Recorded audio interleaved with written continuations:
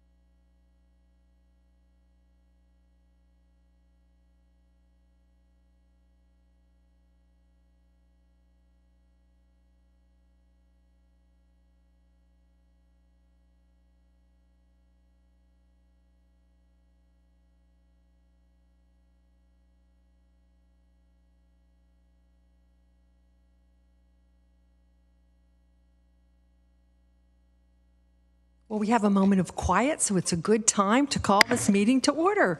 Welcome, everyone. Welcome to the May 28th regular meeting of the Mountain View City Council.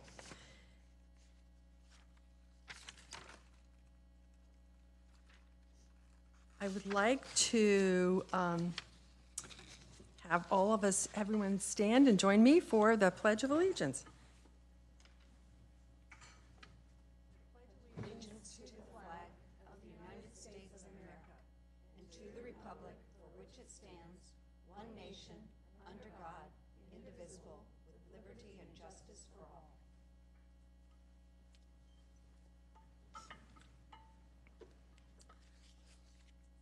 Okay, maybe we have a roll call.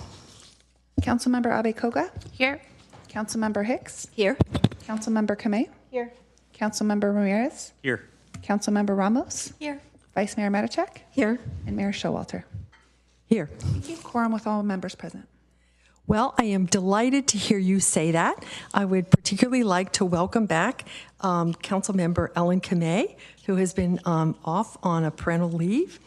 And she has taken advantage of our new paid family leave policy, although as a council member, we don't get paid a lot, but it's still, I'm very glad we had the policy.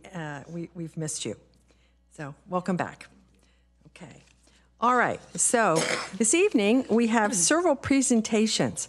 And it's always important to remember that these are presentations only. So the City Council isn't going to take any action on these, but public comment will occur after the presentation items.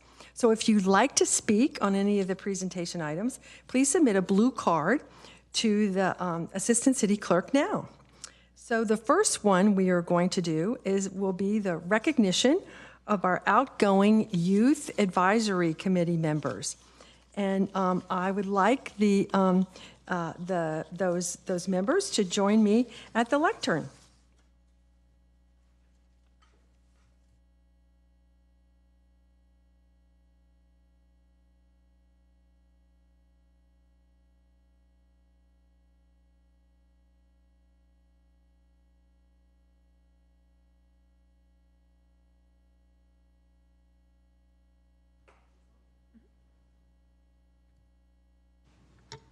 Well, 4 of our youth advisory members and members at large are graduating from high school this year, but you have come, so thank you very much for doing that.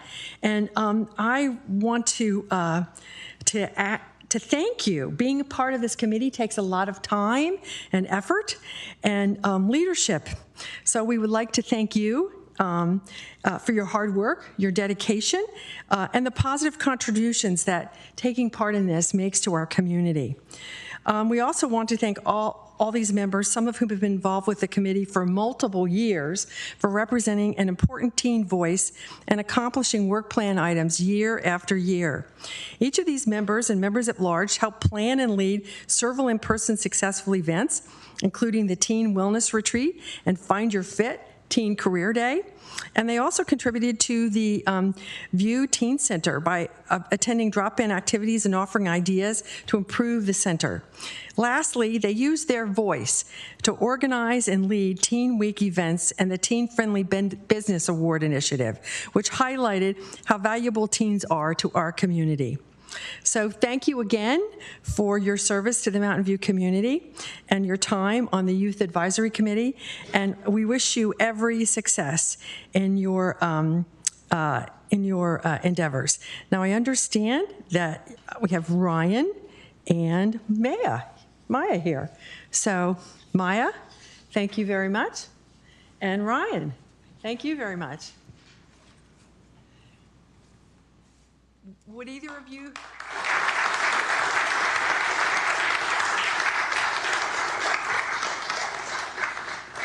Would either of you like to say a few words? Sure. Hi, everyone. My name is Maya. I just wanted to say thank you so much for this opportunity. I found out about this when one of my friends, Bridget, who was also on the committee, told me that it was something that I could do for the city of Mountain View. And I had been involved with like some smaller initiatives, things like that before. But when I saw that I had an opportunity to help out my city, I thought, you know what, this can be a great experience. And it's been awesome all around. Like, I found out about a lot of events and a lot of things that these committees and, you know, this entire initiative organization, I guess, does that I didn't actually know about before. I was able to tell a lot of my friends about it, spread the word, do what I could, and engage with a great group of people, other teens, and have a lot of fun overall. So, yeah, thank you guys. You're welcome.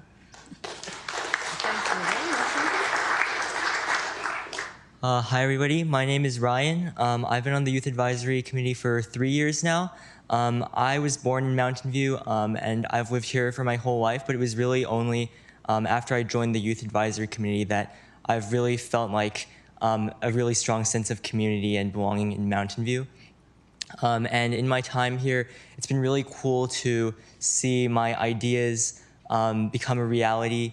Like the events we've put together, they've always really been feeling like I've been able to make a real impact on the teens and the community in Mountain View. So I want to thank everybody for this opportunity. Thank you. All right. Okay, thank you so much. All right. Go ahead and sit down.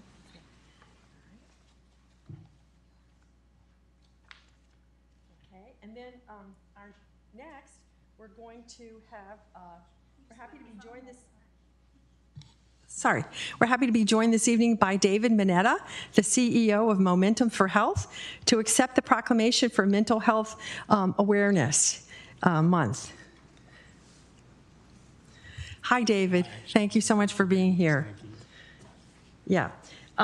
Whereas mental health is an essential to our overall health and well-being of individuals, families, communities, schools, and businesses, and about 1 in 5 adults and 1 in 6 youths in the U.S. will experience a mental health condition at any given time. It's vital to encourage relatives, friends, coworkers, and community members to recognize the signs of mental health and guide those in need to appropriate services and support. Education and raising awareness are effective ways to enable early response to mental health conditions and reduce the devastating impact they can create on individuals and the community. With the guidance of the Council Youth Services Committee, you have strengthened the resilience efforts in mental health for teens through such programs as the Teen Wellness Retreat. I got to speak at that a few years ago. That was really fun. The monthly wellness-focused workshops and wellness events supported by the Youth Advisory Committee. The City of Mountain View is committed to supporting a vast range of mental health and workforce well-being resources and programs for city employees through wellness training and seminars, on-site wellness events, citywide wellness challenges, flexible schedules, access to enhanced employee assistance programs, and behavioral health benefits and tools. The City of Mountain View has partnered with Momentum for Health to offer a mental health first aid training certification program for city staff and community-based organizations and volunteer groups. You know, that's something I would like to take. I just heard of it for the first time about a year ago. During the fiscal year 2021-23 strategic work plan, we included a priority project to explore alternative mental health crisis response methods, and the Public Safety Advisory Board prepared a community profile of mental health crisis response needs and resources and outreach recommendations. And that was presented to Momentum for Health to inform and launch the Trust Mobile Response Program in Mountain View. So, whereas staff, in collaboration with the cities of Palo Alto and Los Altos, worked with Momentum for Health to develop program enhancements to support Trust's effectiveness in North County using funds received as a federal earmark and Whereas the City of Mountain View continues to collaborate with and support community-based organizations and providers of mental health care and health care to promote mental health wellness, raise awareness, and support prevention and treatment efforts, we call upon all residents, businesses, and schools in the City of Mountain View to unite in support of a shared vision of improving access to high-quality mental health services and creating a community where everyone feels comfortable reaching out for help. Now, therefore, I, Patricia Showalter, Mayor of the City of Mountain View, along with my colleagues on the City Council, do hereby proclaim the month of May as Mental Health Awareness Month. So, and here we have this nice proclamation. That's great. Beautifully. And would you like to say a few words? Thank you. Again, first off, thank you, Mayor Showalter. Thank you, City Council. Thank you, City Administration. Just want to thank you for your support of mental health services, at large, not just Momentum, but throughout the community. You recognize how important behavioral health is to the overall health of the community. In light of the death of the PGA golfer Grayson Murray by suicide last Saturday, it sadly reminds us all that all demographic groups are touched by behavioral health conditions. That said, there are many, many effective practices to help community members of all ages. And I want to thank the city, I want to thank the administration, City Council, for leaning into those effective practices. That list of all these effective practices, it doesn't happen in every municipality. It doesn't happen across the county in every city. So I just want to thank the Mountain View City Council administration for leaning into this and doing so and not deferring necessarily just to the county around services. And in fact, you're deferring not to the county and supporting mental health first aid training and the trust team. And the trust team very early was pushed by Mountain View. Very early. And it wasn't one of the pilot cities and became a pilot city because of that push. So again, I want to just say thank you. I want to highlight and laud the city council, and city administration. This is a big deal. It's one of the reasons why people love living in Mountain View so much. Thank you. Thank you, Mayor. I would love to take a selfie if I could, because sure.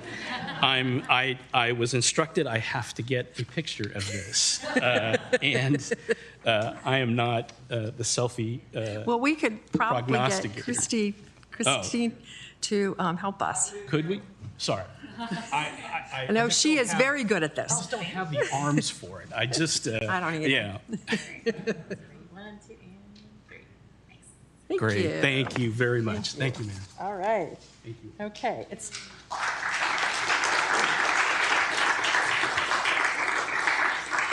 I really appreciate your kind words. I don't think there's any family that isn't touched by mental health issues. And it's so important that we deal with them on a personal basis and on a collective basis. So I was really appreciated your words. Okay, so another fun thing that we do in Mountain View is we celebrate bikes. So I would like to have Isaac Stone come join me here at the podium. He's the chair of our Bicycle Pedestrian Advisory Committee. And here is the proclamation. I'll read some of it. Whereas for more than a century, the bicycle has been an important part of the lives of most Americans, and today millions of Americans engage in bicycling as an environmentally sound form of transportation, an excellent form of fitness, and a healthy family recreational activity.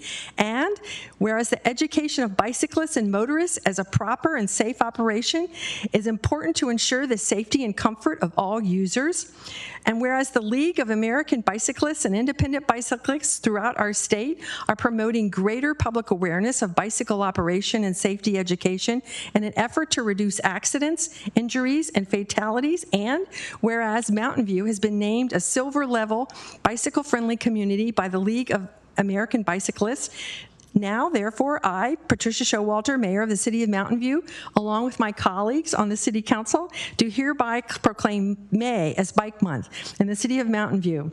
Would you like to say a few words? Yes. It's always a good feeling to get out on the trail and push your newborn baby and you see the mayor riding by on a bicycle. Yes, you do. I think Mountain View is a great place to bike around, and I very much appreciate the hard work of staff and the city council in all the projects that are underway to make it an even better and safer place to walk and cycle. I'm very excited about on the agenda today, the California Complete Street Plan and the cycle track on Miramonte up to Hans, and all the active transportation plan and all the other initiatives that everyone in the city is working so hard on. I can't wait to see them completed. Thank you. Thank you. Yeah. Thanks for coming, and thanks for all you do. Okay. All right, we have one more this evening. May is a very important month for celebrating things. So the last one we're going to celebrate is Asian American and Pacific Islander Heritage Month. So I hope that Alice Lee is here. She's a member of our Chinese Language Civic Leadership Academy to accept this proclamation. Here you are. Great. Thank you so much for coming. Thank you. Okay, well, this proclamation reads, whereas the month of May was chosen as Asian Pacific American Heritage Month to commemorate two important historical milestones: the arrival of the first Japanese immigrants in the U.S. on May 7th, 1843, and the contributions of Chinese workers to the building of the Transcontinental Railroad, completed May 10th, 1869. And whereas the City of Mountain View and the entire nation are enriched by the diverse cultural contributions made by residents from the Asian continent and the Pacific Islands, and whereas Asian Americans and Pacific Islanders have had a profound impact on the nation and the Mountain View community, which is home to a number of Asian Americans and Pacific Islanders who serve as excellent representatives of both the Mountain View Asian American and Pacific Islander community and the Mountain View community at large, including members of the City Council, Council advisory bodies, and the School District Board of Trustees. Now, therefore, I, Patricia Showalter, Mayor of the City of Mountain View, along with my colleagues on the City Council, do hereby proclaim the month of May 2024 as Asian American and Pacific Islander Heritage Month.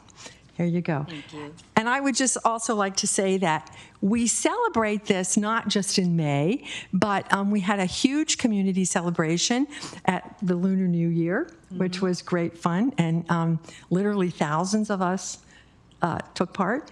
And there was a wonderful program on the history of Chinese in Mountain View just a few weeks ago. Yeah. So would you like to say a few words? Yes, Okay, great. Yeah. Thank you so much for inviting me to be here. And I think a lot of Chinese immigrants and also from the Pacific Islanders, we have a long history here. I've lived here for 24 years. I'm so blessed to be part of the city and as a resident here. On behalf of the AAPI community, I want to thank our city council members, our administrators, for making us feel safe, included, and welcome in this community. We especially appreciate your efforts in combating hate crimes targeting the AAPI community during the pandemic, and the establishment of the Chinese Language Civic Leadership Academy, in which I'm one of the candidates. All of you work hard, work tirelessly advocating for our community, acting as our voice and our champion. We value your vision and your passion. Thank you. Thank you.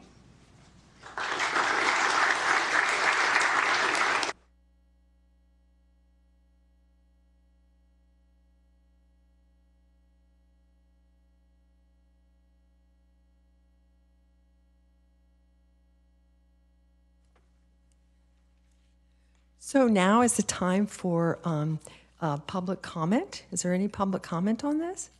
Okay.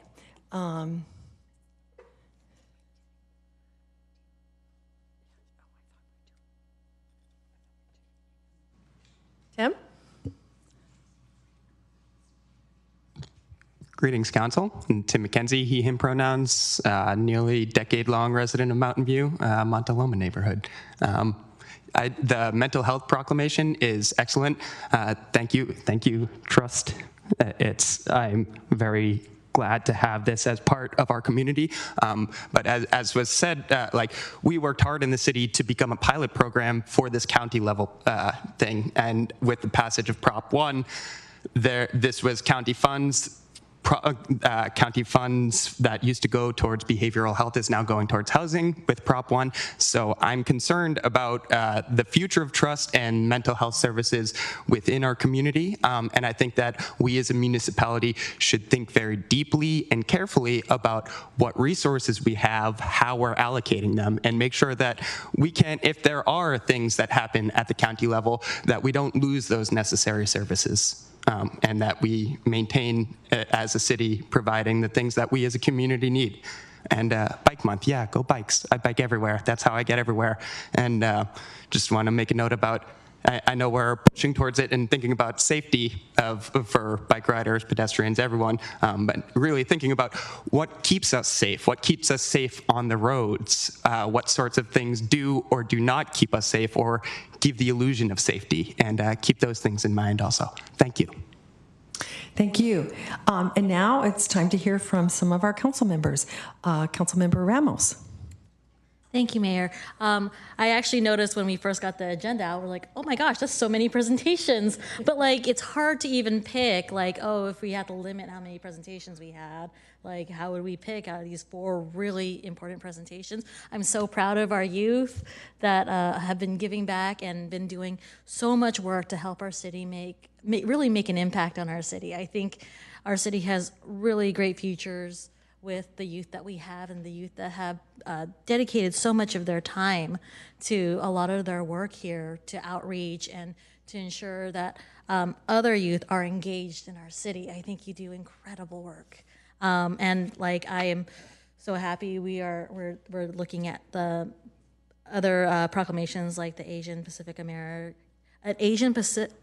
American Pacific Islander Heritage Month proclamation and Mental Health Month and bikes. I think I love proclamations and there's such a joy to celebrate kind of thing. Councilmember Abe-Coca.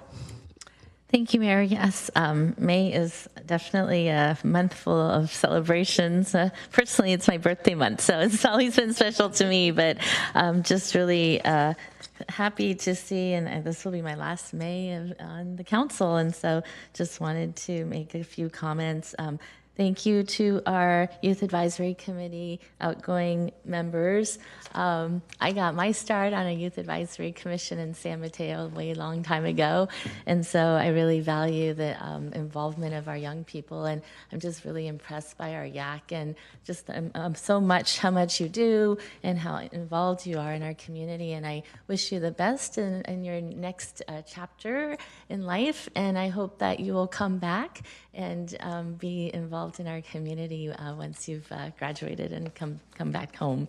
And then for Mental Health Awareness Month, thank you to David and Momentum. We're very fortunate now to have quite a few partners in the community to address our challenges with mental health. And I do appreciate our city making this a priority. We made youth mental health a priority in 2020 during the pandemic, and I'm really glad to see that we are continuing our work there, and I'm very grateful for the partners that we have in that very important issue area. Bike Month, as a transportation person, always really happy to see our bike, I guess now it's Bike to Wherever Month activities going on, and Mountain View's a great participation in that, and I'm encouraged, I'm excited about the bike lanes coming on to El Camino Real hopefully soon, and our continued efforts to make Mountain View more and more bike friendly. And of course, Asian American Pacific Islander Heritage Month, very special, important to me as an AAPI, and our community is continuing to grow, and I'm very proud and excited about our Chinese Language Academy, and I believe it's 3 classes now that will be graduating this year, and look forward to seeing more and more leadership from our AAPI community. Thank you very much. Thank you. Okay, so now that does end the proclamations. And I also would like to thank the staff for the work that they do to put these together, because I know it is quite a bit of effort to do the research and write these up and put them on beautiful paper. So thanks for that. Now we come to the consent calendar. And these items will be approved by one motion unless any member of the council wishes to remove an item for discussion. Also, if you would like to speak on this item or the next item, oral communications, this is a good time to bring your blue card up to the assistant clerk. So, first question, I see lots of people have their hand raised. Okay, so, Councilmember Ramirez. Thank you, Mayor. I'd like to pull item 4.2, Council Policy 813, City Council meetings. I see a number of speakers in the queue. I wanted to speak to some others, but I'll see if they're pulled first. Thank you. Okay. The queue disappeared. I think, yeah, please put your names back. I think Councilmember, Vice Mayor, Councilmember Hicks. So I think I want to deal with 4.8, which is annual street maintenance for Middlefield Road complete streets. I think I'm just asking a question on this, but if the question becomes too detailed, maybe I'm pulling it. Can I do it that way? Yeah, why don't you go ahead and ask the question? I think that'd be good. Just right now? Yes. I don't know if other people in the queue are dealing with that particular one as well. I guess they can add on. Okay, they are not. So we've had, like I said, this is item 4.8, which is the annual street maintenance for the Middlefield Road complete streets. We've had a number of residents comment and say that there's a stretch of this that going over 85 that doesn't have a sidewalk, and that it also is a way or could be a way to connect to the Stevens Creek Trail.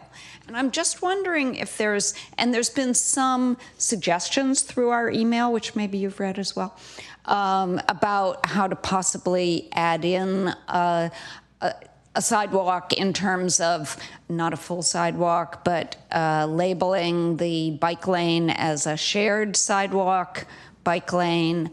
So I'm wondering whether you think that would be wise, or whether there are other ways to address this kind of a big missing thing at that point, or to add it in the future. And I see that you have comments, and what are those? Thank you for the question. Ed Orango, Acting Public Works Director. We have been aware that there's a sidewalk gap on the south side of Middlefield over the Highway 85 overcrossing bridge. The long-term solution is to put in a sidewalk at this location, but because of the complexity of the bridge and the configuration of the bridge, there isn't enough room to easily place a sidewalk in is a larger project outside of the scope of this Middlefield Complete Street project. But we do have a plan to evaluate some feasible alternatives to identify how we can improve pedestrian access over this section that would be feasible to implement with this project. But again, it's part of the project to evaluate those to see, as some have suggested, we'll be looking at those alternatives as well and asking the consultant to help us see what other possibilities there are.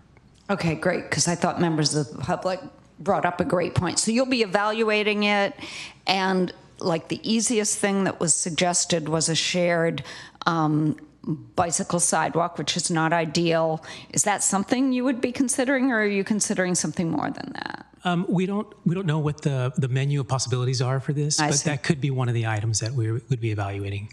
Yeah, it seems like the very least that could be done. I have a second question. When I looked at that area, there's a median which over the bridge, which is just bricks. It's not trees or anything that I think people are particularly attached to that might give, if it were eliminated, extra room for a sidewalk. But is that possible? Are medians required for safety over the bridge?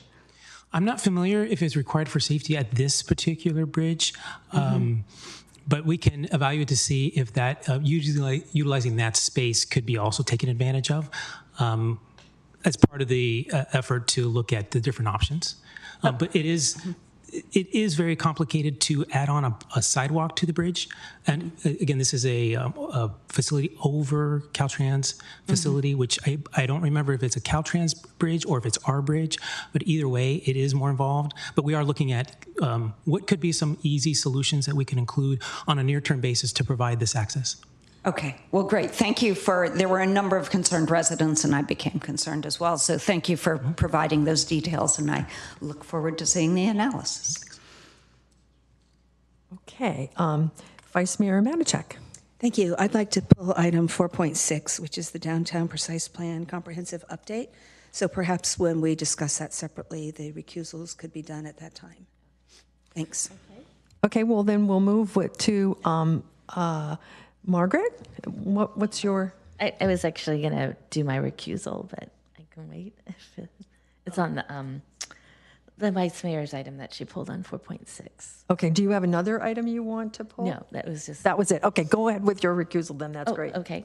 I will be recusing myself from voting on item 4.6, the Downtown Precise Plan Comprehensive Update, due to the proximity of my personal residence to the Downtown Precise Plan area. Thank you. Thank you. And Councilmember Hicks? Yes, I will also be recusing myself from that item due to the proximity of my residence to that area. All right. Vice Mayor Matichak, why don't you go ahead with your comments? Or you want to do the balance? And then everybody can leave for a little bit. That sounds good. Mayor Showalter, we have speakers on several consent items. Oh, well, then we need to do that first. Thank you for bringing that to my attention. They are not showing on my listing. Are they people with blue cards? Could you announce the name, please? For item 4.1, Tim McKenzie.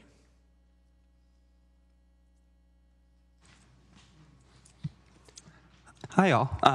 This is coming up for a second reading, the AB 41 military equipment policy.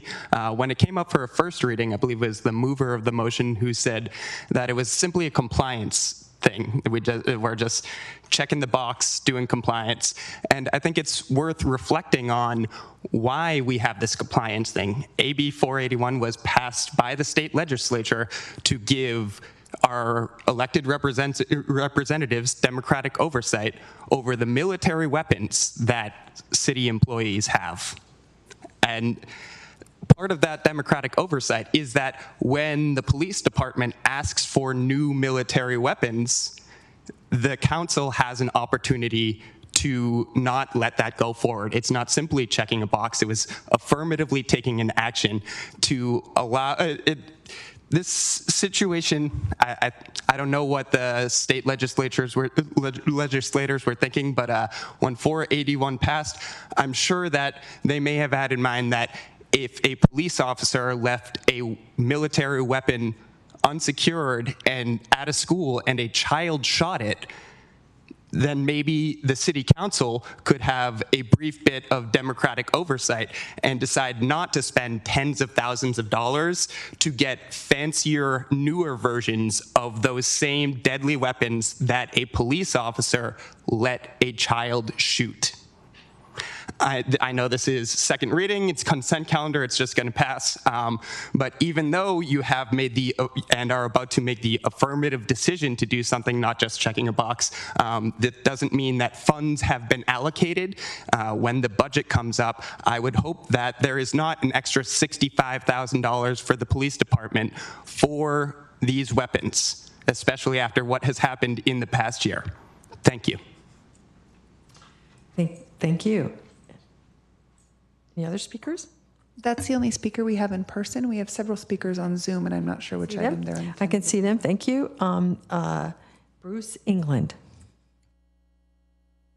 Thank you, Mayor. Bruce England, Wisman Station Drive. Yeah, I've got several comments, but they're all short.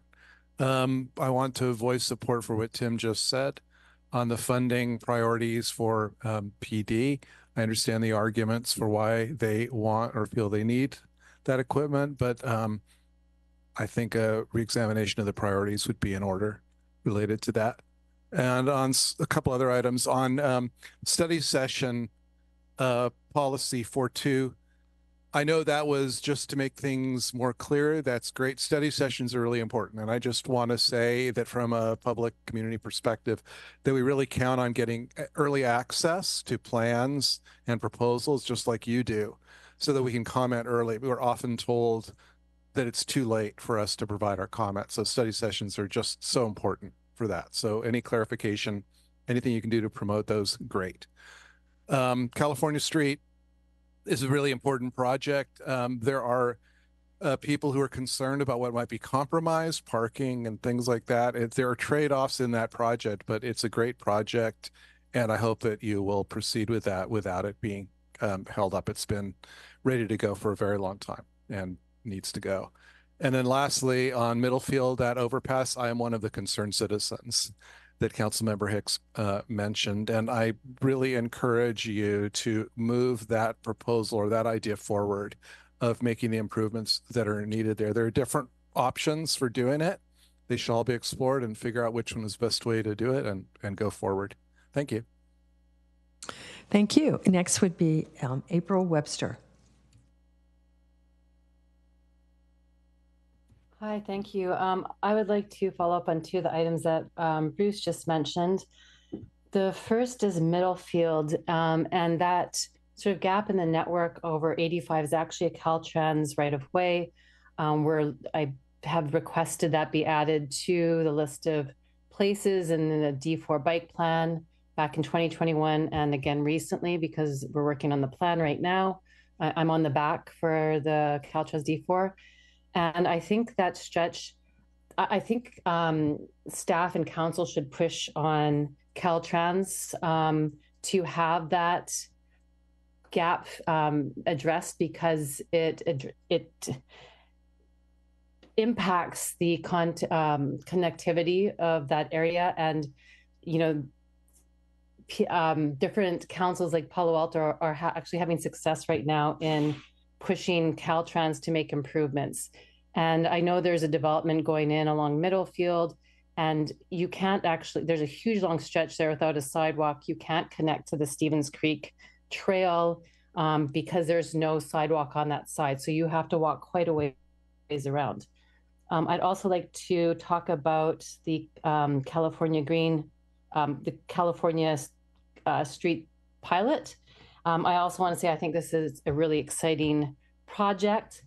And I just want to, I'm excited to see the results of the pilot study and how staff hopes to evaluate the different types of vertical elements and, you know, more specifically selecting Green Street elements and how that might be applied to the California Green Streets Permanent Improvements Project that's slotted for 2025-26. And then also the Rengstorff Avenue Green Complete Streets Improvements Project in the CIP in 2026-27. And I hope staff in this hopes to address as a city, our numerical requirements for converting 5 acres of impervious surfaces to pervious as part of our requirements for our NPDES MRP 3.0 stormwater permit. I know Fire Marshal Carrie Sandel is managing that, but I'd like to, it would be great to see this integrated and sort of addressed as those projects moving forward. And then I just want to put in a plug for a free Green Streets technical workshop. I know there's been a lot of concern. MTC and VTA and Caltrans are putting on a workshop on September 12th to help cities figure out how to maintain and implement green infrastructure and meet those requirements. Thank you. Thank you, April. And you said that was in September, that workshop? Yep, September 12th. And the audience is public works, traffic engineers and planners, basically all the city staff. And it has all three organizations coming together. Thank you. Thank you very much. Okay, the next speaker is Brian Nader. Brian, are you there? I am here. I think I just... Hello? We heard you for a second and then you went away. Okay, I'm back. You're back. All right. I don't know how to change my picture, but there you go.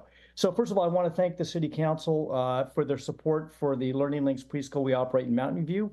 We have been the operator for 10 years. We're in the process of renewing. This is item 4.5, renewing the agreement for another 5 years. It has been an honor and a privilege to serve the families of Mountain View and the area for 10 years.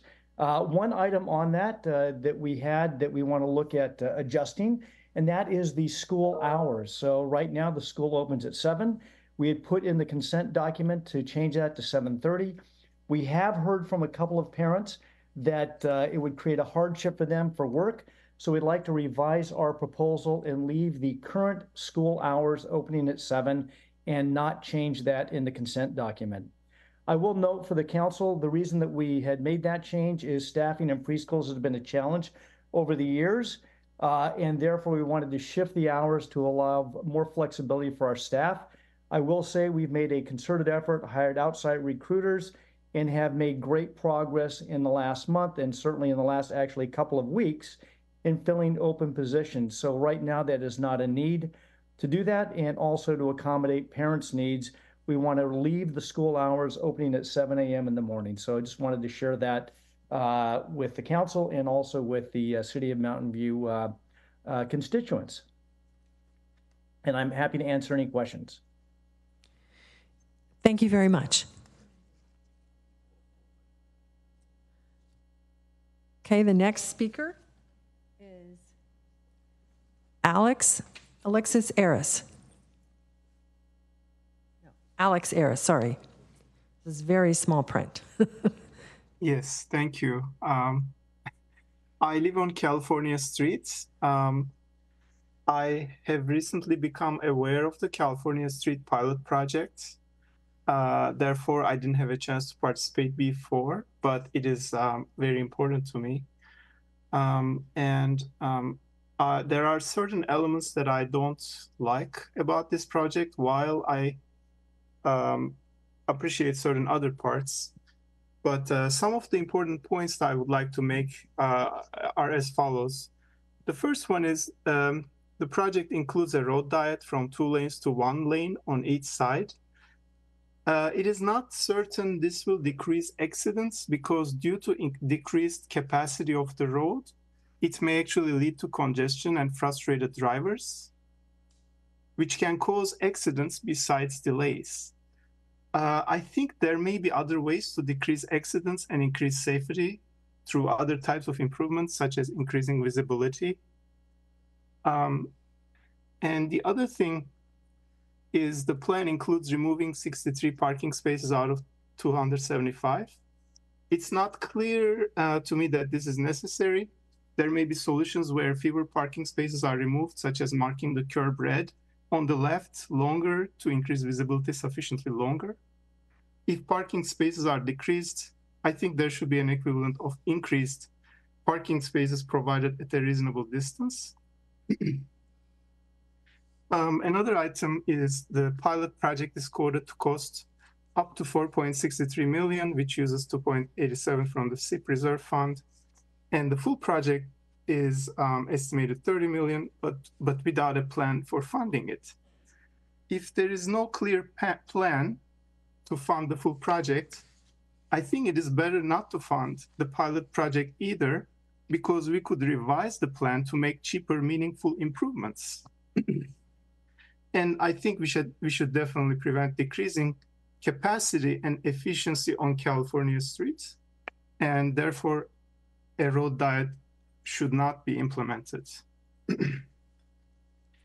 And I would like to make a potential way, one reasonable way that we could keep the 2 lanes on each side of the road and still be able to redesign bike lane is 5 feet with 2 feet buffer and 8 feet for parking and 10 feet for each of the 2 lanes, which will fit the available lengths as existing right now. Thank you. Thank you. And our next speaker is Emil Abraham.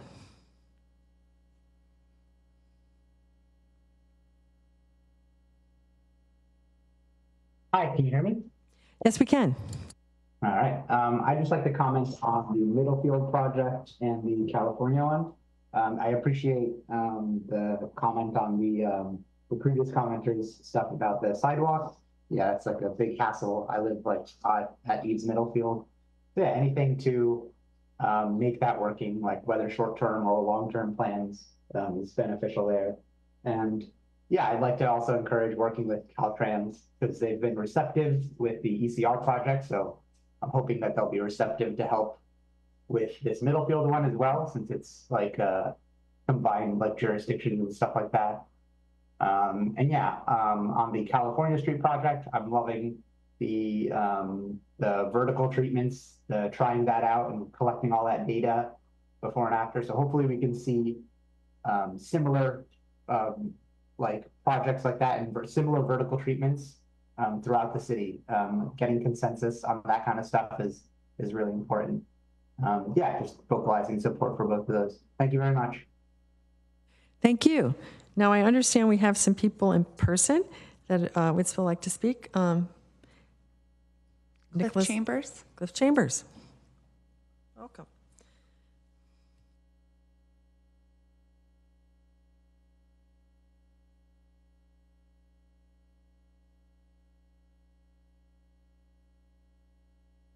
Uh, 4.2, the study session, and 4.7, the California Complete Streets.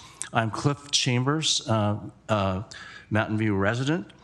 On the study session item, I'm really happy that the policy committee have reviewed this and they've come up with some really good, helpful recommendations that I think will really improve the process. And I think, for example, that really clarifying each study session purpose, the specific instructions for the synthesis of the council direction, and really importantly, including the council direction in the meeting action summary will be really important. I would like to suggest one additional change. Something really happens after a staff report comes out on the study session. There's a lot of dialogue with citizens, council members, both orally and by writing. You ask a lot of questions of staff. Staff does a lot of work to prepare answers for you. And the questions that that staff asks council are usually very good. But there are a number of times over the years that I have found, based on all that input and dialogue, that you should have the ability, if the majority of the council wants to be able to change the question, modify it, and in some cases, add to the questions. This really came up fairly recently in the R3 zoning update, which I think some of the questions were not on target and could have been modified and I think give better direction to staff. So I'd really like you to consider that addition. I'll be briefer on the California Complete Streets. I've been a long-time supporter of it. I'm really happy the pilot project is now going from showers all the way to shoreline. I'm very happy with the vertical treatments that are being studied. And I'm really happy that staff is inaugurating a rigorous evaluation program. What I'm really hopeful that out of that, we'll have a lot of lessons learned for other corridors so we can improve the project delivery of these projects. It shouldn't take 10 years. My son was in kindergarten when we started the process. He's now going into high school. It shouldn't take that long for a project to go to a pilot project. We need to improve as a city the project delivery of these. Hopefully this evaluation process can grid the skids for future green complete streets as we go forward. Thank you. Thank you. And our next speaker? Nicholas Hargis. Welcome, Nicholas. Good evening, Council. My name is Nicholas. I live on California Street And I have a question about item 4.3, the ADA self-evaluation. I wanted to know if we are soliciting public input on this ADA self-evaluation. I checked our website and I didn't see anything about people getting public comments in so that the city can know what people are experiencing on a daily basis. Who better to tell us about our ADA conditions than our disabled residents and their caregivers? I think that it's not too late, if it's not in the RFP, to add a public comment element to this particular project.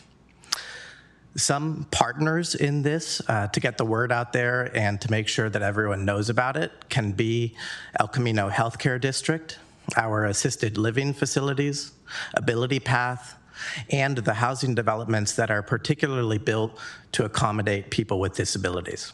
Thank you. Thank you. Is that the end? Well, all right. Arpan Rao. And who's after him? Followed by Timothy Liu and Errol Ozdaga. Thank you. Good evening, Council. I wanted to take a moment to briefly voice my support for the California Complete Streets pilot project 4.7. I'm a Mountain View resident who lives quite near to California Street, and I actually commute through that corridor every day to go to work and every day to get groceries. I've been hit twice by cars on my bicycle, so this is a topic that's very near and dear to my heart. I know that we're losing 63 parking spaces. We're also probably not going to have me hit by another car. So really would like to voice my support for that pilot project, and thank you. Thank you.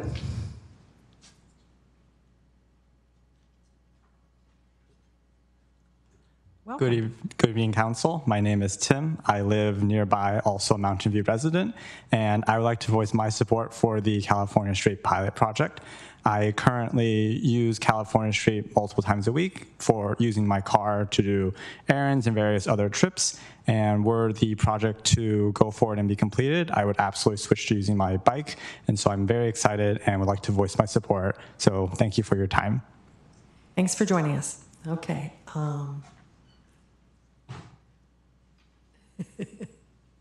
Errol. To add to what sounds like a long list of people, my name is Errol. I've lived in California Street for 15 years, rented, sleeping like 10 feet away from the actual street. Over the years, I have kids now. If you ever see somebody biking down the street with two kids on the back with a bike that's all lit up, playing the Bee Gees, because my 3-year-old loves the Bee Gees, that's me. I love this this change we're doing at California Street, and I hope it is going through. I actually was driving from work. I work at Stanford, and I didn't know if it's been passed or not. I heard people talking about it, so I just drove past home and came here to be able to speak to you all. The gentleman earlier mentioned something about this being a wellness month. I think that's wonderful. This being bike month, those two go hand in hand, and that's what I think Mountain View is about. If you've ever biked, as most of us have, if you're driving down California Street and you got the car zooming next to you with your two kids, that creates the opposite of mental wellness. It creates anxiety. And I'm surprised we don't have a lot of bike lanes. It's so comfortable to go down Shoreline, you're on a bike lane, you feel protected. We need more of that. And I think this is wonderful. Thank you so much for the work you do, and hope this goes through. Thanks for your time. Thank you. All right, that's the end. Great. All right, so we'll bring it back to council, and should we vote on the remainder and then go to the last? We have two left, right? We have 4.2 and the 4.8. So let's have the discussion. 4.6, sorry. So let's have the discussion about 4.2. Councilmember Ramirez, would you like to talk about that? I was going to move the balance of the consent. You want to do that? Okay, we can do that. Sure. So I'm happy to move the balance of the consent calendar, including item 4.1, adopt an ordinance of the City of Mountain View repealing Chapter 2, Article 4, Division 1, Section 2.69.3 of the Mountain View City Code, and finding that this action is not subject to the California Environmental Quality Act to be read in title only, for the reading waived, and adopt an ordinance of the City of Mountain View adopting a military equipment use policy governing the funding, acquisition, and use of military equipment by the Mountain View Police Department pursuant to California Assembly Bill 481, and finding that this action is not subject to the California Environmental Quality Act to be read in title only, for the reading waived. And for item 4.3, adopt a resolution of the City Council of the City of Mountain View amending the fiscal year 2023 to 24 budget to appropriate $34,730 in the city manager's office in the general non-operating fund for the development of an Americans with Disabilities Act self-evaluation and transition plan, to be read in title only, further reading waived, and also to include a modification to item 4.5 based on the voluntary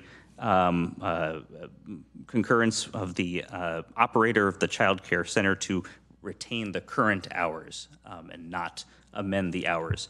I also wanted to speak very briefly to a couple of the items. I appreciate Councilmember Hicks asking several of the questions I had about 4.8, which were asked by members of the public. Thank you for doing that. Those answers were very helpful. And I wanted to express my appreciation to staff and to the community for the work done on California Street. I've had the privilege of living adjacent to California Street for my entire life.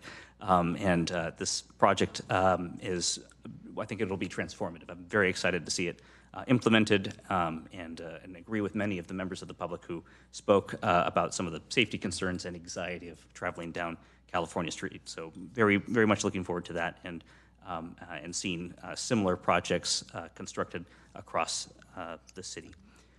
And I believe that's everything. Thank you.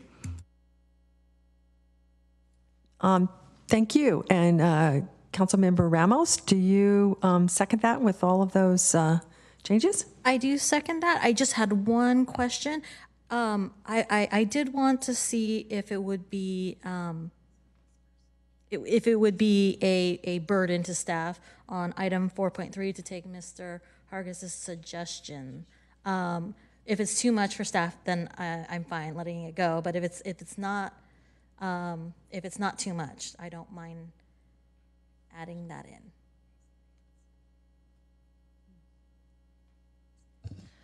Thank you, Councilmember Ramos. I would need to talk to staff further about that to see if that fits within the scope with the consultant, and if it can be done, then we'll certainly make that happen.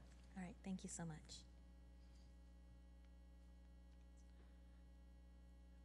Okay, so I think that we have a motion and a second.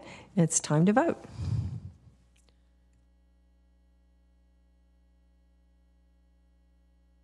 So that passes unanimously, and it brings us back. We have two more items on the consent calendar to discuss. So I would suggest that we go with just numerical order and start with 4.2, and then we'll do the one on the downtown. So Councilmember Ramirez. Thank you, Mayor.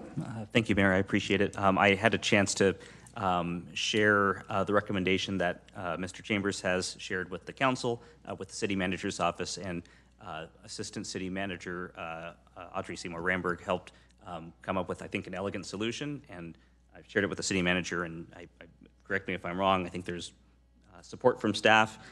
It was actually already listed in the staff report, but to ensure that future councils know that they also have this discretion, what I would move is to approve item 4.2, adopt a resolution of the City Council of the City of Mountain View, amending City Council Policy 813, City Council meetings, amending Section 14 regarding the conduct of study sessions to be read in title only, further reading waived, with the addition of the sentence, council members can reframe the questions as they feel is appropriate, which is lifted word for word from the staff report.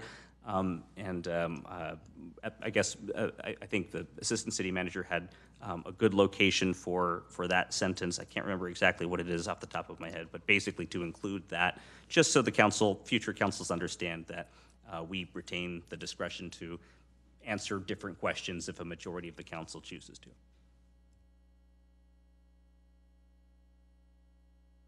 Okay, I would like to I have a question too. One of the things that it said was that in the policy was that the purpose of the study session was to provide guidance on new policies. And sometimes it seems like it's also to update longstanding policies that are out of date. So I was wondering, does that need to be added in, language added in, or is that understood that they would be sort of new, updated, or Thank you, Mayor. I think we can take a look at that, and perhaps it's just deletion of the word new, and that council's just looking at policies. Yeah, I think that would be a good improvement. Thank you. So is that acceptable to the maker of the motion? Can you help me find the section you're referring to in the policy? It was very near the top, like the goal.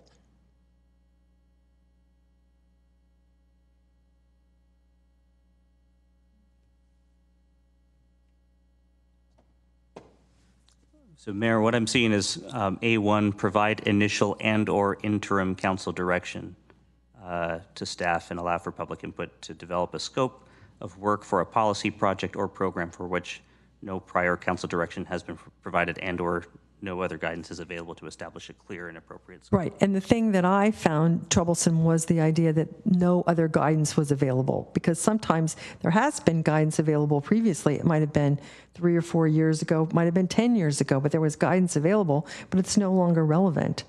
So that was the concept that I was having trouble with. So it says earlier, too, that this would be done at the discretion of the city manager. I feel comfortable allowing the city manager the discretion to decide whether it's appropriate to, 10 years is a long time ago, right? Yeah. But, it's more of an art than a science on when staff, I think, would require guidance from council in a study session. Right. I would like it to be more open. So, well, I'm reluctant. I don't understand the amendment. All right. Let me, so I'm reluctant to accept it. Does somebody have this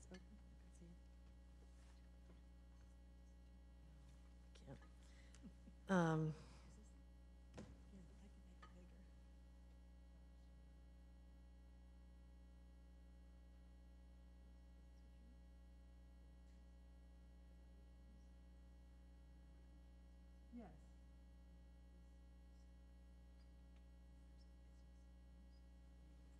Yes, I would just like it to be matter. It's in policy.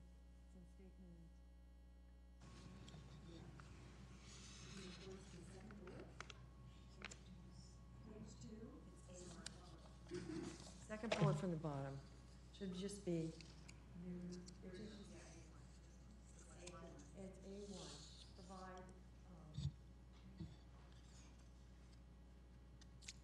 Provide. Mayor Showalter.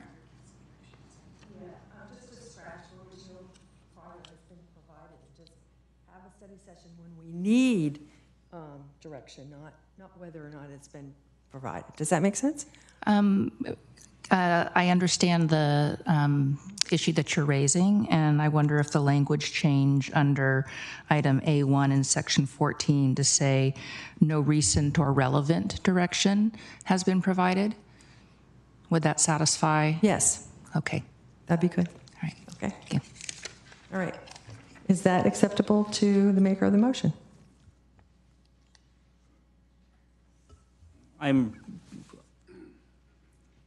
I think the existing language provides clarity to staff on when it would be appropriate to request a study session.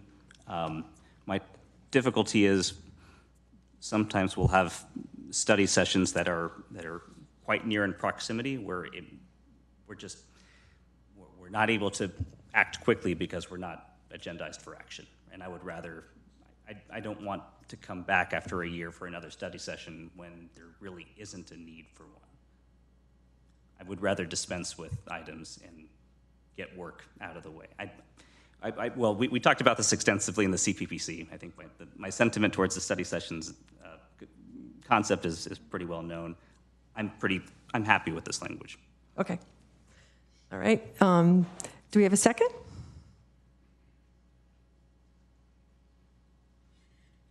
Okay. All right. Anybody like to make a comment? Can Councilmember Ramirez restate what his amendment is? Thank you. Yeah, certainly. Thank you. So it would be to move the staff recommendation with the addition of the sentence, council members can reframe the questions as they feel is appropriate and place that under B1, which I think the Assistant City Manager was what. Thank you. Okay, it's time for a vote.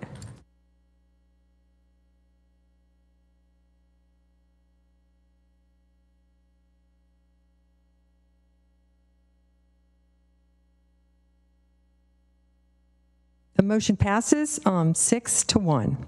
All right, so now we move on to the item that requires a few recusals. So that will give a moment for our council members that need to be recused to move on. And this is related to the downtown utility improvements, right? No, the downtown precise plan. Which number is that? 4.6. Okay, 4.6. So, Vice Mayor Matichak, would you like to speak on that? I would, thank you. So this is the Downtown Precise Plan Comprehensive Update. And I had a few questions, and they're probably for staff. I was curious, in the proposal from the consultants, it says that they would provide prototypes for development of surface parking lots and public lots. And I guess I was wondering, did we say that as part of this we want to develop those sites, and so that's why they're being asked to do that? Or is it just because, that's an option? Or something else? Thank you, Mayor and Council. Diana Pancholi, Acting Advanced Planning Manager and the Project Manager for the project. This is not set in stone. We wanted to make sure we have included everything in the scope, that if it comes there, we get the input. We are looking at the state laws and how they're developing, what our downtown parking strategy says, how is this going to evolve. If it comes to that, we have an option to assess it, and it's covered in the scope rather than an afterthought later on. Okay. And then it also says that the online survey that they'll do is opt-in and not statistically valid. So I guess I'm wondering, how will it be used? We're using the standard language that we can at this point of time. Of course, how we use the numbers statistically in order to reach to a meaningful conclusion. We will be devising that and looking at that at a later stage. I don't think I have a specific answer for you at this point of time on that. But okay. We have not developed all the strategies at this point. These are all the tasks, the main milestones. What things needs to go in there is in here, but we have a very experienced outreach team, which is part of the scope today, and the team that we would like to move forward with, which will help us to use different tools and techniques to get the input that we need. Would we be able to differentiate between resident responses and non-resident responses that's not self-reported? We can have an option for that. I will have to make sure if it's covered under the legal purview of asking or making it a mandatory choice for somebody to select that is going to be a different question, which I'll have to do more research on that. Okay, that one would be important to me because I always like to understand what residents have to say versus the rest of the folks. And I was wondering, I read this twice, and I didn't see anything in there, but maybe I missed it, about the identification of what is unique and should be preserved within the downtown area. Would this cover that? Or could they cover that? Or is it buried somewhere in there and I missed it? So thank you for the question. I think it's a very important question, which will also inform a lot of our community members on how precise plans are developed. What we have in here is a scope of work, which is a very typical for a precise plan. And there are set, standards and steps which are involved in preparing a project of this type. The devil is in the details of each of the tasks of how we make it more unique to the area that it is being prepared for. There are several, items under each task which actually relate to downtown. I'll go over maybe a few of them to let you know. So sorry, I think you're heading down a different path than maybe what I was asking. And I was asking if the consultants and the people who participate in this are going to identify what is a unique characteristic or a unique feature or something that as a city we want to preserve, as opposed to what elements of the precise plan are unique to the precise plan. That is correct. So we have a lot of different tasks and strategies involved in this task, which will actually identify the uniqueness of the place, because there are so many different things at play, so many different stakeholders which are involved in this. It is very difficult for us to just preset and say, this is the unique thing, and let's just prepare and plan for that. I think the idea is to actually go out and figure out what our vision is for the area for the future. So we're not starting with a predefined uniqueness, but we have so many community engagement efforts which are involved in this with various type of stakeholders and analysis using different kind of variety of factors involved, which will actually give us an opportunity to identify unique stuff. It can be then diverted into different strategies which will be working towards implementing and achieving that unique goal. So if the community said one of the things that makes downtown Mountain View so great is our Center for the Performing Arts, and we should always have that, we should maybe expand it, would that come out and be identified in the precise plan, something like that? Yes, community input that we're going to receive, and of course it has to be coming from various community members, and a substantial amount of input needs to be received on that particular thing. We can definitely explore that further, and we'll come back to our city council and decision makers to get their input. The other thing that we're going to explore is how to actually look at all these things together. One thing is about, yes, for an example, the Performing Arts Center is important. The other aspect is going to be the need for open space or community space that we need or we want to expand. Some other priority could be, public space, public placemaking, trees, shaded areas, all these things. How do they come together? They will be assessed, and we will be bringing it back. Okay. So there was a section in there about parking, and I do understand that regulations regarding parking have changed. But that doesn't necessarily change the need for parking.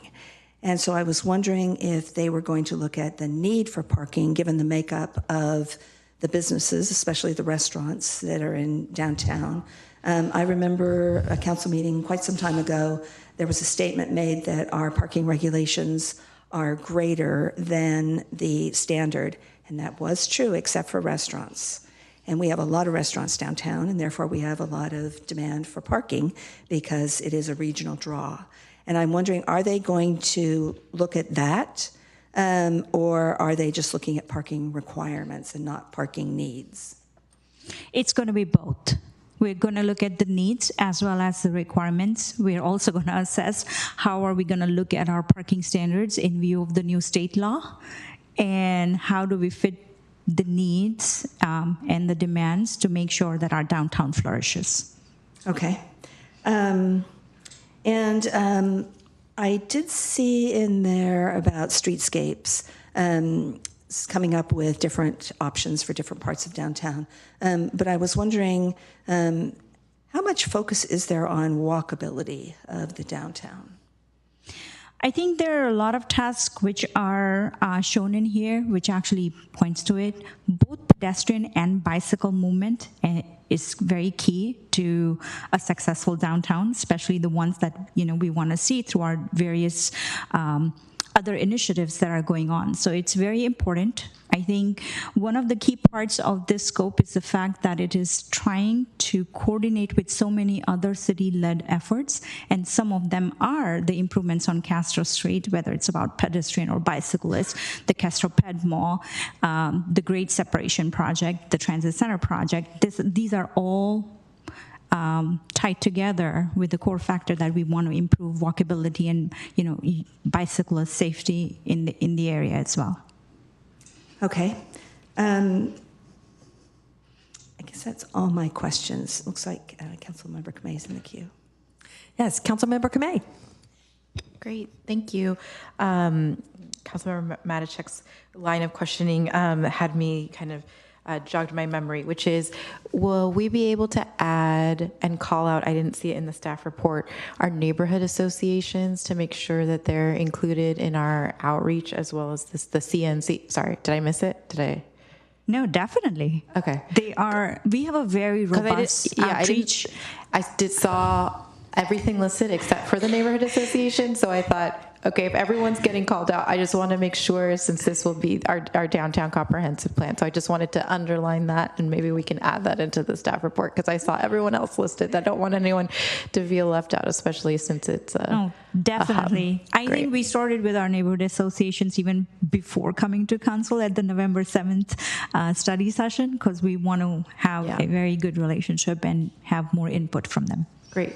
And I appreciated the call out on the parking, especially with the loss of Lot 12. I know that was a discussion on the development side a couple weeks ago, but I think just keeping that, understanding that, especially the needs of the from employers, as was mentioned. And I know that there has been discussion of our RPP, our residential parking program, and how that will tie into. So if that'll also be incorporated in the feedback we get. Okay, lovely, thank you.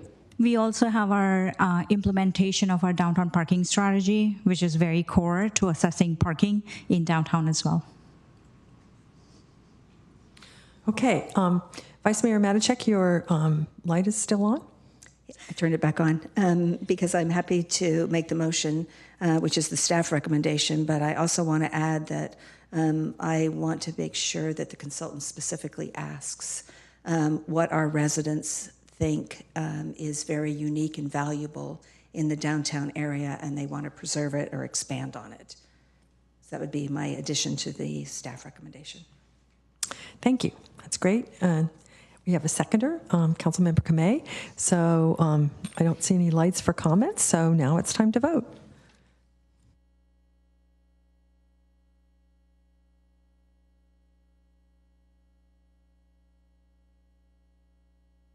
That passes with 5 voters and 2 recusals. So now we move on to, let's see, let's check the time. Is it time to take a little bit of a, the city manager is in the queue, so that's what we're going to do next. Thank you, Mayor. So I just wanted to make a clarification. I think that council members Abekoga and Hicks can return as well if they're listening. Just make a clarification about the ADA scope that Councilmember Ramos asked about. So staff has let me know that the scope of work does include a survey and 2 public meetings. In addition, staff has already directed the consultant to specifically target outreach to persons with disabilities and service providers in the community, which also includes Ability Path and assisted living facilities. So we're also gonna make sure that they know to include El Camino Health and accessible housing as part of that scope. So just following up from that question. Thank you. All right, well that finishes item 4. And we move on to item 5, which is oral communications. And this portion of the meeting is reserved for persons wishing to address the council on any matter that is not on the agenda. Speakers are allowed to speak on any topic within the city council subject matter jurisdiction for up to 2 minutes during this session. State law prohibits the council from acting on non-agenda items. If you would like to speak on this item or the next item in person, please submit a blue speaker card to the Assistant City Clerk now. Would any member of the public joining, and if any member of the public joining us virtually would like to comment on this item, please raise your hand in Zoom. And each speaker will have 2 minutes. We will take in-person speakers first. Mike Meredith. Welcome, Mike.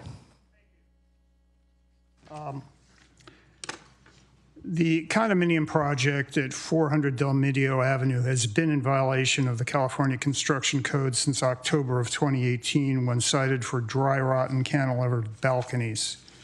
To complicate things, half of the units in that building are now short-term rentals, despite the fact that a licensed structural engineer has stamped off on a statement indicating that persons on, under, or near those balconies are in serious danger. The association does not have the $2 million in liability coverage required by law, so anybody gets hurt, it's up to the city and Airbnb to take care of them. I'm concerned the situation is an embarrassment to the municipal building authority, which simply lacks the resources to commission a massive increase in new commercial square footage while struggling to keep up with inspection and enforcement activities to support existing multi-tenant housing. So I'm asking the council to be aware of the risks to people who come here for some sort of virtual hotel experience, as well as residents. So thank you for your attention. Thank you. Jim Zaworski? Welcome.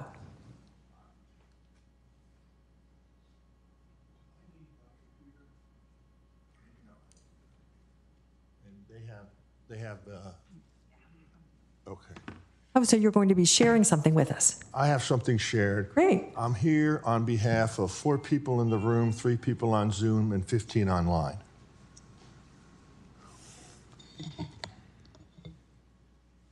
Okay, so this presentation was precipitated by comments at the first meeting last week about that parks are not that important to the people of Mountain View, made by Councilwoman Abby Koga, and it's also followed up by the brochure we got recently from Kimbra and saying how parks isn't even on the list.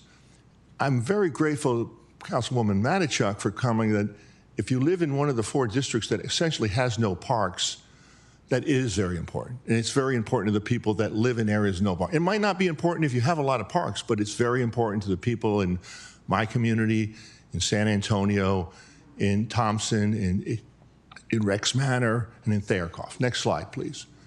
So this made me look back. Who's got the slide changer? Is it me? No. I came to Mountain View more than 40 years ago, as did many of the people on council and many of the people that know the area. And at that time, we were sandwiched between San Francisco and San Jose. We did not have as good a downtown as Palo Alto, and we didn't have much of a downtown at all. We were kind of a bedroom community. 40 years forward. Let's look 40 years forward. Next slide, please. At 40 years ago, most of the Bayshore was a pumpkin farm. I worked there. Morning commute traffic was northbound in San Francisco, Shoreline Amphitheater, the Baylands Park, Computer History Museum. None of that existed. Next slide. Fast forward. The population has grown by 22%. Next slide. And 5 companies that did not exist 40 years ago now employ almost 35,000 people. And that's just these 5 companies in Mountain View. And we can't take credit just for the companies and the corporate people. Staff, council, and everyone along the way in the city provided the impetus to make this a better place, and we are a better place. Nobody thinks that we are inferior to anyone, any of our neighbors. What happened in the last 40 years? Shoreline Regional Park was established. Next. Next slide, please. Where downtown was revitalized. Next.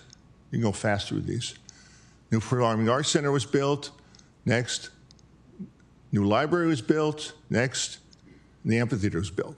What happened was that our bedroom community became a destination for entertainment, for employment, for everything.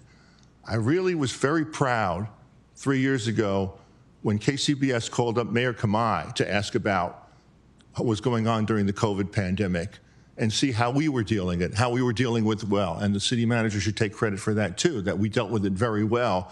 They didn't call San Francisco, they didn't call San Jose, they called us. Next slide, please.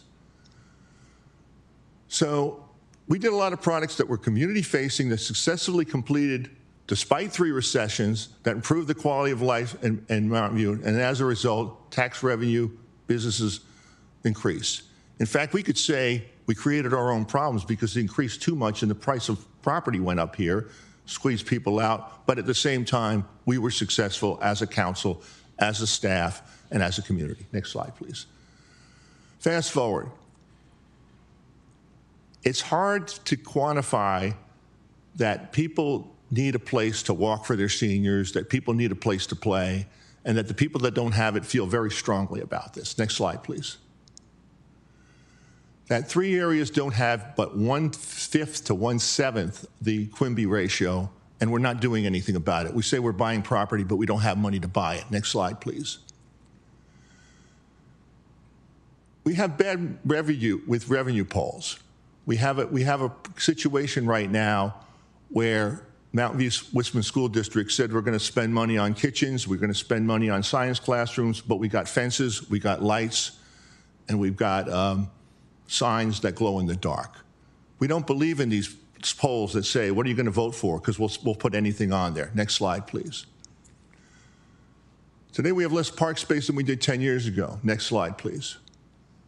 We also have neighborhoods without adequate park space, but we value public safety as much as those with sufficient space, and we shouldn't be put in a position where we're seen as not respecting public safety as much as other areas. We do. We respect our police. We want to see our police, but we don't think it's unfair that we have parks. Next slide, please. Where are we going to be in 2050? Probably we're growing at 1.5% a year. 120,000 is a good number. What are we going to look like? Next slide, please. When we're that big.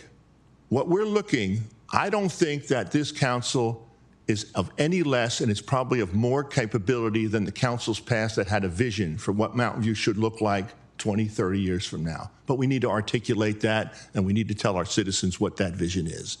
As Steve Jobs says, it's really hard to design products by focus groups.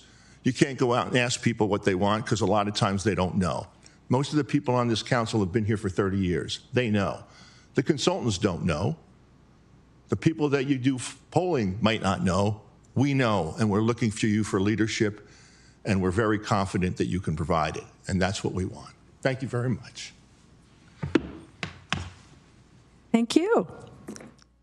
All right, so then the next speaker is virtual, Judy Levy.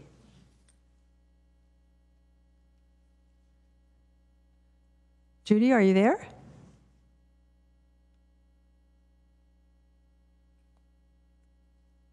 Hello, this is Judy Levy, and I just want to echo Jim Zaworski's sentiment there. Parks are incredibly important. Open space is incredibly important. And then previous speakers were talking about even polling on this. What makes the quality of life here in Mountain View so special is that we have a real focus on this. And it would be very disappointing, to say the very least, that if we don't really prioritize that open space, that we're going to be losing something that is unique about Mountain View. And I really encourage the council to think hard about establishing and really prioritizing the open space, the park space. We are underparked, we have been, and let's make sure that we shift that. So those are my comments. Thank you. Thank you. Okay. This is a logical time to take would, just looking to the right and to the left, would the council like to take a break now or go forward with one more item? One more item. Okay, is that all right? Okay, let's do that. Okay, so we come to item 6, new business, and that's 6.1, active transportation plan. It's the scoring criteria we're talking about tonight. And we'll be joined at the dais by active transportation planner Brandon White and transportation management manager Rita Lowe, and they will present the item. If you'd like to speak to this item in person, please submit a blue speaker card to the Assistant City Clerk now. Thank you.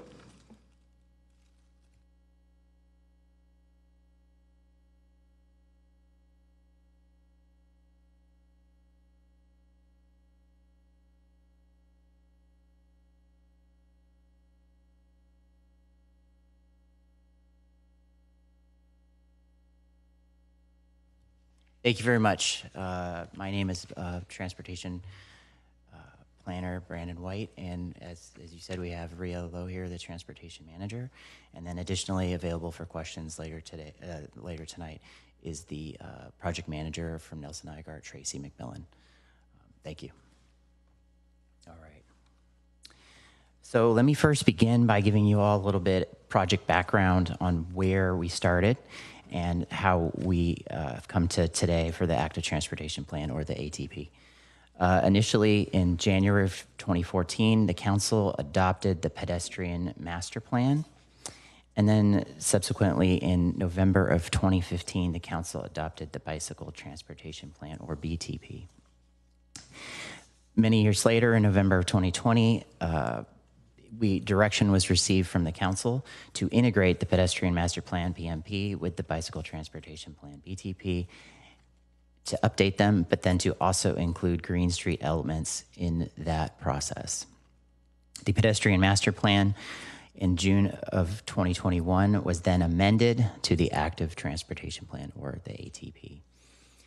And then in May of 2022, council authorized a professional service agreement with Nelson Nygaard to begin work on the Active Transportation Plan. And in June of 23, the ATP was identified by the council as a strategic priority for 2023 to 2025. That's the project background. Let me talk a bit about advisory committees and input that we received thus far. So we've done extensive community outreach, initially starting with 1 month of community outreach, but extending that out an additional 2 months to try to and be successful in improving the representation of the poll of the output that we received to be a better representation of the actual demographics of the city of Mountain View. We did that by in-person events, so going to where people actually were. So we went to the Day Worker Center, we went to the Community Services Agency twice, the Cafe Cito, the Senior Center multiple times, and the Teen Center. Additionally, we had in-person events that included 3 walks and 2 bike rides. That is all in addition to the community survey, where we had 655 respondents on the community survey.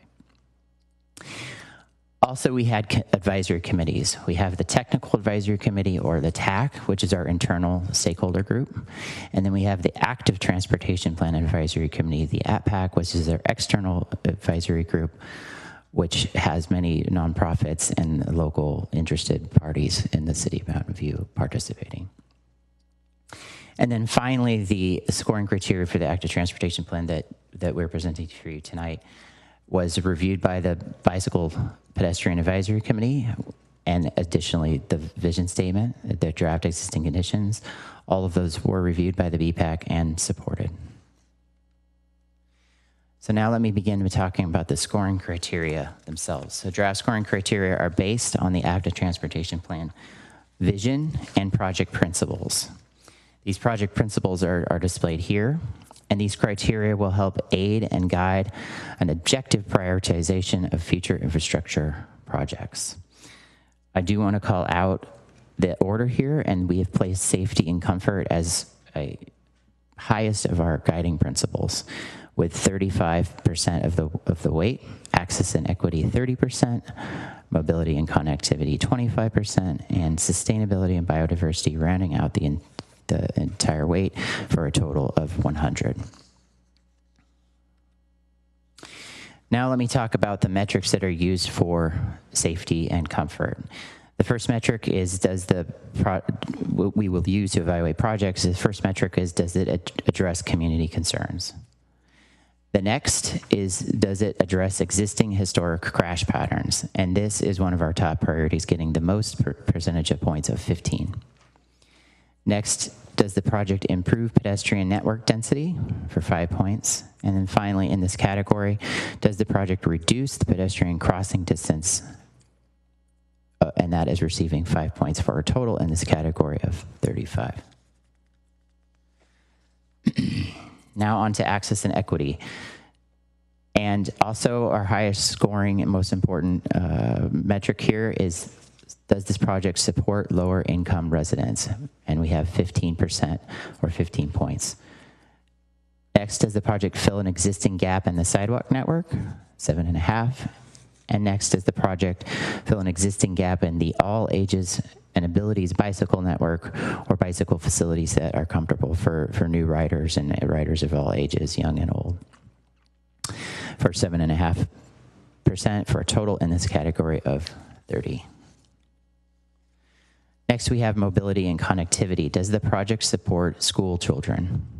10%, 10 points. Does the project support other key destinations like commercial centers, parks, trails, and senior facilities? Also 10.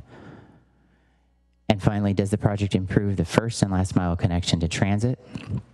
And for here we have 5, which rounds the entire category out to 25. And finally, for sustainability and biodiversity, we're looking at, does the project improve impervious surface area? And then does the project provide plantable space? Each of those is 5 points for a total of 10 for this guiding principle. The next steps in the process with the council approval are the identification and scoring of the projects, project prioritization and policy recommendations, then a community engagement and committee review, which would include the TAC, the APAC, and the BPAC of all those policy and project inputs. And then finally, bringing it back to the City Council for a review of the project prioritization and those policy recommendations. The staff recommendation today is to approve the scoring criteria for the active transportation plan as presented, and we are happy to answer any questions. Thank you.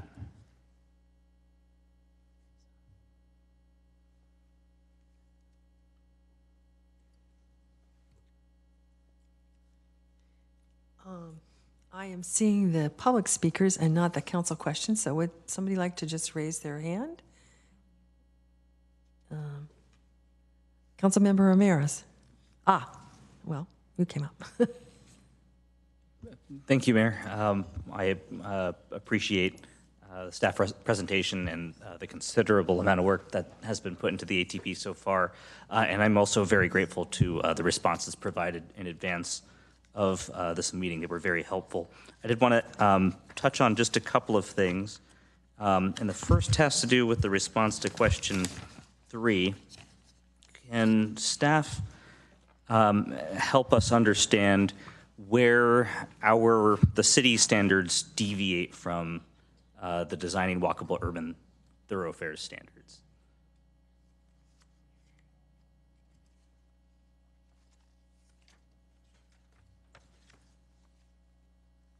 So if I understand your question, the question is, where do the city standards deviate from the ITE walkable? Understood. Thank you. So I should be clear that the active transportation plan, part of the active transportation plan process is to review guidance documents like you're suggesting, along with other guidance from Federal Highway Administration, Caltrans, National Association of City and Traffic Officials, or NACTO.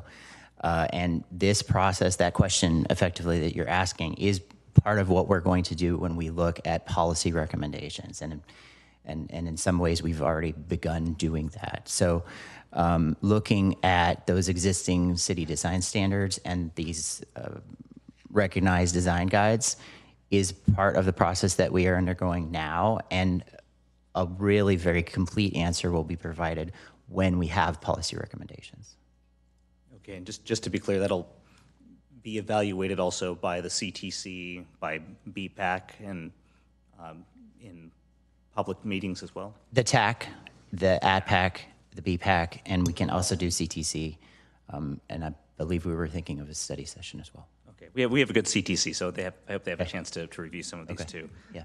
So thank you. I'm looking forward to learning more. And this is probably not an easy question to answer, but the percentages provided in response to questions 1 and 2 were not encouraging. The number of projects that remain from both the pedestrian master plan and the bicycle transportation plan from a decade ago. It sounds like there's a lot more work to do. Can staff help us understand what some of the constraints have been and how we might use the ATP that we're developing to improve project delivery? Yes, thank you. I'm Ria Hooch-Barrett-Lowe. I'm the Transportation Manager. Thanks for the question. I think part of our process in implementing projects is trying to align the projects with repaving the city. And so actually for the last several years, we've been really working on that process and collaborating with the Civil Infrastructure Group. They have extended their time horizon for the pavement management program for the city, and that allows us to plan things in advance, to study things in advance so that they can get delivered with repaving. So there's been some process evolution and development that has happened in the last 5 years, and it's in a really good spot now that there are actually several projects that are going through that process. So the examples include El Camino Real, where we aligned with the Caltrans repaving, Miramonte Avenue, complete streets, California Street, complete streets as well. They're all examples of where we've synced up with the repaving schedule. So that has taken some time. That being said, we've actually done, the list was very extensive, and so budget is a really big constraint. And so I think actually having completed, we found that there were 25 of the projects for the pedestrian plan and 52 from the bicycle transportation plan that are either constructed or actively, in the process of getting ready for construction. That's actually quite a considerable achievement in the last several years. Were those each 10-year plans, or was there a time frame? So best practice is 5 years. So our plans are a little old at this stage. But they didn't have a time horizon on them, either of them. They had a list, but not really a time horizon for when they expected to get them done. Okay. Can I add to the? So thank you for the question. Ed Arango again, Acting Public Works Director. In addition to the items that Planning Manager Lowe mentioned, we are balancing many capital projects at the same time. So in an effort to provide implementation efforts going forward to build effectively the PED projects and the bike projects, we're also balancing other projects as well. And so with staff resources and available budget, and with the pandemic, those are all things that we were looking at over the last few years that have restricted us to be able to implement it as efficiently as we would have liked. So there was a slowdown. I feel like looking back 10 years, if you look back 5 years, there was an effort kind of going forward. And then when the pandemic hit, that really slowed things down for us across the board for all our projects. And we've bounced back from that over the last 18 months. But it was a significant delay on multiple project fronts in order to deliver projects. So there's a few years that when you say a decade takes to get here, it isn't representative of the actual conditions that we were experiencing. That's helpful to understand. I guess maybe another way of thinking about this is if a best practice is to think of these as 5-year plans, and you know, as a starting point, for instance, the bicycle transportation plan, after 10 years, we've completed 28% of the projects. Should we not have 183 projects identified in the ATP that we're designing now? Is that too ambitious? Yeah, I think that that's a fair statement. Okay, thank you. Councilmember Hicks. So I want to start out by apologizing. I did not submit written questions because of the Memorial Day holiday. We were supposed to submit them earlier, and I didn't do that. So I have a longer list of questions verbally than I think I usually do. So I'll start off with.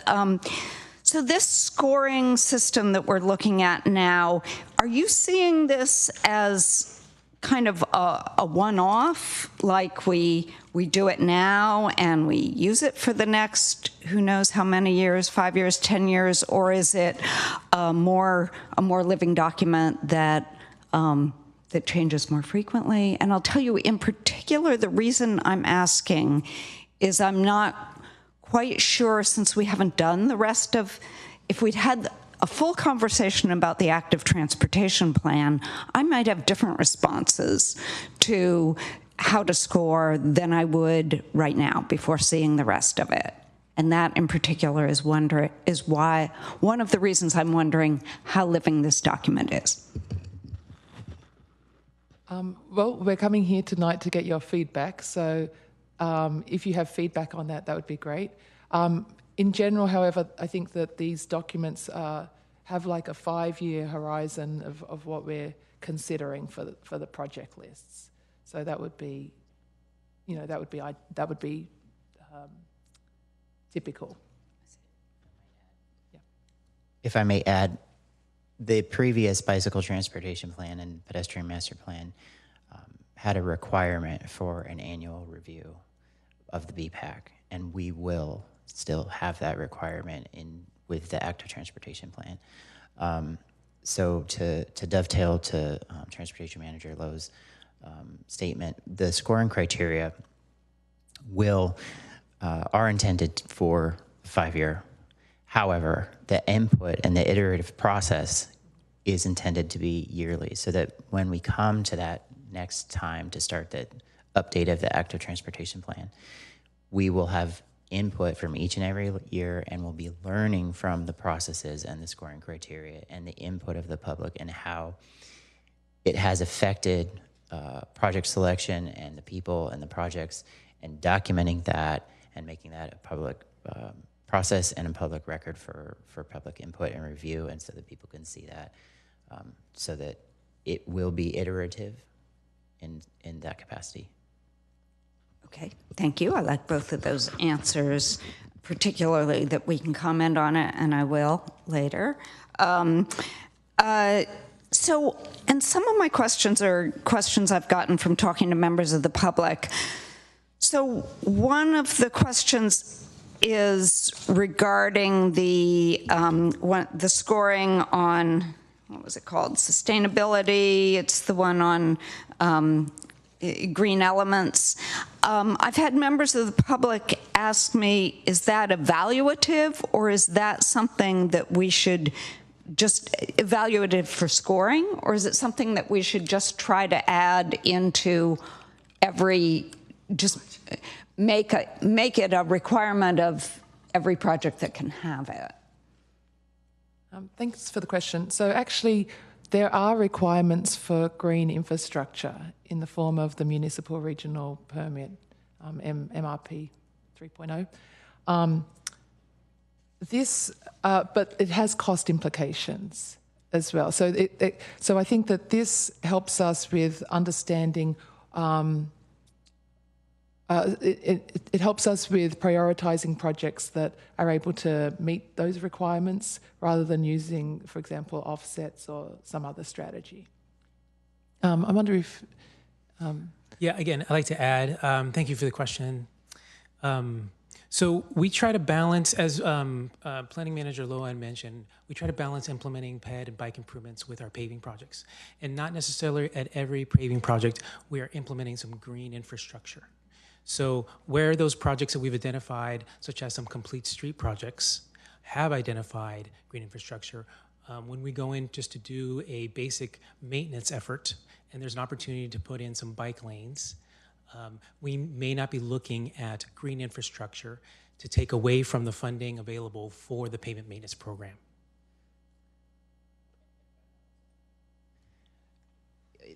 All that is also completely true. Additionally, we have limited right-of-way space. And so certain projects might not be able to fit in any. Certain projects might be able to fit in some, which is why we have 3 tiers for each of these. And certain projects might be able to do a lot. And that is part of what we'll be analyzing in this active transportation plan, is actually looking at real cross-sections that can occur for these projects, so that we have something that can be implemented. And this is a process improvement over the previous bicycle transportation plan.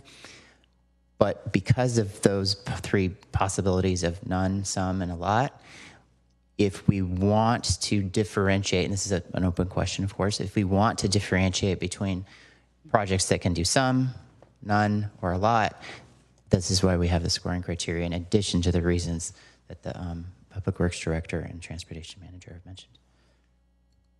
Okay, I think I'm getting a better picture of how that fits into the scoring. And then, can you tell me how do you define comfort? Because when I look at the scoring, it looks like comfort is entirely defined by number of crosswalks. There are only 2 things: number of crosswalks and how the length of street that you have to traverse, I think, as a pedestrian. And to me, so that seems, because that's what you're scoring it with, that seems to be the total definition of comfort. And to me, comfort means something very different than that. I mean, those might be some of the components. But to me, comfort is really important for our goals. I mean, I assume our goal is to get more people biking and walking and using other forms of active transportation, and comfort is important to that, but it's more than those 2 things. It's things like, is it too hot to walk, so I'd rather be in an air-conditioned car, or is it a really high stress, is it a bike boulevard that's maybe not near a lot of cars versus a very car-invested route? It's some additional things, some things in addition to the 2 very narrow things that seem to be defined under comfort. Yeah, I think that's a good point. And actually, a lot of the parameters could fit in multiple places. Mm-hmm. And so we had, for comfort, community concerns, and these are areas that the community has defined as, some of their favourite places or some of their least favourite places, or routes. Also the ones that you mentioned to do with network density and crossing distance. But I think that some of the other factors might also address comfort. For example, if you have enough space for a shade tree, that could also contribute to comfort. So there's a lot of crossover between many of the factors if you consider one topic, for example. And I'll also add that you bring up a great point that comfort is very individual, and people have different opinions on that.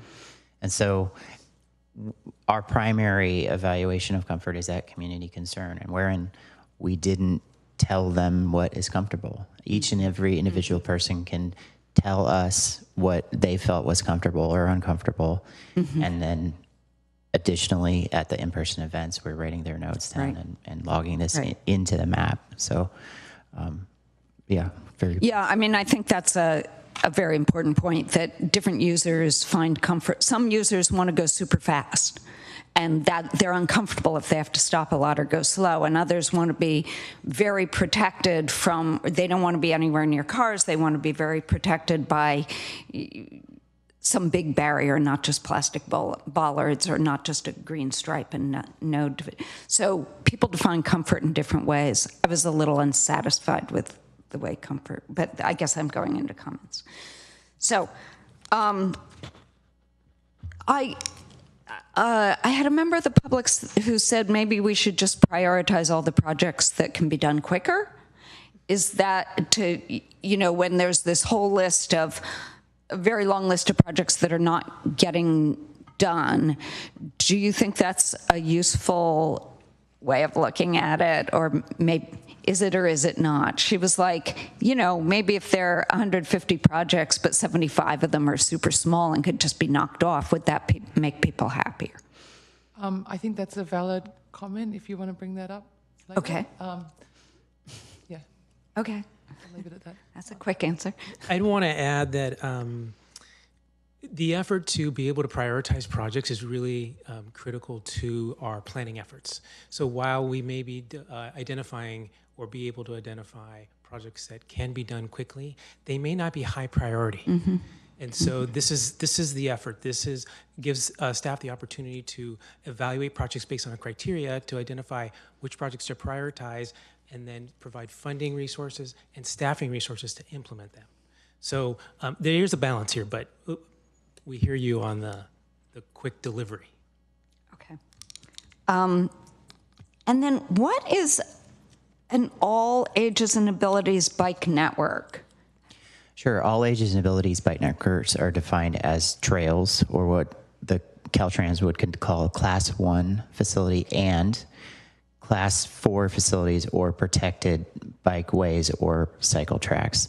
Those are the two that make up all ages and all abilities when we refer to that. Okay, thank you. And if I can just add, the definition comes from a table within the NACTO guidance on all ages and abilities facilities. Okay, thank you very much. And I think this is my last question. How do the safe routes to school fit? Maybe I haven't read it well enough. How do they fit into the scoring criteria in terms of being prioritized for improvements and so forth? Safe routes to school is included in the scoring criteria with its own category, which has 10 points, 10% of the possible score, which it would receive. A project would receive the full score if that project is fronting a school, any part of the project is fronting a school. And then the project would receive partial points, or 5, if the project was within a 5-minute walk or a quarter mile and on a safe routes to school network link. And then finally, no points if it is beyond a quarter mile of the school. And if you would like the rationale that led to that, I'm happy to explain. I think it's in the staff report. Right? Okay. Yeah. Okay.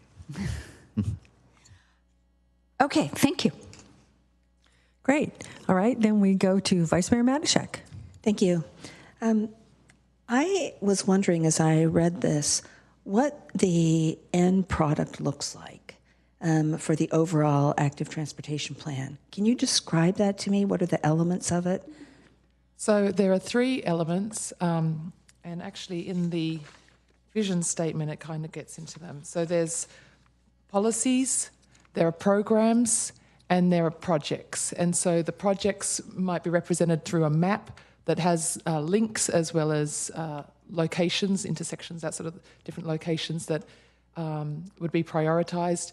And then policies are policy changes within the city, and then programs are things like safe routes to school and those sorts of activities.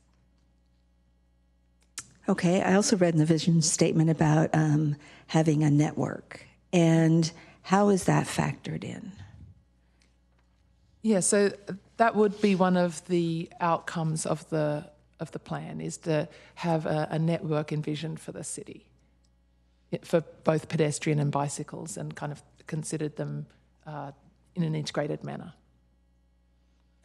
If I might add, the current bicycle transportation plan, I feel like it's page 70, but we'll show you the network of what the current network is, and that plan network all layered together, and it was and is connected. We do envision a similar situation. Of course, the scoring criteria are to pick out which one of these links is the most important, but the end goal is a connected network of bicycle and pedestrian facilities. So would that be similar to the Safe Routes to School map? having a network for these areas are optimized for bicyclists and these areas are optimized for pedestrians. Maybe it's the same, maybe it's not. And these are the ones that are optimized for vehicles. It could be, and I guess that the process will lead to that. And it could also help us to redefine the suggested routes to school if we can improve some of the links there. So in some cases, we're recommending students go a little bit out of their way to get to school because we prefer the facilities on a different route. And so as we fill in some of the network, that might also shift slightly. So I guess I'm struggling with how do I make the leap from scoring and prioritizing projects to here's a network. Because what if, I don't know where the list of projects is being generated unless it's from the attachment that was included, attachment 1. Is that we're identifying projects from this? Or how are we identifying the projects? Project identification will occur from several ways. That in your hand is a significant component. We will look at the previous pedestrian master plan, the previous bicycle transportation plan as a starting point, layering information that you see there with that map and people's input, then also staff knowledge, and then also consultant knowledge to produce a list of projects which will be comprehensive, and just I'm not sure if the number would be more or less than 138. We'll have to see. Then that will be presented to the TAC, then the APAC, and then we go to community engagement, and our intention is in community engagement in a neighborhood by neighborhood basis, so everyone gets to see what's happening in the entire city, but also specifically what's happening in their city. And we're collecting input on, did we miss stuff? Is this not high enough as a priority? We're writing that information down. And then as we present to the BPAC, the CTC, and then ultimately you all, that information will be presented in a transparent manner so that you can see how we did what I just said in practice, and then of course have input on exactly what you think that overall network should be, and then additionally what should be the priorities from that network. So what if, like on this map, it's got a lot of potential projects, but what if some of those projects aren't ones that we really can address, and it's not a recommended route for somebody to walk or to bicycle? Do we say it's not part of the network that we're trying to develop? And, before we even get to the scoring criteria? That's one possibility, and then have an alternative route. But yeah, I think that would come out in the project definition stage, where we're kind of working on a full network, and then after that we're prioritizing. So I guess similar to what Councilmember Hicks said, I feel like I'd like to see the network before I prioritize projects. So I'm struggling with jumping to the prioritization of projects when I don't know how they fit into the network. Oh, so tonight we're actually not prioritizing projects. We're just coming up with a criteria. So it's kind of like it's kind of not a perfect analogy, but like teaching a class and you put together a grading rubric, and so then when you put together the evaluation, then you use your grading rubric for evaluating each of the responses. And so we'd like to do that in advance, because then it is an objective process, as opposed to looking at what all the students produce and then deciding what your grading rubric afterwards is afterwards. That doesn't seem like the right order to do things. I would like to have our consultant, who has done probably 400 different plans for different cities and communities, provide you some perspective on how other communities have done this and those things. So Tracy McMillan, if you would be able to answer that question. Sure. Is everyone able to hear me? Yes, we can hear you. Thank you.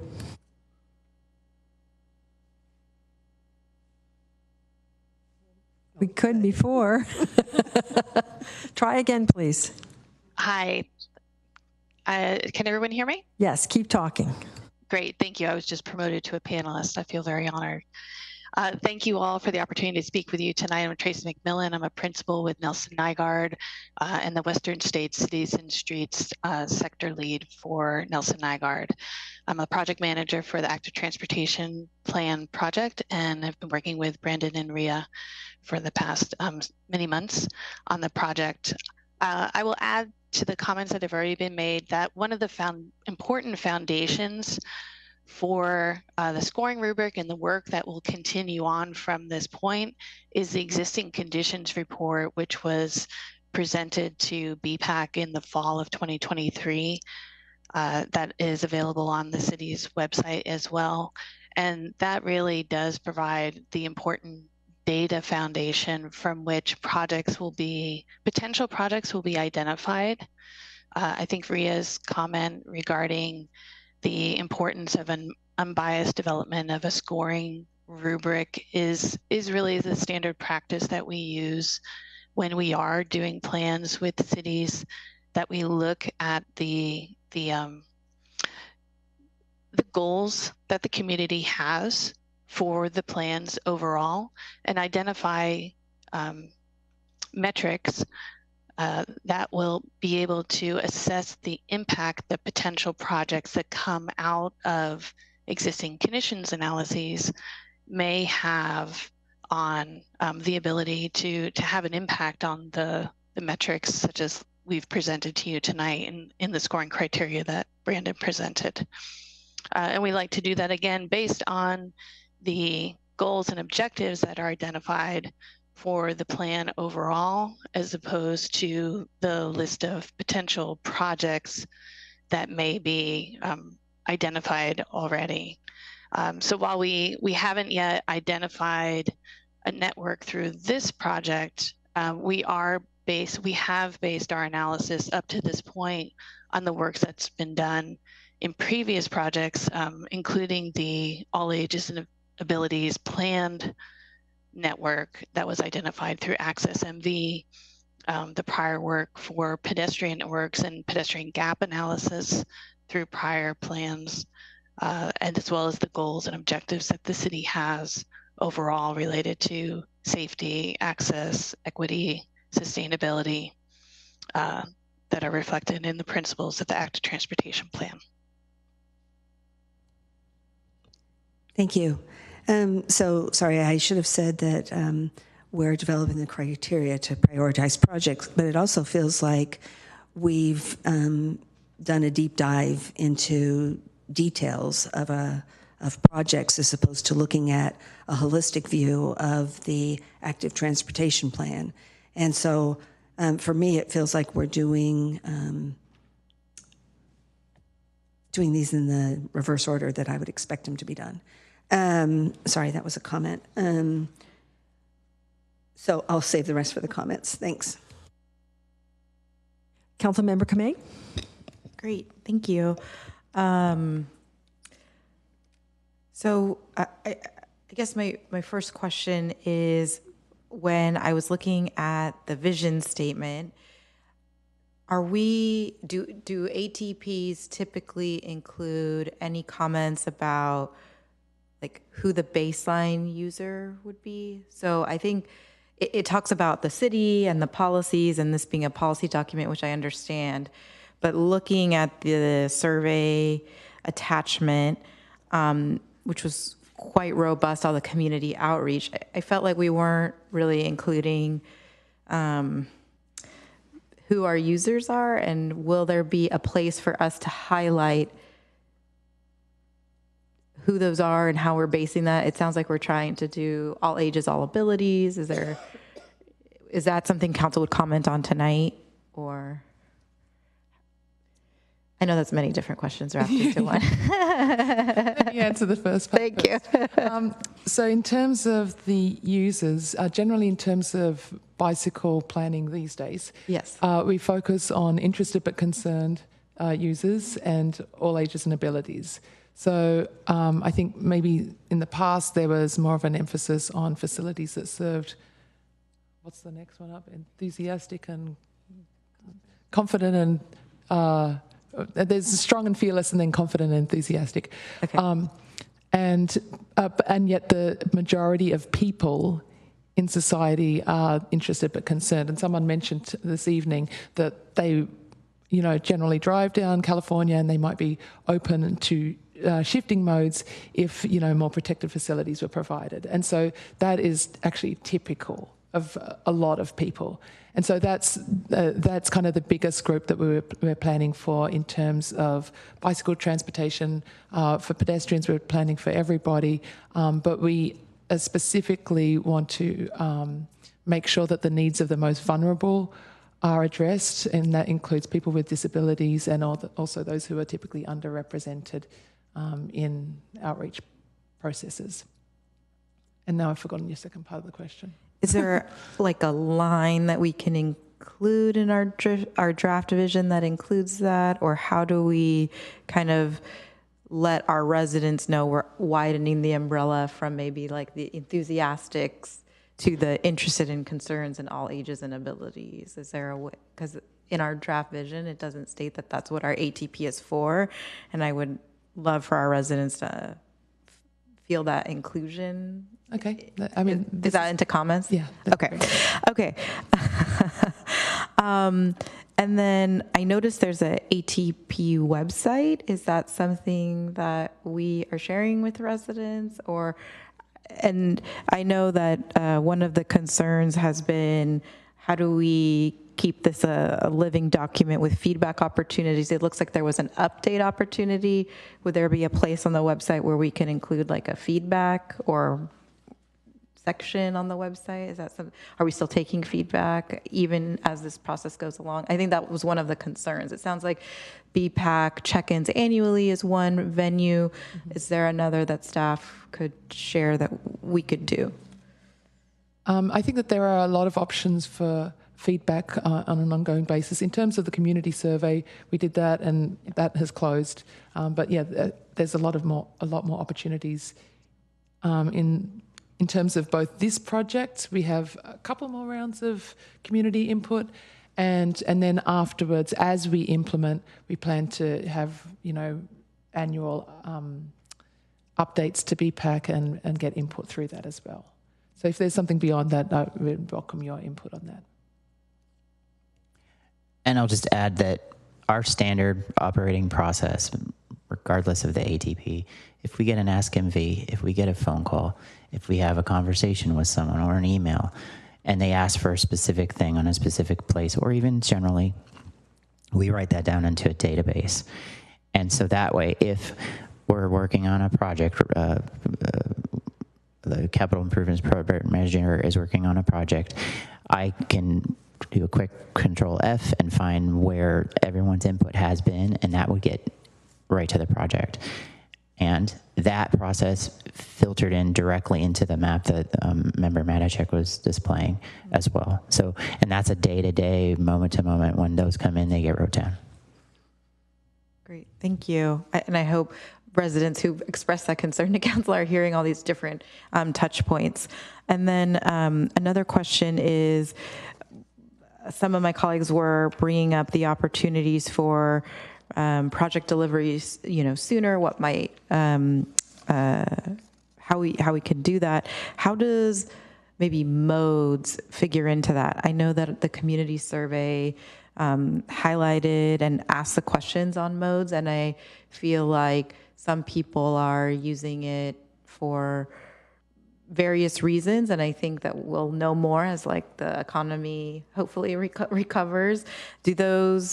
Are we also able to include the prioritization of projects based off of the mode shifts we're seeing that residents have, or how might we be responsive? Because I think we're seeing maybe more people hopefully commuting, for example, to the new parks and open space, and so that's a mode shift that, versus maybe prior, we had talked about this a couple council meetings before, this is the reversible bike lanes, but we're not or the reversible bus lane, we're putting that on pause because we're not seeing that need. So how might the ATP, or how might we figure those mode shifts into the ATP and be responsive in real time? Because these because of the different time constraints, I guess is what I'm thinking about. Sorry, that's not, I think you all know what I'm trying to ask here.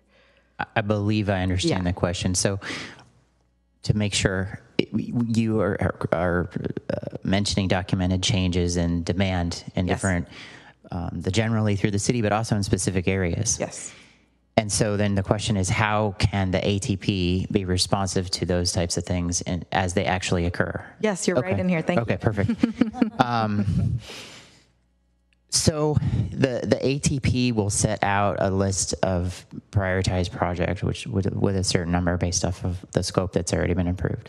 That said, ultimately, that document, along with Access MV, Public Works Director judgment, Transportation Manager judgment, all come to the suggestions that are made to the CIP. And that, as you know, is where the rubber meets the road. And so that is where we get that ability to be flexible and have the judgment of the director and the transportation manager be more responsive to changes that are hard to predict. And maybe I can just add one more thing. So the other thing that happens in the CIP process is that the projects that are going to move forward immediately get elevated. And one of the ways that they get elevated is through grant funding.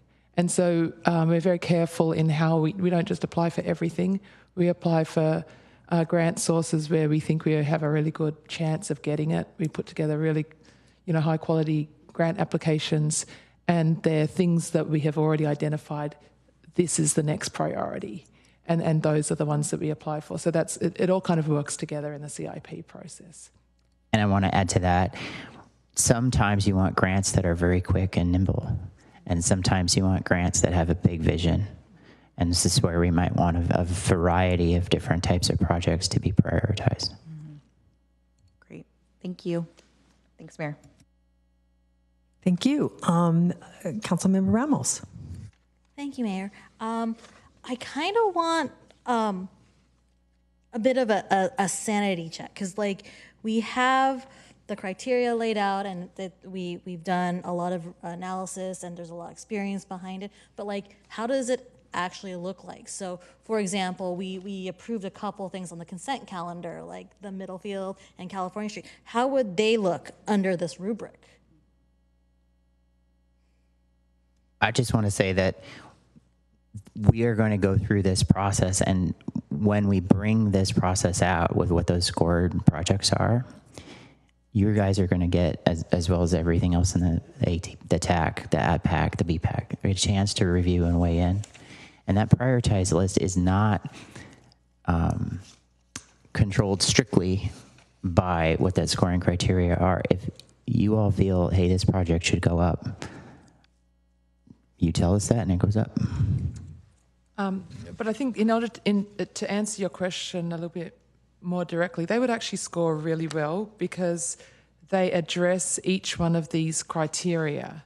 And that is by design. I mean, there's a reason why they were prioritized previously. So they're in areas that address children getting to school. They help people getting to destinations. They address locations where there have been very serious collisions. And there's also the green streets elements as well. So I think there is a reason why those have been elevated in the previous plan, but they wouldn't actually be elevated. They wouldn't be addressed in this plan because they're already in process. So we're evaluating future projects. If I can add on to that, one of the clarifying elements that I wanted to be sure to address, which Transportation Manager Lowe just hit, was the projects that are currently in design, have started design. We consider those complete projects when we're looking at the ATP. It really is projects that we have not started at all that we would evaluate through the ATP on the criteria and prioritization. Projects that are already in design, have started design, again, we wouldn't evaluate as part of the ATP because we consider those done. Those are already projects moving forward that we will be implementing. I guess thank you for that. I guess I just wanted to see how it actually looked with the criteria.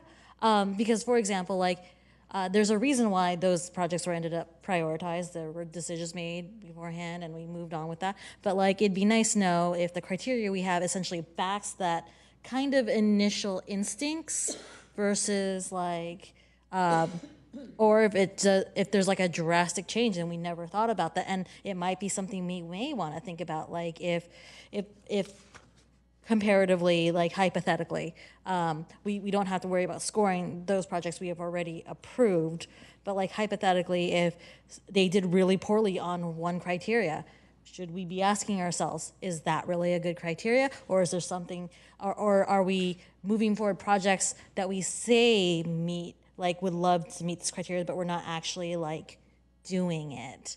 So I guess the question, like, how often will we, when it comes back to us, not necessarily the criteria, but I'm assuming the active transportation plan, you will have examples of that and how that will work? Yeah, we'll come back with actual projects next time we come to the council. Mm-hmm. And with exactly how they match on the rubric? Are we? Yes. Yeah, okay. Yes. Yay, thank you. Councilmember Abe-Koga. Thank you, Mayor. I had a couple of follow-up questions. Although I guess one, how do we take into consideration things like criteria, I guess potential criteria like the size of a project, the number of users and potential users, and geographic distribution? And the size of the project, I think, ties back to this issue of quick delivery versus prioritization.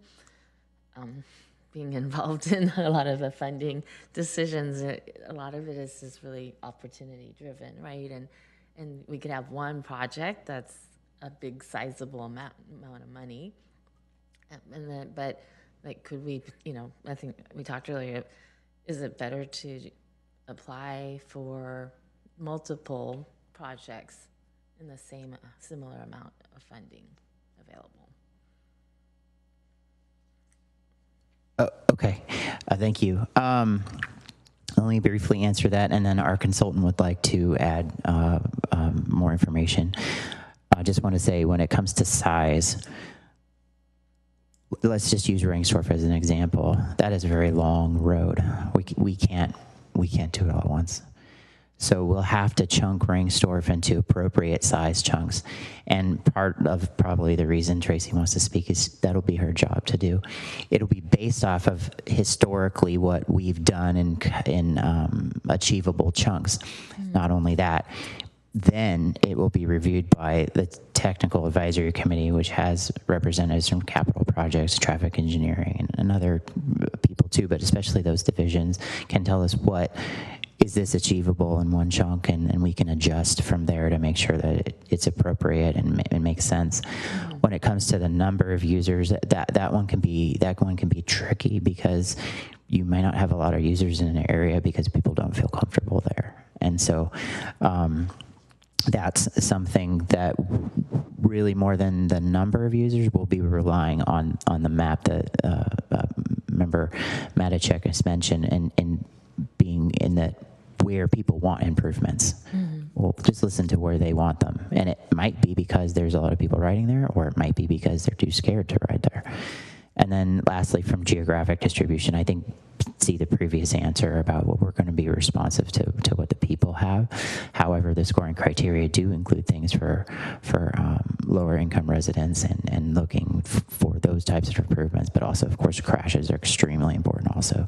So let me try to pass. Did you want it next, Ria? Yeah, I wanted to add one more thing. So one of the key things in terms of the number of users is the location. So if it's close to, and that's why we've kind of really focused very close to schools, that's where there's a lot of users. We want to start there. And then the other destinations and access to transit. So those are the places where we expect the most number of users. So, and that's built into the scoring to kind of elevate those locations. So which category would that be under?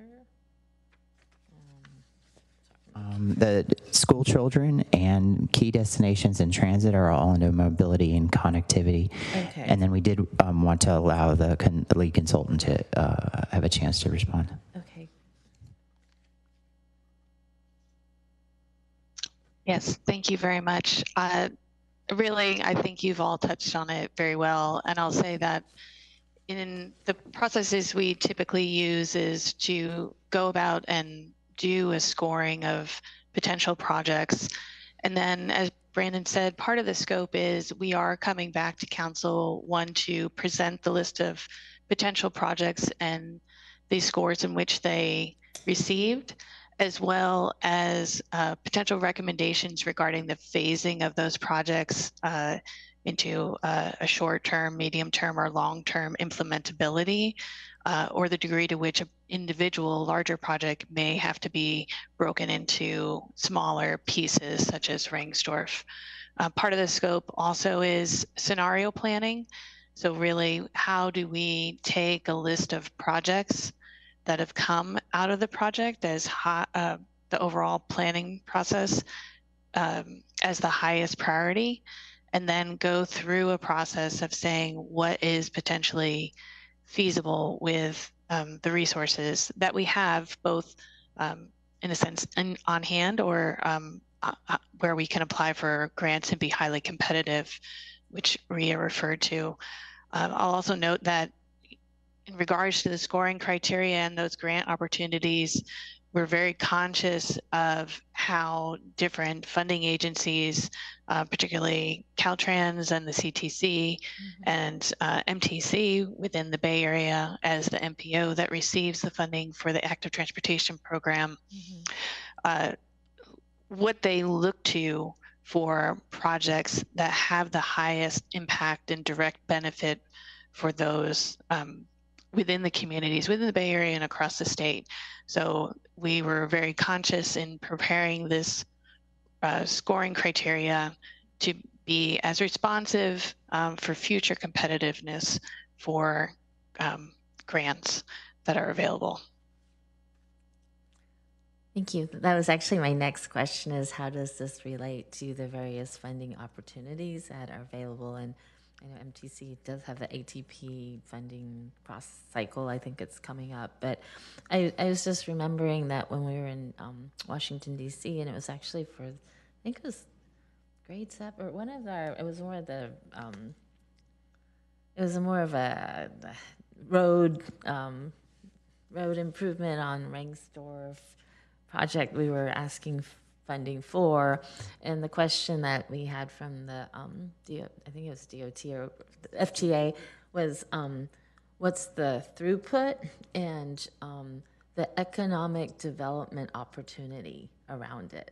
And so I was just curious about, are there other criteria like that that we should be taking into consideration? Yeah, so some of, for example, under access and equity, we have this metric, which may seem a little random, but it says the project is within a low-income census tract defined as having more than 28% of the population below the 200% of the federal poverty level. Mm-hmm. So that phrase there is actually part of the definition, the Metropolitan Transportation Commission's definition of an equity priority community. And so it's built into some of the grant language as well. So aligning our criteria with those definitions is also helpful for that process down the track. So for this specific issue, I think it was actually, commuting to jobs and creation of new jobs. So is that included in this then? Because I saw the map of the population and poverty. I have some questions about this next too, but this is just where I think the closest one would be the supports other destinations, which includes commercial centres. Okay. But we can refine that further if there's something specific that they're looking for. Okay. I'm sorry, go ahead. No problem. I will say there are many criteria that could have been included, and we had to balance between many and some, and this is where we are with trying to address as many things as we can, but keeping it intelligible. Which I appreciate. I guess I really was looking at this process and this as, how are we going to get funding for as many projects as we can? And it's a requirement that, right, we have this to go out for the MTC funding opportunities. So that's, I guess, the lens I'm looking at this from is how do we set this up to make our projects the most viable in the funding competition that we have to go through with all. So that's the priority for me, frankly.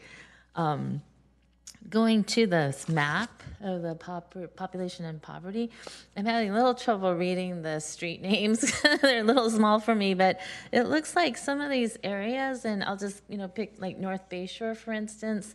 It's it says greater than 14% live in poverty, but, and this goes back to, I guess, the issue of number of users, but there's not a lot of folks who live there. So I was questioning, and like one I think is Landell School is in green. So I guess I just had some questions about the accuracy of this map.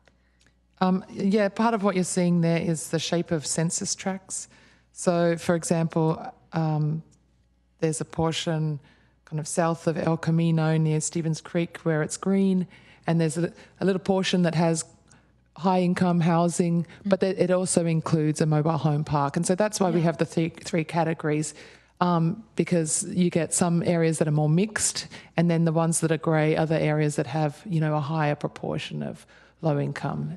So giving the partial points really helps with that, where you've kind of got a mix of the low income and the high income in the same census tract. I guess I was looking at density. So, it could be a greater population of poverty, but the density in that area, like Landell School, I don't know how many houses are there, but it could be a low income or affordable housing development, for instance, in that, not that it is, but it could be, versus, an actual old Mountain View neighborhood that has mixed income, but it's also a lot more folks there. So how are we incorporating density into this is the question.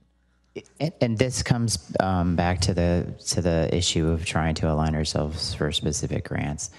The Metropolitan Transportation Commission, our metropolitan planning organization in San Francisco, they established these rules.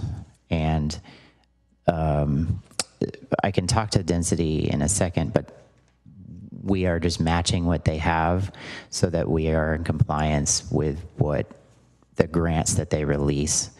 And so, a criticism of their process could be density. I will say regarding density, the census tracts attempt to equalize the population between 2,500 people and 8,000 across the nation is the variability in the census tract. So they're trying to get each census tract to be equal, even though the geographic area is not. To some extent, that addresses the density concerns, but then also to some extent it does not. Okay, thank you. Okay, I have a few questions, and mine are primarily related to kind of where we are in the process, I guess, of completing our system. I know that we've always been really concerned with the areas that have had crashes, particularly fatalities. And fortunately, there wasn't a huge number of them. There were some, I think it was 15 or places. And I wondered, how are we doing at improving those locations? Have we already improved most of those, or are there a number of them that still need to be dealt with? Thank you for the question. This is going to take a little bit more time to kind of analyze, to go back and check all of the projects that have been completed and how they compare to the high injury network. So, okay, I'm wondering if we can Yeah, I'll stay tuned. But okay. anyway, it's just something that, I'm concerned about since we've been working on this a long time. I want to know how successful we've been at meeting that sort of the highest, Yes. the highest goal, which is to provide safety. Yeah, and so some of the projects that are currently in design or even construction are those ones that were elevated because when we first did the analysis of the high injury network, like El Camino came right to the top, and so we kind of recommended that it get elevated and also found funding and managed to piggyback on the Caltrans project. And so some of I think all of the projects that have been elevated in that way are high on the high injury network. But in terms of the precise numbers, I don't have them ready yet. Well, anyway, that's good to see. I mean, as a resident who does ride my bike, I have noticed that many of those really serious sites have been dealt with, and thank you. That's great. Okay, then the other question I have is this is about rating that we're talking about tonight. This is about rating projects that we will be considering to construct in the not too distant future. That's what this is about. But another thing I'm concerned about is how are we going to measure how much our bicycle network is working? Are we going to do counts or of people riding, or how are we going to do that? That we do have the capability to do counts now currently with some equipment that we have in house. But in all honesty, this is one of the policy recommendations that we need to lay out and bring to you guys for input, and then direction after the plan is approved to then go implement. So that is an aspect that we will be bringing back to you to get specifics on how we do it and what that process looks like and possibly technologies that are being used. We are right now for the California Street Project collecting very robust data, and we'll collect post data as well. Oh, that's great. Fascinating. Okay. Because I know we do counts for the North Bay Shore, and they come to us on a regular basis, but I wasn't aware of other counts. And just looking looking around at how many people are biking, there's been a tremendous growth in the number of kids that bike to school over the last decade. I mean, it's just been astronomical. But I don't know that certainly hasn't been reflected in the number of commuters into the North Bay Shore. So just it would be nice to understand that in the future. Okay, well, I think that brings us to the end of our questions. And oh,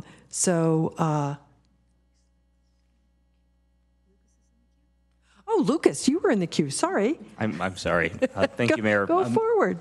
Many thoughtful and insightful questions from my colleagues. So thank you, and the responses have been very helpful. I have two quick follow-up questions. One that speaks directly to comments I'm inclined to provide. Did staff consider a criterion oriented around the feasibility of project delivery? We did consider that, but it is something that happens typically when the project gets considered to go into the CIP or considered to be recommended to go into the CIP. And so typically that happens at a slightly later stage. I'm going to think about that. And then, so this is prioritization criteria for projects, but you had mentioned earlier that the ATP will also include policy recommendations, which also have a staff capacity impact. There probably won't be something quite this robust, but how will staff or the council prioritize the policy recommendations that will also be included in the plan?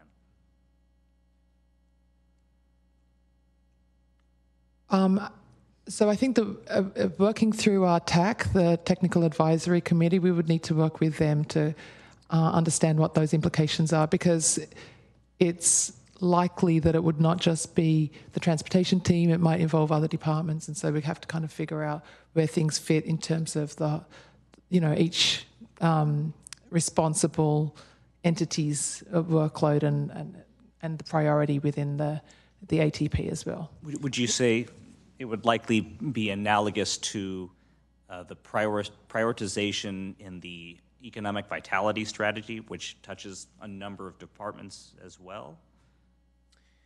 I'm not familiar with the strategy and the economic vitality effort.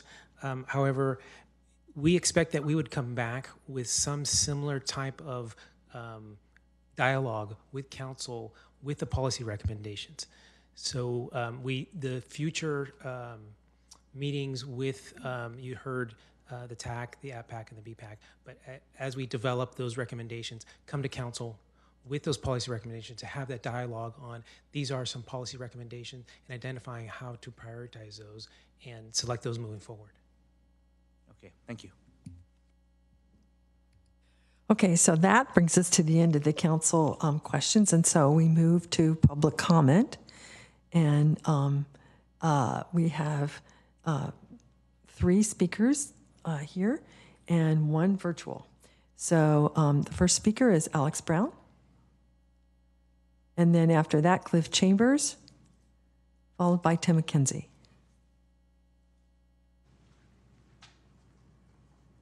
Hey, friends. Lisa, I agree. I think that we're kind of going in the opposite direction from what I would expect. I think that as a city, I would like to see it focus on more of a holistic kind of like, what is the city, not what is each project and how to score. But I also don't believe in numbers. I don't think that they're real. I'm pretty sure that they're just made up to hurt us.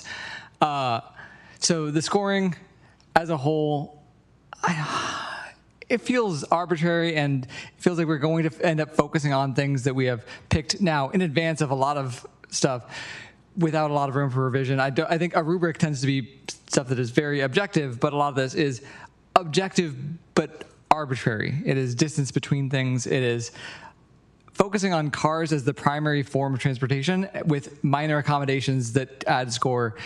It feels like there should be things that would be negative scoring that are things that we know as a project is harmful in some way to how people are active in their life, how they get around to town. It also seems like for the Middlefield project, the idea of, oh, this would score well because it has protected crossings and the bikeways. Yeah, but it also meant that we didn't see things like trail connections or the full sidewalk thing that we would have seen as if we considered it more as a holistic lens about how we evaluate how people get around the city, and instead focusing on, oh, here are these things that we can game the system to say, this is the score. Yay. Number 10, 40 points. A few weeks ago, we had the CIP, and this project was used to downplay and dismiss a lot of comments from people about how most of our projects in the CIP are slurrying roads. It is focusing on fixing car infrastructure that has degraded over time instead of being imaginative and saying, what can we do as a city to help people to get around in ways that are safe and pleasant, that do feel good, that you're walking in a shaded area that is green instead of walking next to a street where you're getting whatever the tire runoff at least, because even electric vehicles, you still get a lot of the pollutants. How would depaving a road score? If we were able to close a street and create a super block, would that be covered by this criteria? Is that something that we are considering as a city? Or are we just saying roads, they're for cars, people get points if we make it a little bit safer for a kid to bike to school? I don't know. We're doing our best to try to keep people safe, and I feel like this is a step, but I don't think it's the right step. I think that it is kind of a misguided way to say, we need numbers for funding, and I do think that we should be focusing on more than that. I don't know. Thanks. Thank you. All right, Cliff Chambers.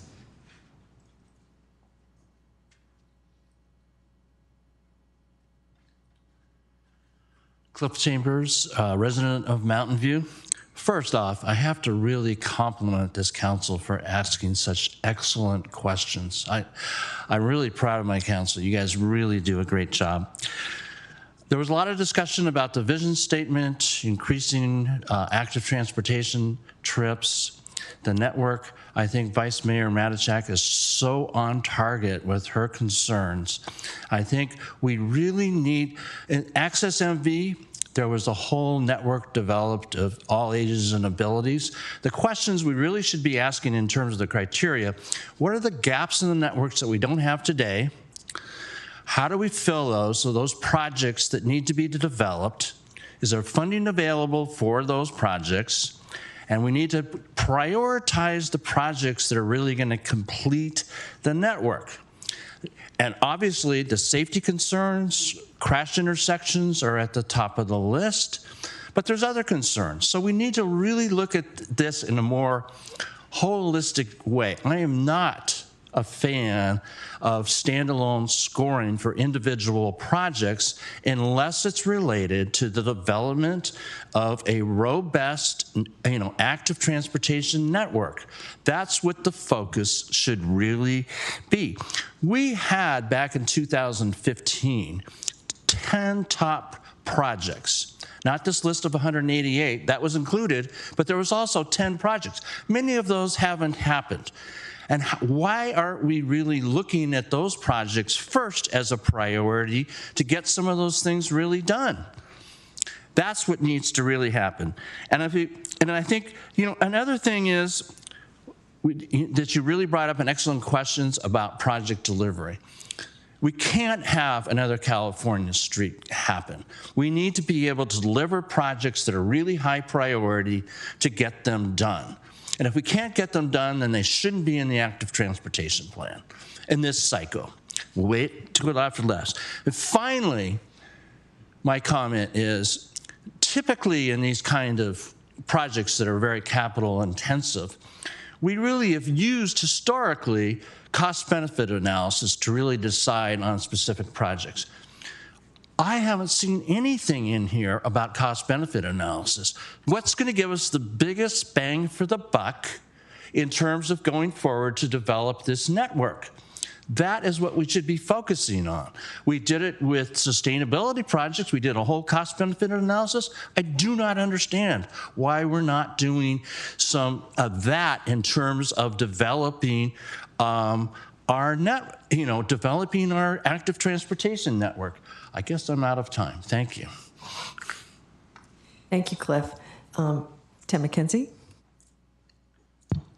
Hi, all. I'd like to echo what previous commenters said about the need for sort of a holistic view and look of things. I think I hadn't thought about it, but using negative numbers seems like a good one, carrots and sticks. If we have things that we actively want to disincentivize, we should have a mechanism for that. And sort of following along the questions from Councilor Member Hicks, perhaps, it seems like each of the things are a little bit siloed in a way that there's possible synergy between them. I don't know what that would look like if you could add some extra points for synergy, but instead of painting a strip on the side of the road, putting planters that separate out bikes from vehicles, which would increase currently under sustainability and safety and comfort and all ages and abilities biking. So that's one specific action that kind of hits multiple things, but as constructed, they're all siloed. So those possible areas of synergy aren't really incorporated. I don't really have a great way to mention that or solve that problem, but thinking about how there can be synergy between the different criteria. And just a comment for safety and comfort, I would feel a lot more comfortable knowing that I am not going to be photographed on the streets and having that saved for at least a month. Thank you. All right. Next, we go to our virtual speakers. We have two of them. First is Bruce England and then April Webster. Bruce, go ahead.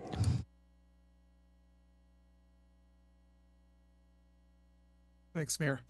Bruce England, Wisman Station Drive. So I had written some comments and I'm going to speak off the cuff instead. There are a lot of really good comments, a lot of discussion that I've been having myself with people over the course of the last several weeks on this. And it reminds me of where we came from with the first Environmental Sustainability Task Force work on some of these issues. And on BPAC, when I was on BPAC, we had a bicycle transportation plan, but no pedestrian master plan. And so we've been making a lot of progress here in Mountain View, at least getting the discussion going on these things. I'm inclined to want to see this work on the active transportation plan, including the scoring criteria, move forward to get to what Cliff was saying about getting important projects done.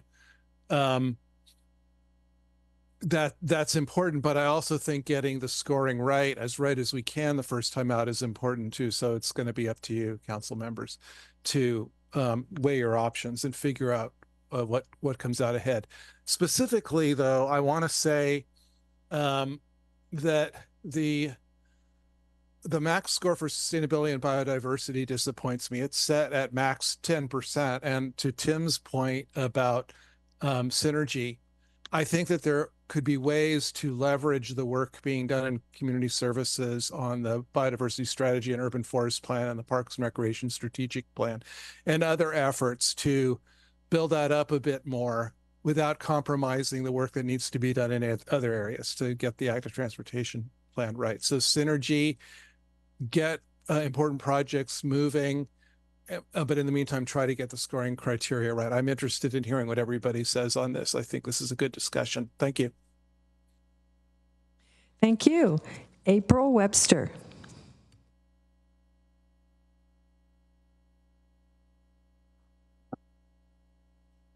Thank you. Wow, I have a few things to say, and there's a lot of good discussion, which I think just shows how important this is to our city to getting it right. I do not envy the position of having to create this rubric. I've been both on the side where I've had to contribute to a rubric and then also use it to evaluate ATP projects for the MTC funding. And it is, I have to say, it's like a 2D view in a 3D world. So you're always going to miss things. This looks fairly in alignment to what I've seen for the ATP rubrics, if that's any consolation of folks. You do have to meet those criteria in order to qualify.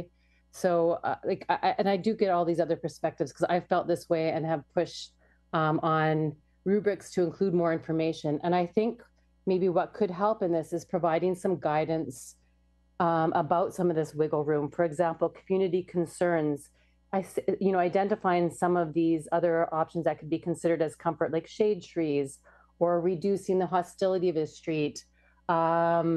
And just that experience that has been brought up. I also think maybe identifying, someone talked about different user groups. I think it might be useful when all ages and ability is defined to actually add more detail from NACTO's definition, because it's not just age and ability. It also includes other marginalized communities that I think maybe folks are trying to get at. And that's low-income riders and people of color and women. And these are typically those who fall into that category of concerned, and their needs aren't met because they're not always explicitly identified as users. I want to talk a little bit. I'm really happy, obviously, to see sustainability and biodiversity that maps directly to climate resiliency, which is one of Caltrans' top 4 goals. And also it helps address reduction of impervious. I do like the plantable space. I think someone brought up paving and that sometimes we might not have room. It's actually a bit cheaper to put dirt in than to have pavement and have to maintain that. There's a lot of cost to that. And it can add improvements over pavement for flooding and climate resiliency, and also saves you costs moving forward to be able to then iteratively add to that and add either grasses or different levels of green infrastructure that can better treat the water and also provide the sort of comfortable experience. I think that, I have more comments, but I think that's about it. Oh, I want to say thumbs up for the outreach. Great job. Thanks. Thank you, April. And we do have another virtual speaker, Mary Dadio. Mary, go ahead. Good evening, City Council. Excited to see the active transportation plan move forward. And I think the one thing I was also disappointed was to see so few points given for trees, only 5 points. It's recently in Washington, D.C., and they do have quite a bit of wider roads and things, but there were mature trees pretty much everywhere I walked, and it was just delightful to be out. And I think to encourage a lot of people to get out and be active. We need to really focus on making the environment a delightful one. And I think I was especially concerned with the map that I shared with you via email that shows the lack of, the relatively low level of trees in most of Mountain View compared to some of our neighbors. And so I think for quality of life purposes, I think we need to start addressing that. And this is, the active transportation plan is one way we can address that. In addition to, via parks. So I'd hate to see us waste this opportunity to improve the quality of life in our city. Thank you. Thank you, Mary. The next speaker is Emil Abraham. Hi, I'm Emil. I'm really liking this scoring rubric, especially like its ability to help us like secure grants. And I think that's really important for future funding. Thank you. I remember Hicks asked this question about like how adjustable the plan is. And I think Brendan explained that year over year, we can reevaluate some stuff in it. So I like the ability to make adjustments depending on like each project and like how successful certain criteria are. And I really, really like all the opportunities for community feedback. I took the survey that was related to this, and I'm looking forward to any other future surveys. And I think getting that feedback is super important. Thanks for listening to us. And yeah, Rhea, Brendan, thanks very much for your hard work in putting this together. Thank you. That's it. Thank you. Okay. That brings us to the end of the public comment, and so we'll bring it back to council for comments and then I guess a motion. So I'm looking for people who are interested to make a comment.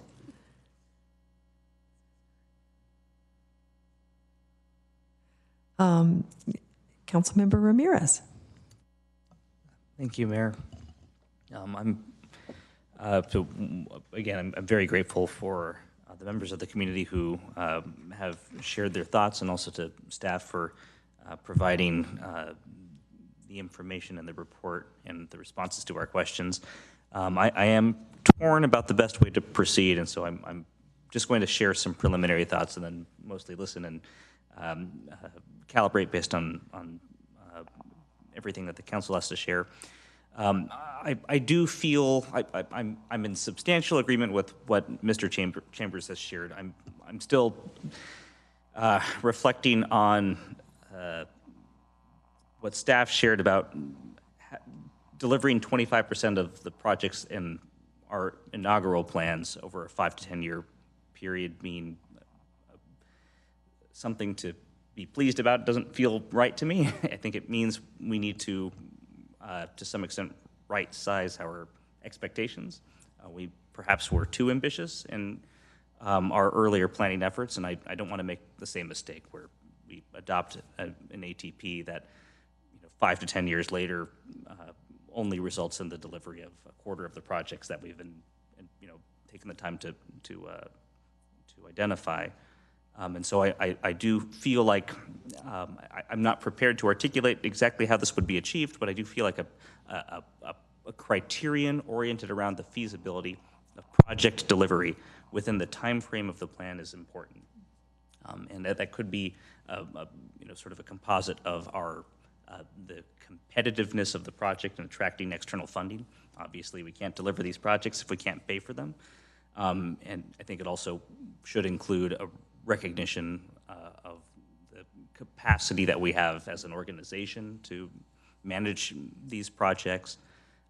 So I don't know what the core elements of that criterion would be, but I do feel like it doesn't feel right to prioritize a whole set of projects that we can't actually deliver, right? And I think I understand what you're saying and making that determination in the CIP schedule, but we've already invested time in bringing projects to that point, and I feel like maybe that time would be better spent figuring out what it is that makes a project realistic in terms of its deliverability in the time frame of the plan. So I'm really eager to hear the perspectives of each of my colleagues on that. And then another thing that has come up in many community comments, which I'm sympathetic with, is using this as a way to advance our sustainability and resiliency efforts, which I agree with. There are many opportunities to deliver green elements as part of these active transportation plans, but I'm thinking it doesn't feel quite right to include them in the scoring criteria so much as in the standards and guidelines that we used actually to design these projects in the first place. Because if a project will only score well if it includes these elements, but there has to be some policy existing to guide staff and our consultants to design a project with that in mind, right? And that's why the standards and the policy component of this plan is so important in my mind. Absolutely, the projects, we need to construct things that help keep our residents safe and address our mobility needs. But there are so many things that we can do just by having, or we could achieve substantially similar goals, maybe in a more in a more incremental manner if we have standards and guidelines that actually implement some of these objectives to begin with, right? Either through redevelopment or maintenance and that kind of thing. And we don't have to wait for the transformative projects like California Street or El Camino. Those are great and they do a lot, but it takes a very long time to deliver projects of that magnitude. So that's why I'm so interested over time in better understanding the policies that will be implemented through this ATP, the modifications to our own standards. But I think right now what I'm feeling intuitively is it might be good to send this, we should approve something, but to send this to the CTC for a deeper dive. Since I think you have the technical expertise, having looked at transportation projects over the course of the past several years, and I think you have a better means of providing some holistic guidance early on, just to make sure we're on the right track. But I also feel like we need to advance this, so adopting some scoring criteria just for staff to get to the next step would be valuable too. So that's where I am right now. Thank you. Councilmember Hicks. So I should say, when I first read the staff report, my first reaction was very similar to the vice mayor's, although I think she put it better than I did, that I felt like we were doing this in reverse order, that I wanted to get an overall conception of the networks we were building, and I feel like I don't know if we set out a particular scoring system, what are the results going to be? Are we going to produce a variety of different kinds of pedestrian paths and bike boulevards? Are we going to keep stamping out the same thing over and over again and maybe only addressing the needs of certain users because of the way we've done the scoring criteria? That said, I am thinking we could. The scoring is pretty good from when I read it. And so the second thing I'm thinking is, do we go with it for now, and then after we have a deeper dive, see what are the results? Are we stamping out the same project, suggesting the same kinds of projects that are just addressing the needs of one kind of user over and over? Do we need to revise it? So maybe we do it now and then come back to it is one thing I'm thinking, and I would support. So that would mean after council and everybody in the city has gone through the ATP planning more. And I agree, I would like it to be brought back to the CTC. I would agree with that. And then, so those are some of my thoughts. In terms of project feasibility and deliverables, I feel like with California Street, El Camino, we already did in Middlefield, and then we already did Calderon. I may be missing a big one, but anyway, yeah, okay, so members of the public are naming ones I've missed. And those are all straight through routes. And I feel like and probably fairly expensive projects, a lot of them, that maybe the next ones we need to work on are less expensive and more easily deliverable. Maybe they're improving neighborhood streets, slow streets, shared streets, bike boulevards, some things that are kind of very different. Some of what, maybe Mr. Brown from the public was addressing, closing down. That's what slow and shared streets are, closing down or semi-closing down areas. So I feel like as we talk about the active transportation plan, maybe some of those more inexpensive, alternative, more easily deliverable projects will come to the surface. See if I was somebody, I don't remember who, talked about doing counts, and I would be interested, since our main goal is to increase people biking and walking and doing other forms of active transportation, I'd like to know, are we really doing that and who's doing it? So I would support counts. And I like the idea, I think this is sort of the same thing. I like the idea of cost benefit also, because I guess that's another way of saying, are we doing the projects that address the goal, that get the most people out walking and biking and so forth. Thank you. Vice Mayor Matichak. Thank you. I do want to start by thanking all the folks who came here tonight to comment on this, as well as the folks who emailed us.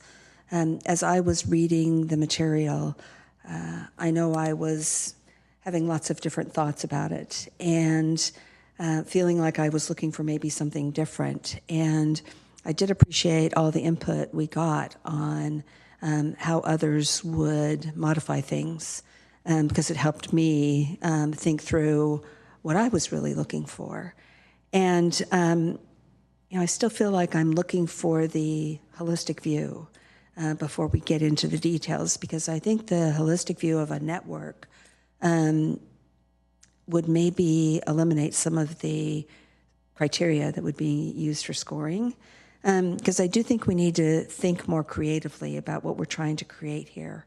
And other colleagues have mentioned this. Where is the network? Where's the path? Where's the way people will go? Where it's a really pleasant walking experience when they're trying to get from one place to another. Which roads are going to be optimized for cyclists? And to me, without that, I really do struggle to prioritize projects, no matter what the criteria is, because I need to understand how it's going to fit into the network. And I think of networks as what we did with the Safe Routes to Schools. I thought those were excellent, as well as how we planned the community shuttle, where it goes and how often and all that stuff. We really thought about where people are going and where we need to provide that transportation. I think it's the same thing for people who are on bikes and people who are walking. So I think I would change some of the criteria. I would say that, sustainability and how green it is, how it adds to our biodiversity, I think that should be a given, that all the projects we do should strive to have that. And they might be able to have that happen to different degrees, but I really want that for all of the projects. I also think feasibility has to be considered. I would consider that as I was looking at where are the networks going? Which ones are we choosing? Because some are going to be more feasible than others. I think about adding or changing, as we've talked about, the overpass over 85, that's a tough one. And so that's less feasible. So maybe it shouldn't be our first priority for inclusion in the network. Let's look at alternatives. Some of the others, though, is it filling a gap? Does it add to the comfort of people who are not used to or who don't feel comfortable riding a bike? Those, I think, are still valid criteria. But again, I'd use those afterwards when we've defined the networks and then prioritize within the networks based upon criteria. I also think I would tighten up the vision statement. I think there are elements of it, and y'all know I love to wordsmith, but I also like to look at how people might misinterpret words. And so I think the first sentence actually can be kind of misinterpreted, where we say we provide access to housing. That kind of sounds like it could be implied that, we're building more housing. So I think I would eliminate that and focus on, we're developing this active transportation network that is low stress. It doubles as corridors of shade and habitat and open space, and it's connected, and it encourages people to walk and bike, and it also enhances our biodiversity. It's a little bit repetitive, but I think we can tighten that up so it's very crisp. I guess so. For me tonight, I'm not sure I can support the criteria that's laid out. Because I would like to see things done differently. And I feel kind of bad saying that. I kind of wish this was a study session where we were asked some questions to help guide staff, maybe in the direction, at least that I was thinking. I don't know if everybody feels that way, but I don't feel comfortable moving forward with what's here tonight. Without doing some other work. Thanks. I'm just going to interrupt, and I want to kind of check in with staff about the goal of the information that they're getting from us, because I think we've been given the criteria, and that's a fairly discrete part, and we've been making comments that I think are all valid, very valid and important about the whole system. But I'm not sure that's what we were asked to talk about tonight. So I would like a little direction from either the city manager or the pertinent staff. Thank you for the question, Mayor. I'll try to address the goal for tonight. We were looking to get council's buy-in on the criteria to be used to apply to projects going forward. That was a primary goal tonight. It was very focused on establishing the criteria to apply to all the projects that are in the plans, to identify prioritization for staffing and funding resources.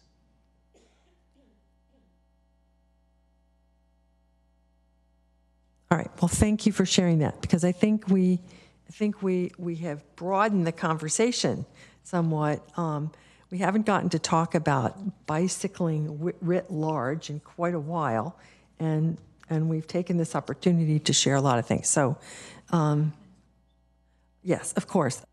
Councilmember Kamei. So just a quick question, because I was looking at the ATP website. So this is coming back to council, correct? So tonight we could, we could scope it to just be about criteria, and then we have a subsequent opportunity to talk about the ATP in general. So is that correct? Sorry. Yes, that's correct.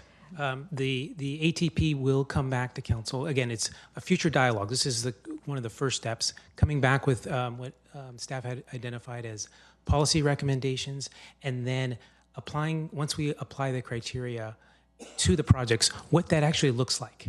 So we'd come back with that information as well. We've applied the criteria, here's what it looks like, as well as the policy recommendations. We're hearing some information tonight, staff, as we're getting a lot of good information. We appreciate it's a great dialogue. I want to have an opportunity to make sure that all the council members provide input. As I'm hearing some themes, I'll let the city manager weigh in as well. Thank you, Mayor. So what I'm hearing is some consternation over committing to the scoring criteria this evening. So I'm thinking one possible path forward is to refer to the CTC or to council a look at the network first holistically, and then do a dive into the criteria that staff has developed with some of the feedback that you all have already provided. But I'm not sure that we're going to land on moving forward on the recommendation with the criteria, because what I'm hearing is a desire to really understand the network first. As much as I, wouldn't want to create more work for our team, it sounds like there may be good reason to pull back a little bit and look at the network and then focus on the scoring criteria.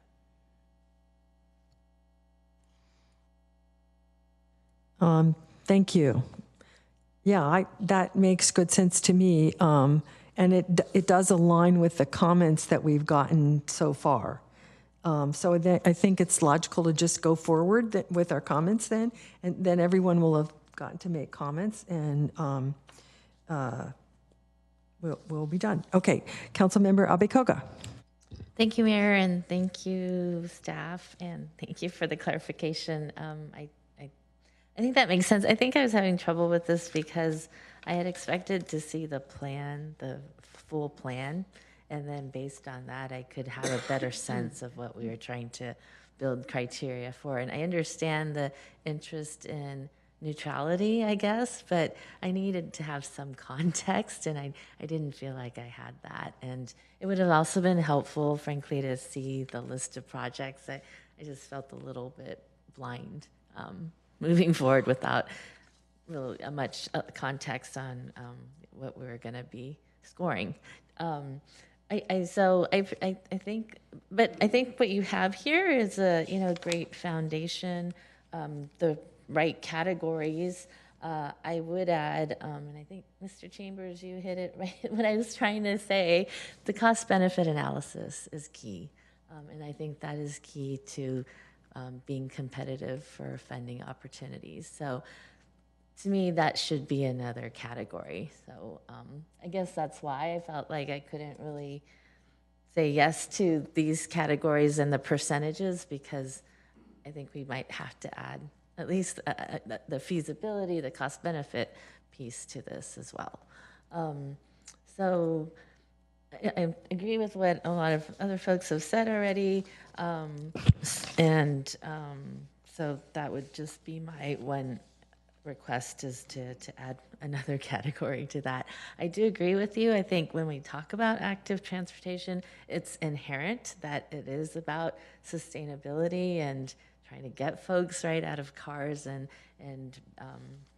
using more sustainable modes of transportation. So that really should just be a given. I don't know if we really need to score that. I understand, and I do understand the piece about like greenery and canopy and all of that, and so I'm still trying to figure out how to incorporate that. But the idea of biking, walking is by nature is more sustainable, and so I'm not sure that we have to call it out.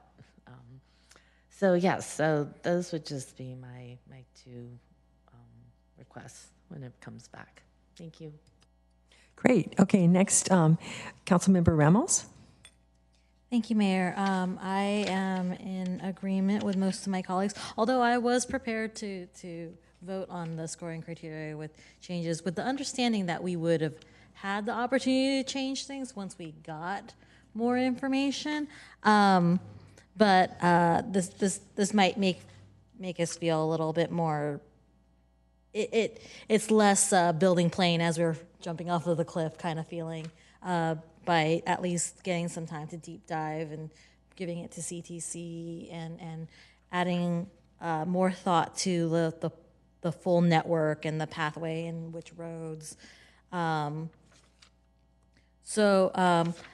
don't have much more to add. I would +1 on prioritizing project delivery within a reasonable time frame. Yes, move to bring to CTC.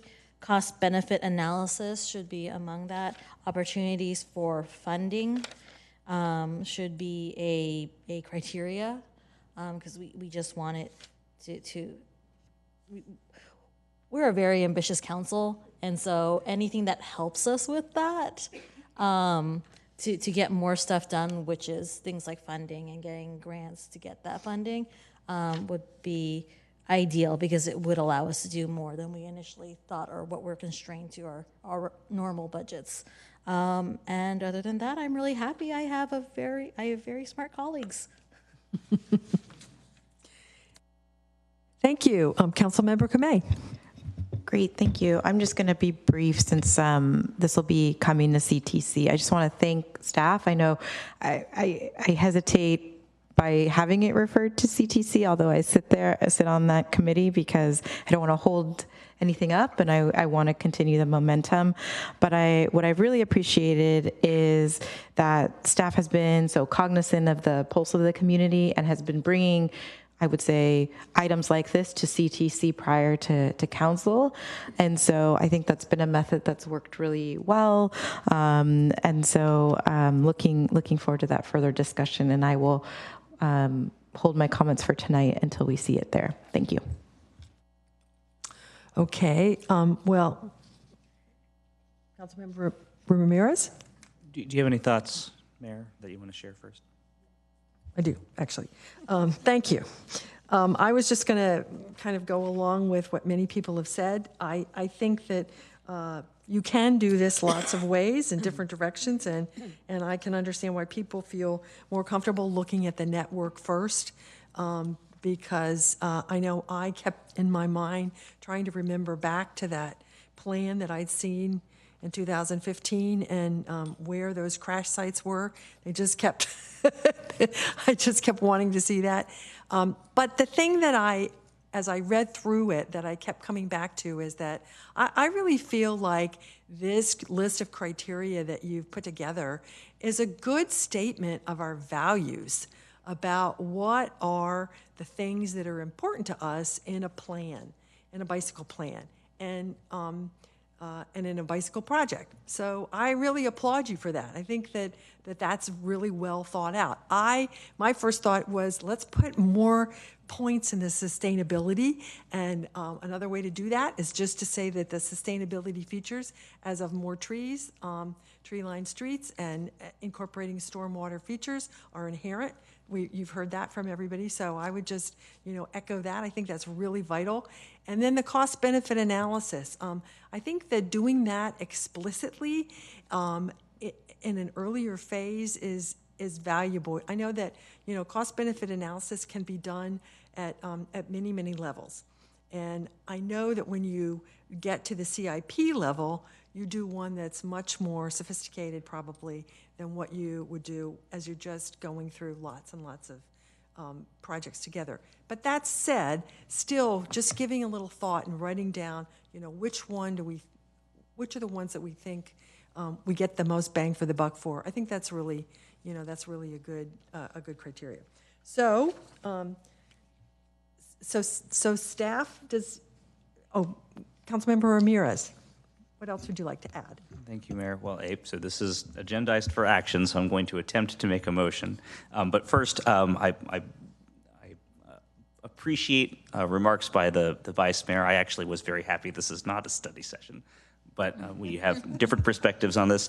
And the reason is I think staff, in their professional opinion, brought forth the request for information that they needed to proceed with the the planning effort. And it wasn't that they were seeking guidance on a broader scope of work. But this is an unusual instance where we actually haven't had a study session about the active transportation plan. This is really the first time that we've talked about this, and I think that's why maybe we weren't quite prepared to commit to the recommendations, but I don't think any of us disagree with some of the core premises. The guiding principles are good, and I think that the criteria are good. I think we just need a little bit more information and an opportunity to provide, or at least to solicit information about the network and some of the other information and issues that have come up. So I don't think this was bad at all, and I appreciate the opportunity for us to say yes, move forward. We really want to hit the ground running now that the council has had an opportunity to provide input into the ATP. So here's my motion. I move that we approve the guiding principles, but that we refer to the CTC I guess an opportunity to discuss the specific criteria, recommended weights, and scoring metrics, and then also, based on a scope provided by staff, some discussion about cost-benefit analysis, or perhaps exploration of a guiding principle or criterion oriented around deliverability or project feasibility, because it sounds like you've done a lot of thinking around that and it just wasn't incorporated into these recommendations. And then also a discussion about the network, as the Vice Mayor was describing, and a holistic understanding of what it is that we're trying to achieve with this plan. So that at least gives staff some guidance on what to bring back to CTC. And if I've missed anything, please let me know. Okay, I would like to ask you to just maybe, or clarify a little bit. For what I heard is that the first thing that we need at the CTC is an understanding of what the network is. That's the first thing. And then based on what that network is, then the CTC is going to go over these guiding principles, but much more lightly, probably, than we have done here. And then based on that, it will be referred back. Is that, the network is really comes The first, key. though? Right. So the network would be the key point of discussion. Because I haven't heard any disagreement around the guiding principles, at the very least, the council should say to staff, these are the right guiding principles. Page 6, table 2, safety and comfort, access and equity, mobility and connectivity. It's basically the list of criteria. Yeah. Right. So those are right. But then based on the CTC's discussion about the network, then you can provide input on. Okay, thank you. That makes more sense to me. Okay. All right, I will second it. Oh, and we have a question from Councilmember Kamei. Great, thank you. May I ask a question to staff? Is that the direction you would need from CTC, or because I think its agenda is as the active transportation plan scoring criteria, but now we're talking about network, which I feel like is a bit different scope than what was being asked in the staff report. So would that be helpful to staff? Like, should it also include scoring criteria into the title of the motion being made? Can staff maybe provide some input on what would be useful for steps going forward tonight? Thank you. Yeah, thank you. So the direction is, I feel, is pretty clear. It gave us some good information on kind of steps going forward and what to bring back to the CTC. I'd like some flexibility to be able to take back to CTC not only the network, but the criteria as well. And that may be in parallel for efficiency, but it may be a step process. It's network discussion and criteria discussion. And then based on the information that we're hearing tonight, being able to adjust the criteria accordingly and have that conversation with CTC. But I do feel that we have clear direction on the next steps. I think so. I appreciate the clarification. In my opinion, the staff should ask the CTC or solicit whatever input is most useful to you, and I think that makes sense to me. Councilmember Hicks.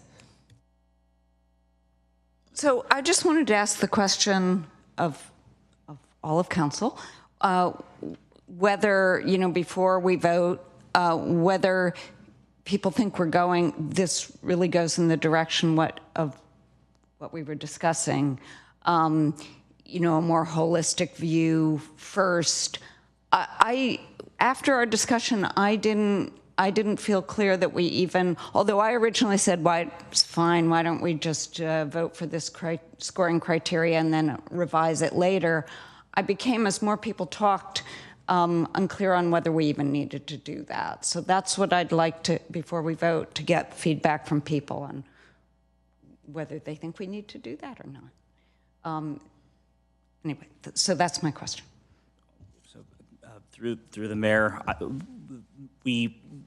we're at risk of becoming totally unmoored from the scope, which is why I feel like we at some level we have to trust staff. I think staff has done a lot of good and thoughtful work, and in their professional opinion, this was the information they needed from the council. It turns out I think the council needed to chew on this a little bit more. So I would be uncomfortable with basically having the CTC rescope this project. I think we're too deep into it to have maybe that broad a scope, but instead working with staff collaboratively to understand what they should inform us what they need in order to proceed with a project that delivers the goal that the council is trying to flesh out.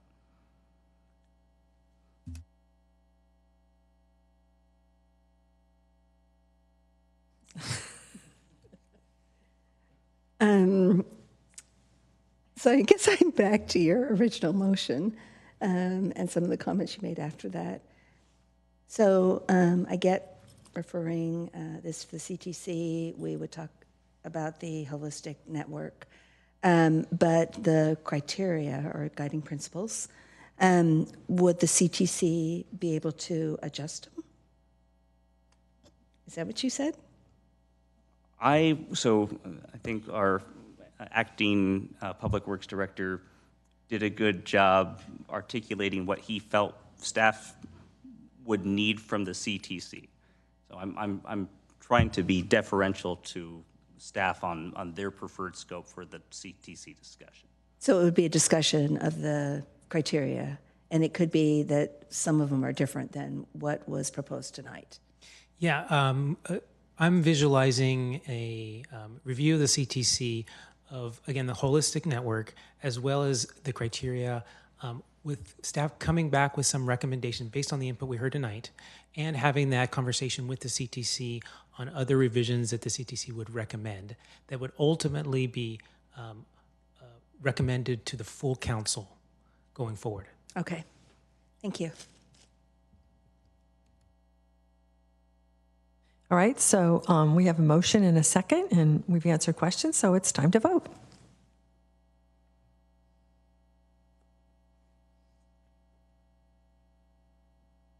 I would like to thank the staff. This is improved unanimously. I would like to thank the staff for all the information that they've provided us with and the food for thought. And we look forward to working with you on this in the future. And we are going to take a 15-minute break. Thank you.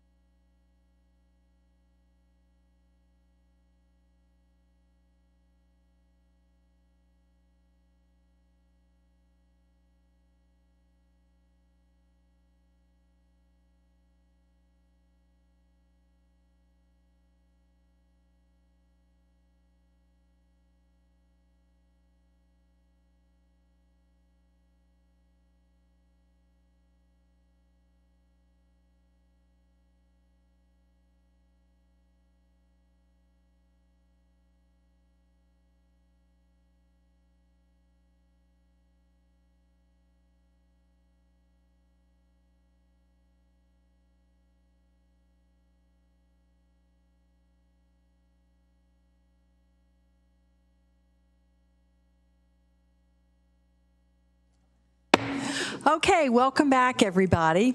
Thank you for sticking with us this late. The first order will be to ask for a motion to continue the meeting after 10 o'clock. Councilmember Ramos. I move to continue the meeting after 10 o'clock. And we have a second from Allison Hicks. Thank you very much. Any questions, discussion? Okay, so let's vote.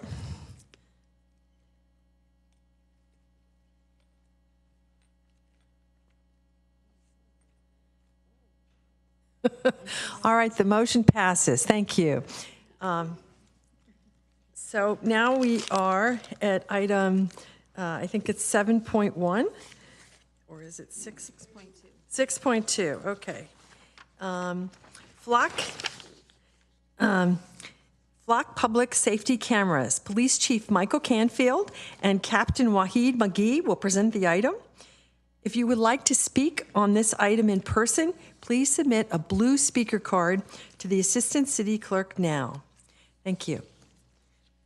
Welcome, staff. Thank you, Madam Mayor, Council. I am Mike Canfield, Police Chief, and with me is Captain Wahid McGee. And as you said, this is item 6.2, Flock Public Safety Cameras.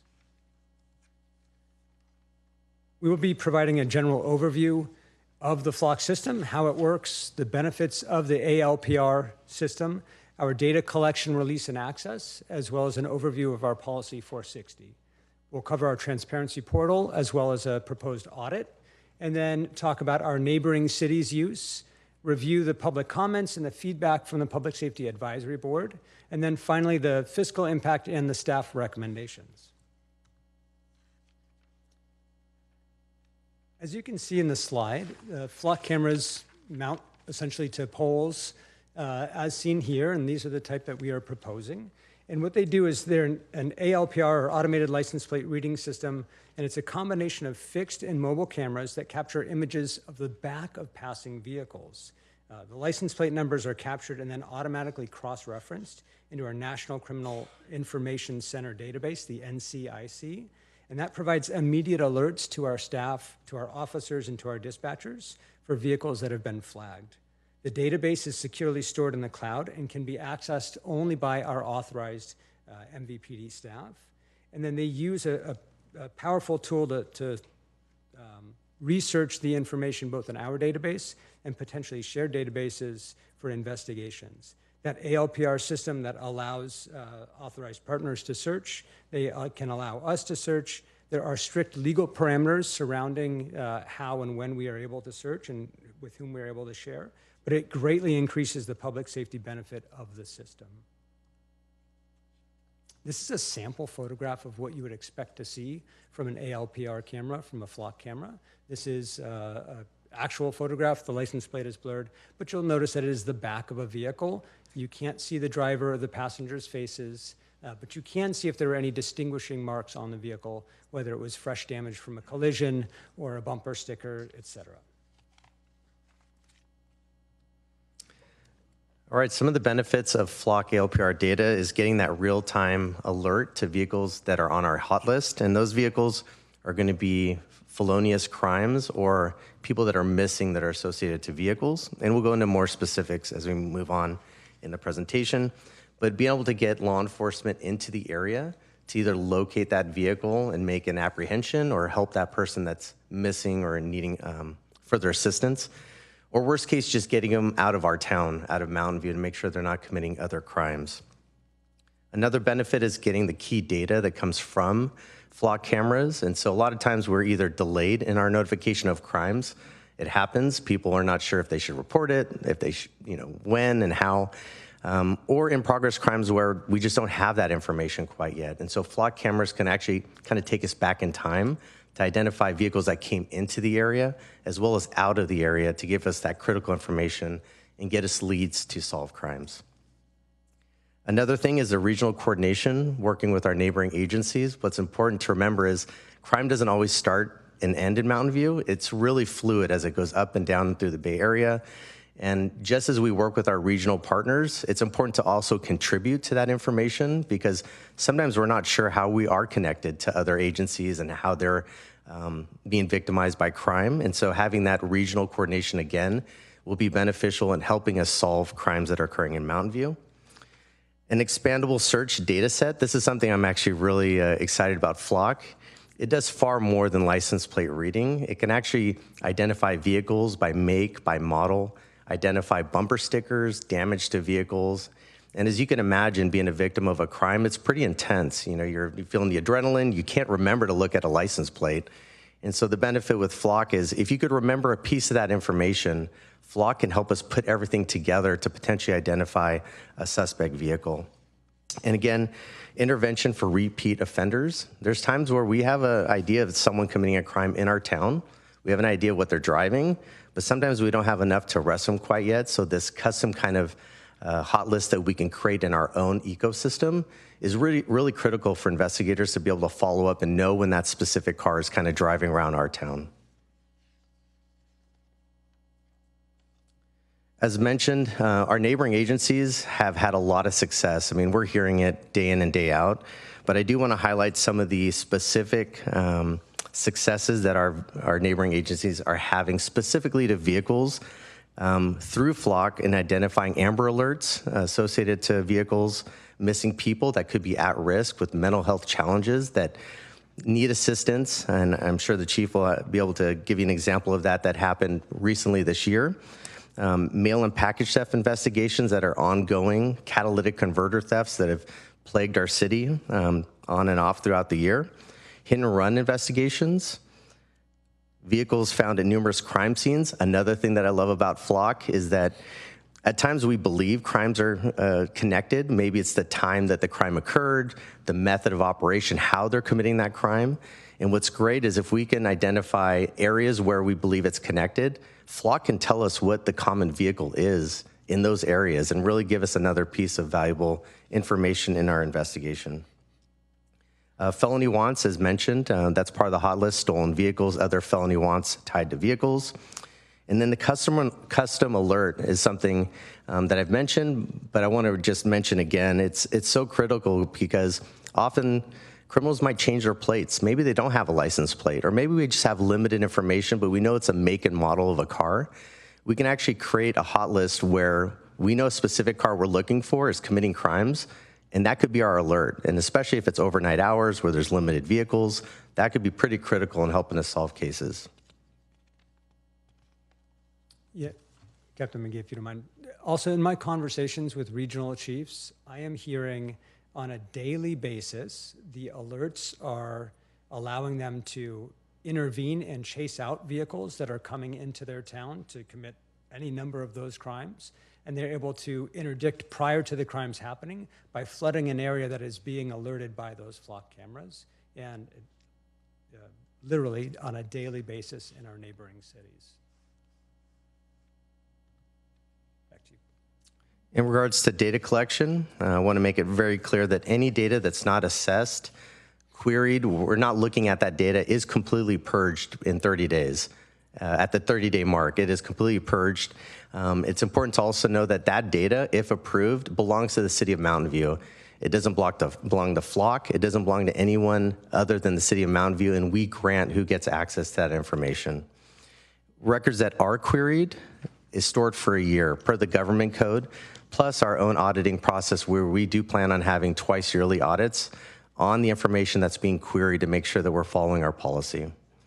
The data is not sold, and it's only for public safety purposes.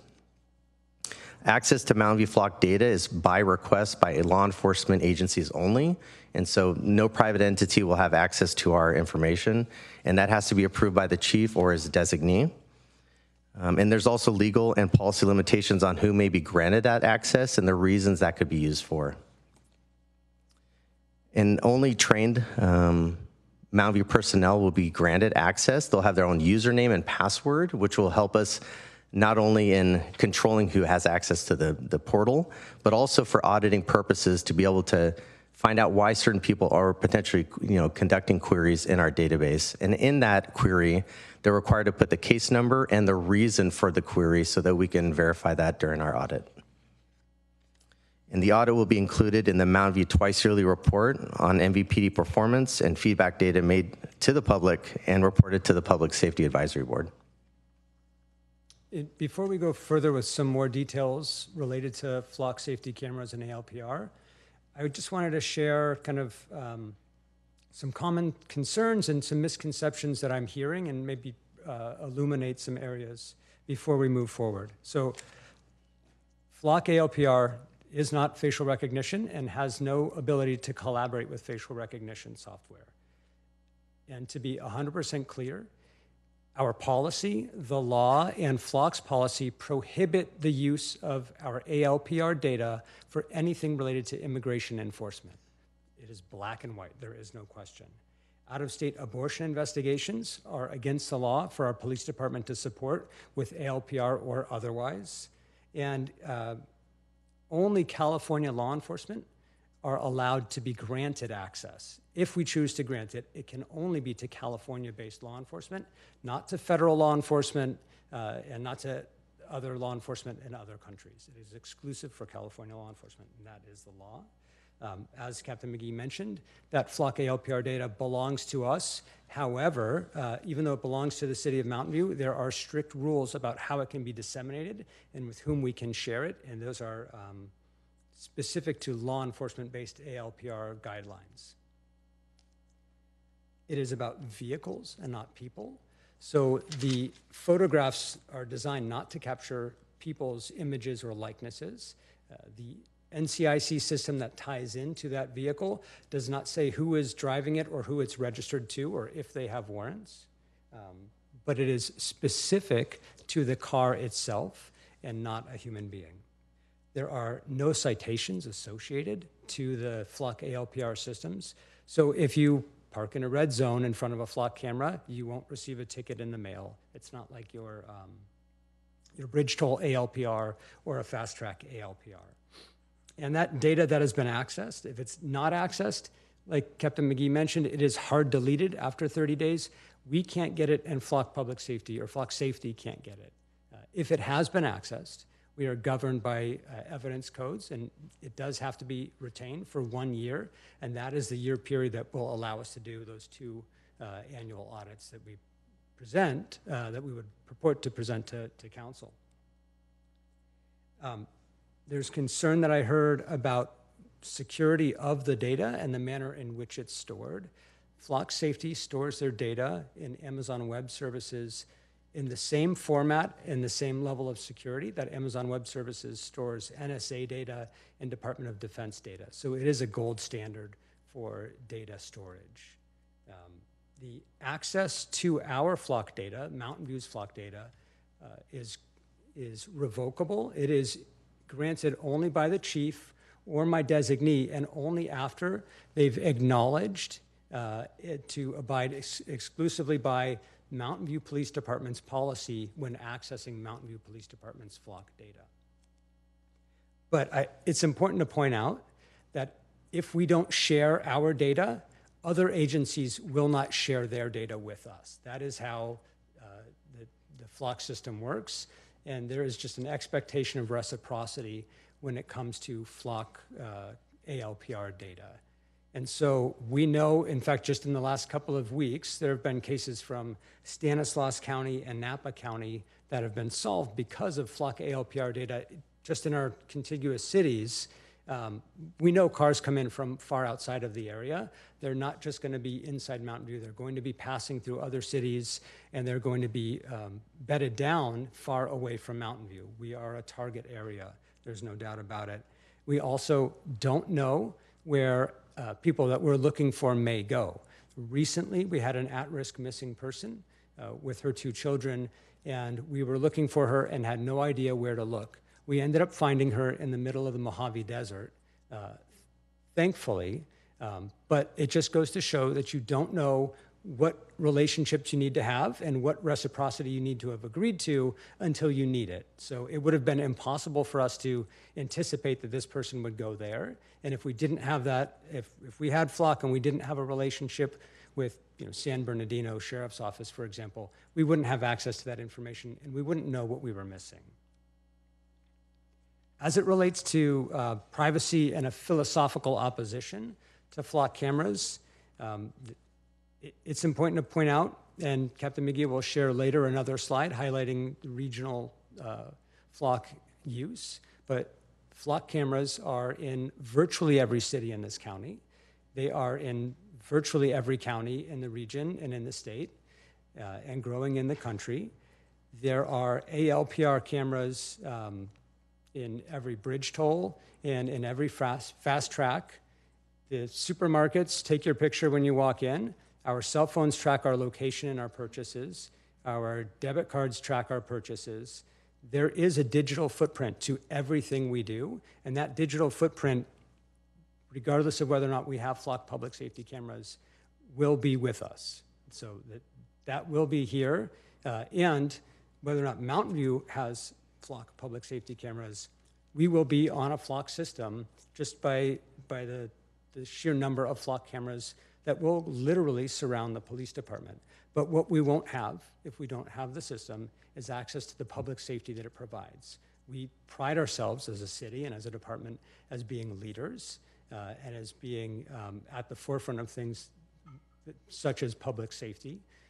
And if we do not have this, we will not only not be at the forefront, but I'm concerned that we will be left behind, that everyone else will have this technology, and that we will be singled out and targeted as an easy place to target for criminal behavior. So I appreciate the desire for privacy, but quite frankly, we aren't going to have it either way.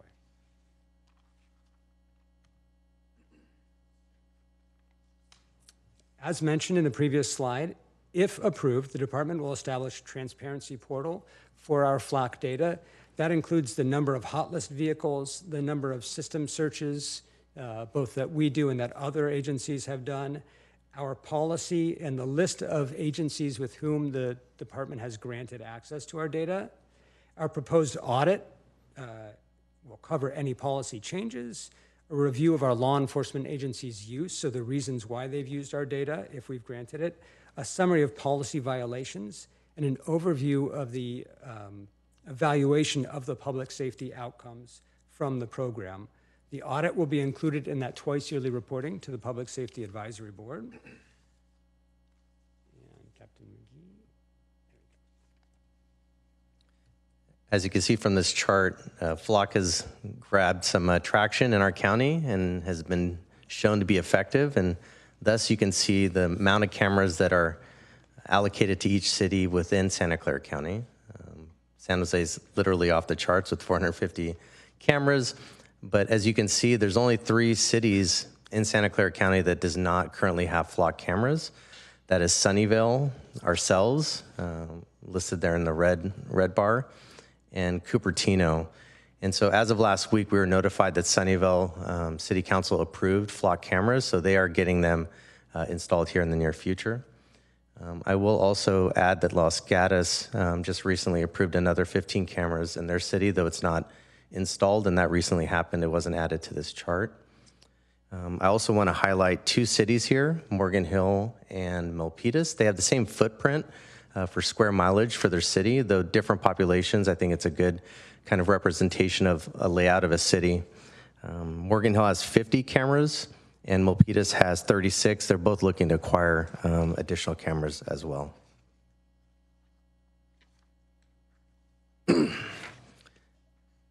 There's daily success stories that our neighboring agencies share. I have family in a different public safety entity that has flock, and so I hear it often.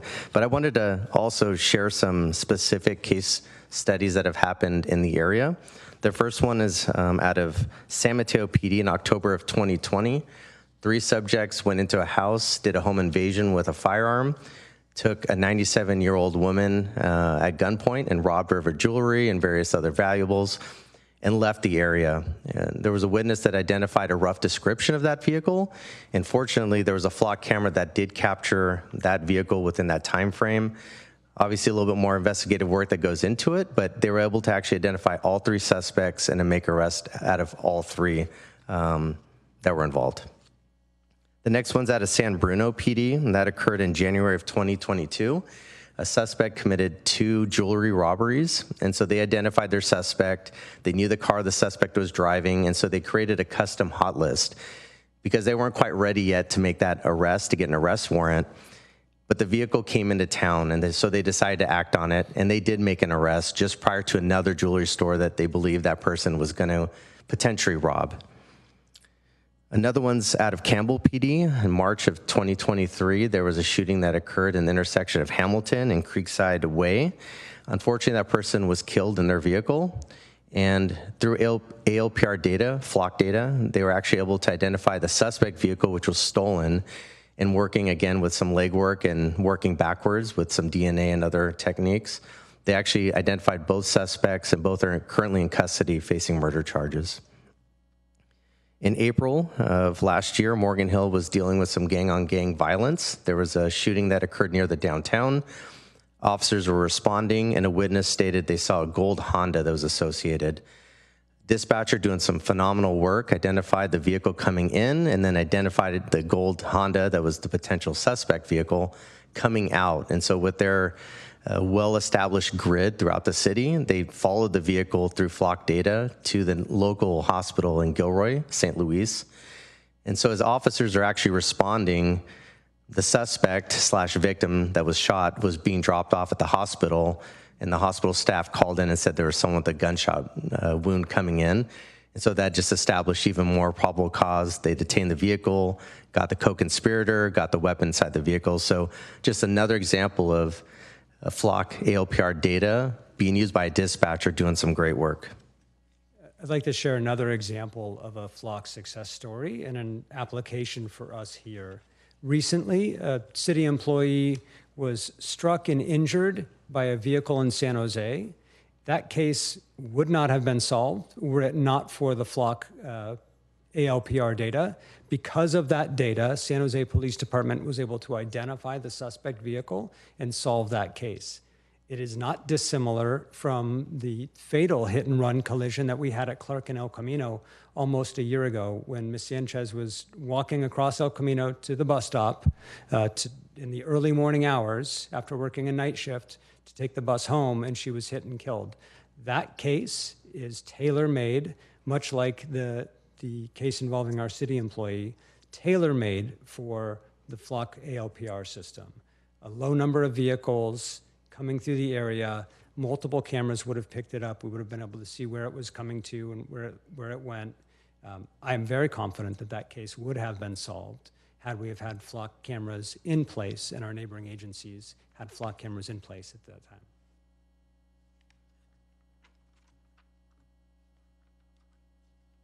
This April, we had our Public Safety Advisory Board meeting where we presented the flock public safety program. To the PSAB. The PSAB expressed their interest and asked questions about the camera's hardware, their installation and maintenance, and a lot of questions about operations and the integration of flock system into our existing police operations. The board was supportive of the technology, given the vast safeguards related to immigration enforcement and abortion investigations. There was strong concern from one board member about the sharing of the data with other law enforcement agencies. And we had public comment from 2 people virtually.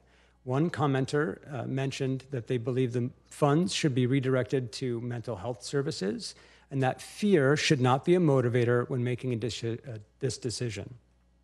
The other member, who represented MV-CPRA, mentioned appreciation for the safeguards associated to no facial recognition and short data retention policies, but stressed the need to ensure the data was secure and concern over ability of images to be manipulated. If approved, after the first year, the police department will evaluate the effectiveness of that flock ALPR system and the placement of the cameras, looking for incidents of locating missing persons, assisting in solving criminal investigations, and warding off would-be criminals, and the recovery of stolen vehicles. This evaluation will inform any recommendations on the changing of the camera locations and the expansion or the reduction of the number of cameras the MVPD uses.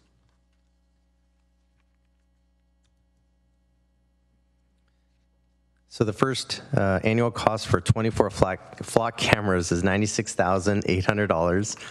The 23-24 adopted budget allocated $79,500 to flock, or for a purchase of flock if approved.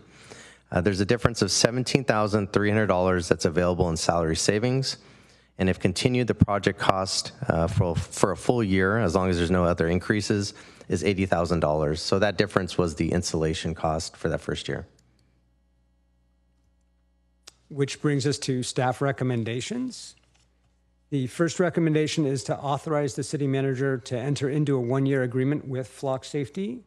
The second is to authorize the city manager to renew or extend the agreement without returning to council.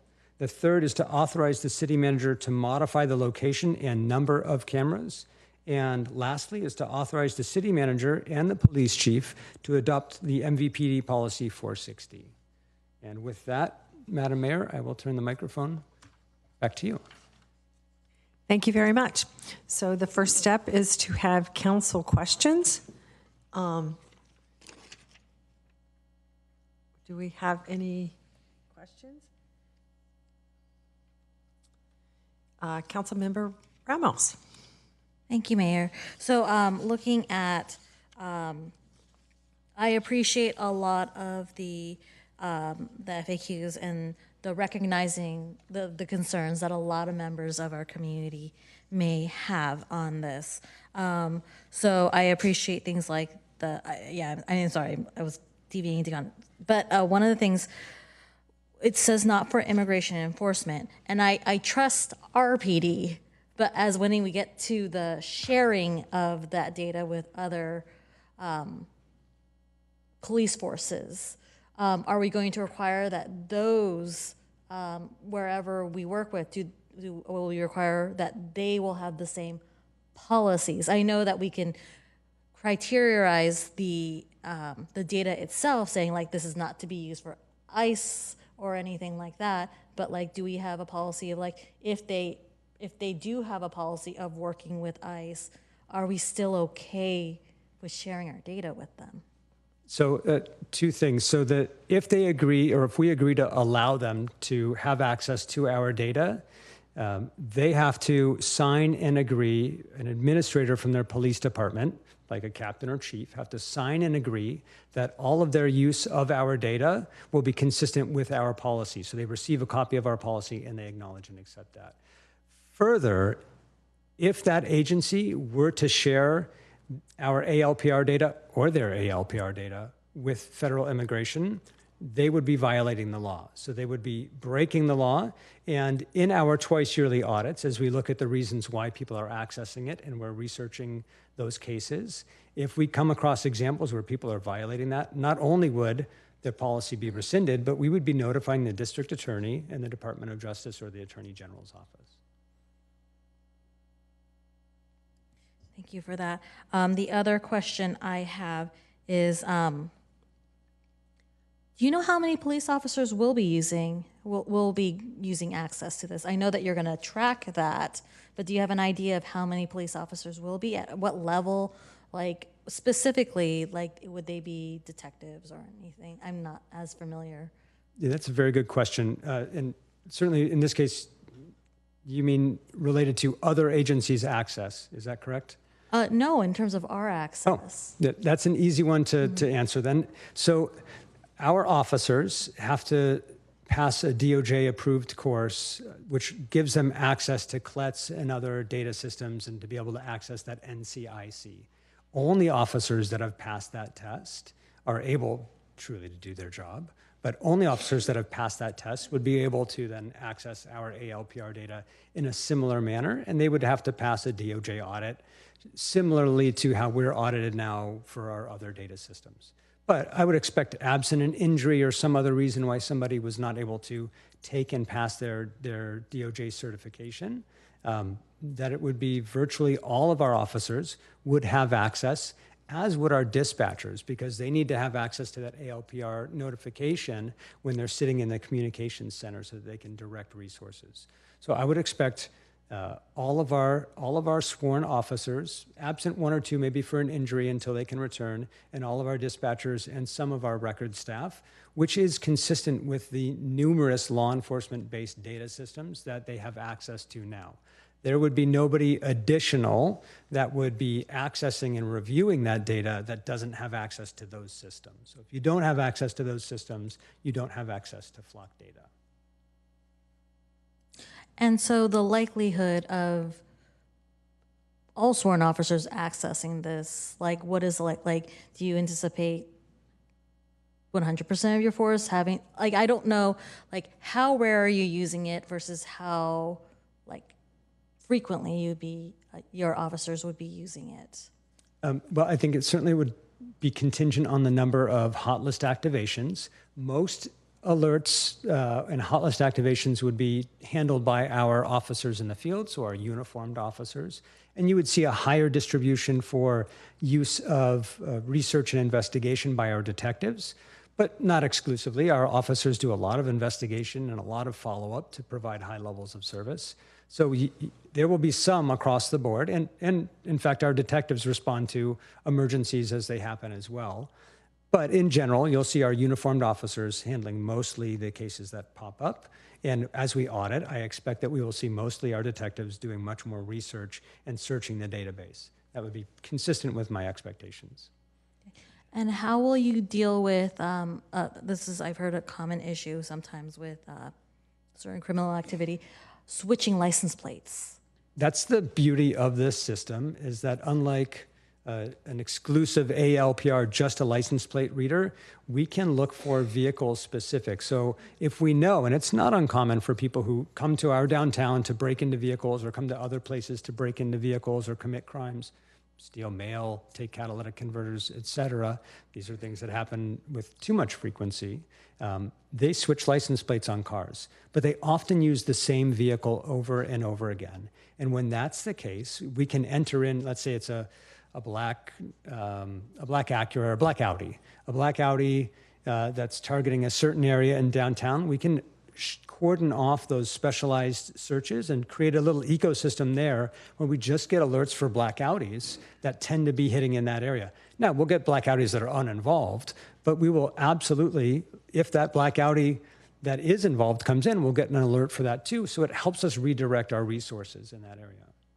And if I can just add that the regional coordination is what is really important with this, and working with our neighboring agencies like Santa Clara, they'll message neighboring agencies and say, this vehicle with this current plate that's stolen is committing these crimes. And so we can manually enter that plate that's currently being used, because typically they're going to keep using it for a short period.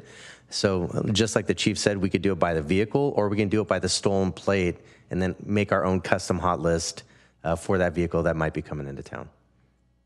Okay. And I'm also thinking about, in terms of usage, you're going to be tracking all the usage of the ALPR system. What would constitute as like a red flag? Like someone was using it too much, and then how would you address that?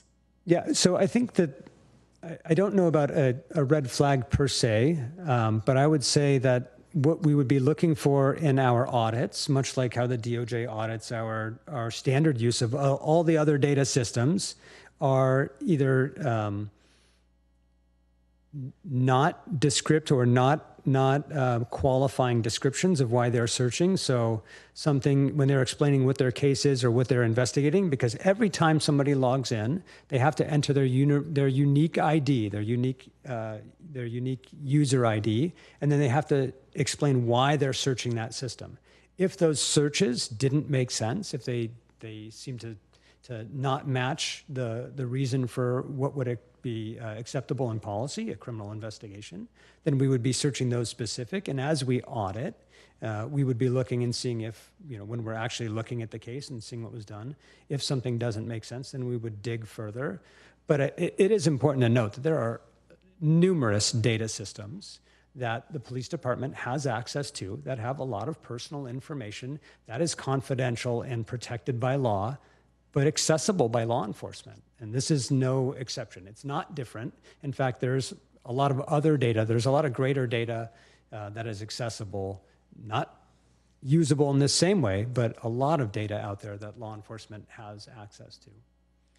I guess when I'm asking about, as you're looking through the audit and you find something, oh, well, that seems odd, and then you look into, I'm just questioning, how do we hold people accountable if there is something wrong? I think that's absolutely. probably the big fear that everyone has. So our policy will prohibit the out of policy or unlawful use of our ALPR data. Our audit system will allow us to look for problems in the usage. And if there's an employee who is under investigation for something else, certainly we can examine their usage of ALPR. If they were using a different data system out of policy, certainly we would be examining all of their different data systems use and seeing if they're within policy or out of policy. But it's important to point out that we have presented a twice yearly audit of all of our ALPR data usage and looking at who is using it, when they're using it, and how it's being used. So, maybe perhaps a red flag would be use that's not consistent with their schedule. Or investigations doesn't seem to match the investigations that they would work. All right, thank you.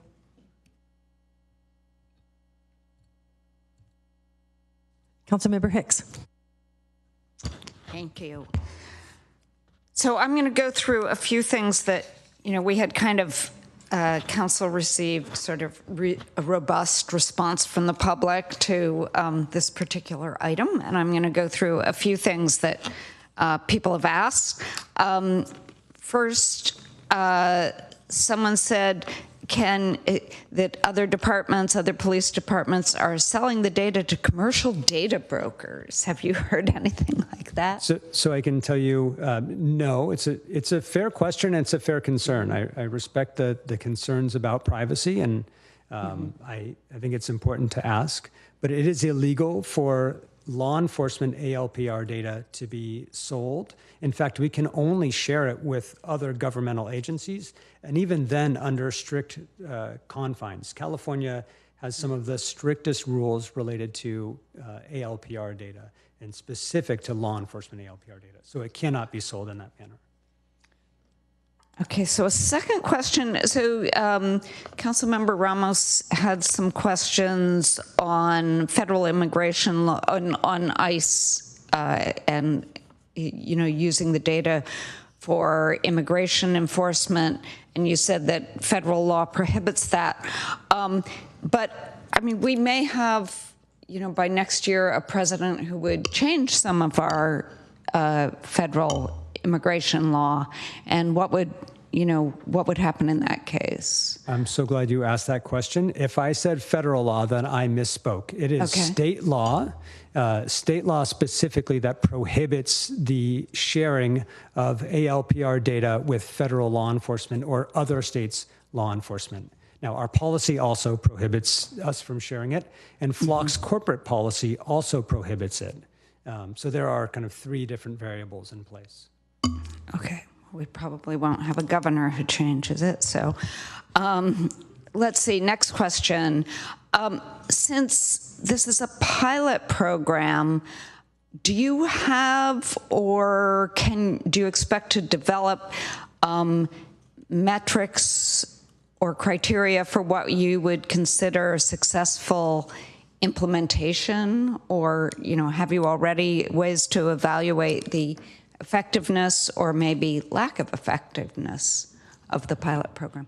Yes, metrics exactly are hard to identify. We don't have a specific number like 15 involved cases a month. However, what we'll be doing is tracking all of the cases that are involving an ALPR system and then reviewing whether or not they were arrests, whether or not we intervened and prevented a case, if there was something wrong and the system didn't work or the flock cameras were malfunctioning, and then those things will be reported back and inform those decisions. So both the public safety outcomes, how we're finding stolen cars, how many stolen cars, but we don't have a threshold to make a decision as to whether or not we would retain the system.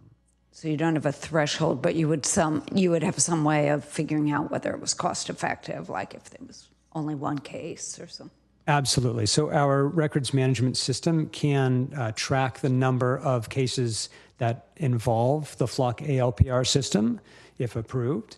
And that will allow us to look at all of the different cases and then aggregate those separately based on the types of cases that they are, the types of intervention, whether they were hot alerts, missing persons that were at risk, stolen vehicle recoveries. So we anticipate a fair amount of data that we're going to be able to take back, suss out, and then sort for to demonstrate whether or not we have positive public safety outcomes or not. And then my last question is, do you expect that they'll help in any way with catalytic converter theft? I think they will help in many, many ways with catalytic converter theft. Neighboring agencies have had success. We are targeted for catalytic converter theft by often folks from out of the region who come in, and they will hit city after city after city. So not only will it provide us with alerts as these folks come into town, but it will also allow us to investigate after they've happened and to combine the investigations for greater outcomes with prosecution. So we'll be able to tie them into more cases. We may suspect they did 10. This will help us identify where they did those 10. Let's say if we were to stop a car and we have 10 catalytic converters, without the victims, we can't prove their crimes. This will absolutely help both the emergent need for catalytic converter thieves and the investigations of those cases. The only thing I would like to add to that is it's also doing it safely. And so a lot of our neighboring partners will send out messaging on what plate is committing these kind of crimes. And in the law enforcement world, we know that catalytic converter thieves are often armed with firearms. I think we had a recent shooting in the region where actually it was an actor that was a recent one, but we've had a lot of cases where catalytic converter thefts have been contacted and they flee and they're armed. And so being able to respond to that in the appropriate manner, and so we get an alert, we could send appropriate amount of officers to deal with that problem versus an officer potentially just driving up on one. And so I think I wanted to highlight that too. Okay, thank you. That was my last question. Councilmember Abikoga? Thank you, Mayor, and thank you for the presentation. I just had a question about the number, the 24 that you're proposing. How did you come to that number, looking at the comparison cities, especially like you had Milpitas at 50, I believe, and even I was in Los Altos Hills at a public safety meeting, and I think Los Altos Hills, it's on here, they had 40 for a city of, or town of about 8,500. So just wondering how you came up with that number. I believe it was Morgan Hill that has 50. Okay. And they started at a similar number of about 24 or 25. The way we came to it was looking at what kind of the best entry level point was for us to get the system, onboard it, and evaluate it and see how it's working for us and make decisions as to how we scale it either way. For Morgan Hill's example, they did just that and it worked very well for them. And I think we're seeing regionally that tends to be the case, that agencies are reporting back that they've had successes and then are looking to expand. But 24, we examined the city. We looked at the ability to best safeguard the city for folks entering in. So to provide us notification zones at most of the ingress and egress to the city. And that was kind of after looking at the map of the city and working with Flock's technicians who do this, we came up with the number of cameras based on the number of locations we wanted to place them. Okay. And then Cupertino is under the sheriff, and then the sheriff also does Los Altos Hills, but do you know what the status of?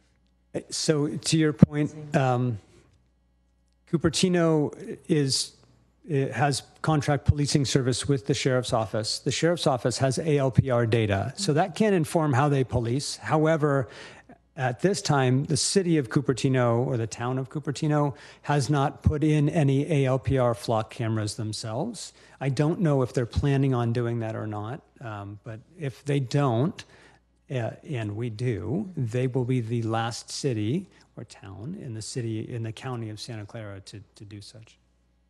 Thank you. Vice Mayor Matichak. Thank you. In the policy, I noticed there's a lot of references to civil code, government code, and I guess I was wondering, since some folks have asked about it, why the California Department of Justice Division of Law Enforcement Information Bulletin that specifically talks about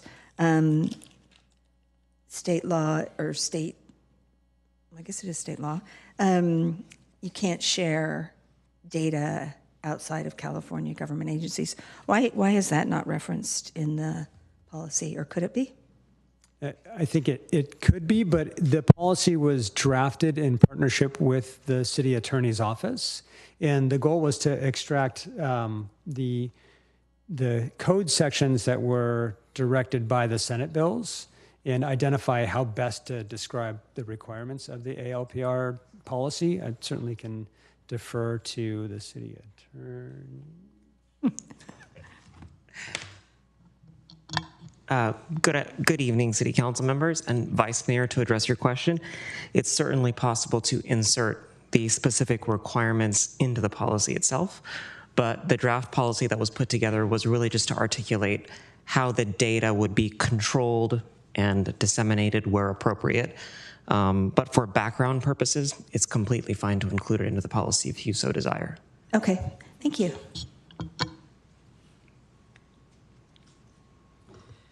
Okay, I had a couple of questions too.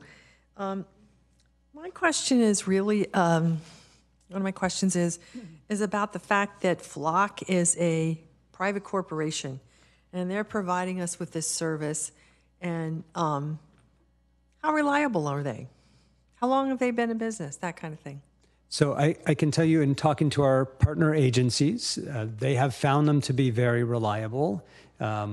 I don't know how long the company has been in business itself, but neighboring agencies have had the technology in their cities for a couple of years, about 3 years now, and have had good success with the reliability of the product, the responsiveness of their customer service, and of their customer satisfaction teams. So the feedback that we get is very positive, but it's important to note that we're not buying this equipment. We're leasing this equipment, and we can separate. If we don't want to renew a lease, we're not obligated to renew a lease, and we can go our own ways. And if that positive relationship that we're hearing doesn't manifest for us, or if it changes, then we can reevaluate that relationship and not re-up our contract with Flock Safety. And the nice part about leasing those cameras is we don't invest a heavy amount or a significant amount of money up front to buy cameras and then feel maybe obligated to stay longer than we should with a company. If it doesn't work out, then we'll look for an alternative. So there could be another company that comes along that would do a better job in 10 years, we just don't know. Yeah, in fact, just to be clear, this is a request to enter into a contract with Flock Safety now, but there is an evaluation period. We'll continuously be evaluating the efficacy of the technology. So if that were to change for whatever reason, we would be reevaluating, but also the responsiveness of the company and the equipment that they have. Okay, thank you. And then another question I have is one of the emails I got stated that they were very concerned about how really well guarded this information was, because it could be subpoenaed in criminal cases. That's not something I don't know anything about the rules related to that kind of thing, but is there some sort of a doorway essentially that opens this data up to investigators that are defending criminals? So to be clear, for criminal cases, yes, this information could be entered into a criminal case as long as it's a state case and not a federal case. Whether they're a defense, a defendant, or if it's the plaintiff's attorney or the defense attorney, if it's exculpatory evidence and we have access to it, then they would be entitled to it. Having said that, if we don't check and have it for 30 days within whatever crime occurred, it's gone, and that's not really the speed at which court systems work. But if we've searched it and we have a record of it, we'd retain it for a year. If it's evidence entered into evidence with a case, then it's subject to the evidence code. But it's not the database in the system, it's an extraction of it. So we'd have a little slice of the data. We wouldn't have, access into the data system. We would have a printout describing what the system, what that was, and they'd have a digital fingerprint of that data. So the court system essentially wouldn't have sort of access to go in and query the system for... That is correct. Now, they could, in theory, if it's a state case, we could be directed to query a system. We could receive a search warrant related to a criminal case that abides by all of the other restrictive laws, and then search that case for exculpatory evidence. I believe that is the case. It's an area that I have not heard discussed yet, and I haven't heard any district attorneys discussing it. But it's important, if there's exculpatory evidence, it's important to provide that for someone's defense as well. Well, what do you think, this is an easier one, what do you think will be the sort of standard way that a query is made for data in this system in Mountain View? How do you see it being used most frequently? So a query, but not a hot list alert. I think the queries will be made predominantly by our detectives, but also by our officers investigating cases before they get to the detectives. So if we have a series of auto burglaries or catalytic converter thefts at night that make it easier to narrow down what vehicles have come through within a time frame, I suspect that those officers would be working like detectives and narrowing down that window and investigating. They may then turn that information over for further investigation, both of Flock and other investigative means, to our detective bureau, or they may, if allowed by the sergeant and the lieutenant, to continue to run with that investigation. But I would expect to see mostly detectives, some officers, but it's going to have to fit the right type of information for them to want to search, if that makes sense.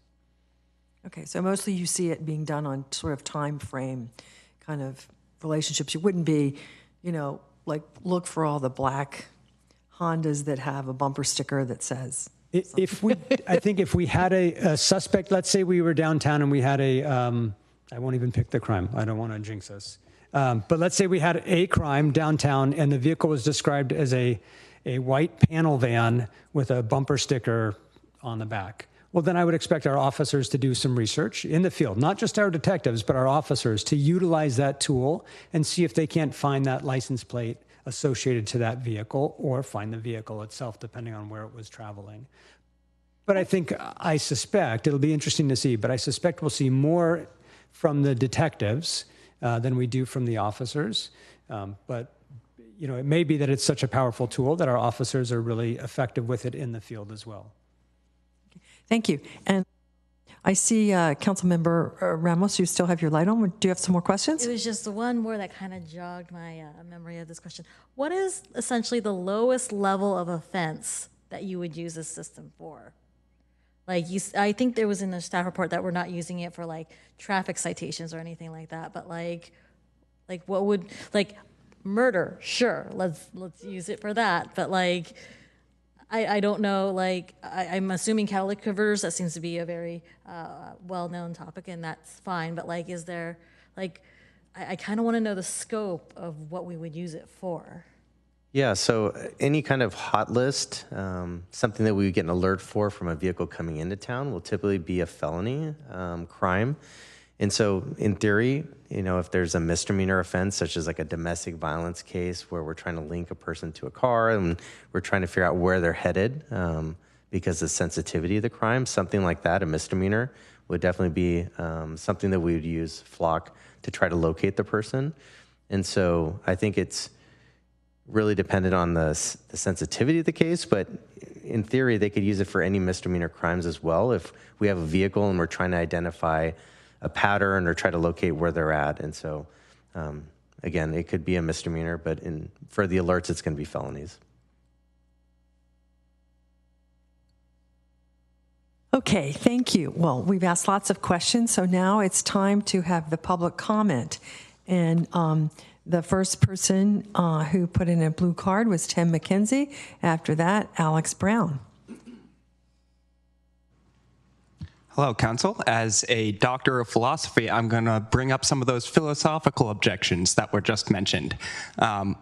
There's the civil liberties angle, like we should not be constantly surveilled all of the time. One of the things that was just said as a benefit is if a crime is committed, we could go back in time and then reconstruct motion. That's before someone commits a crime, they're an innocent person.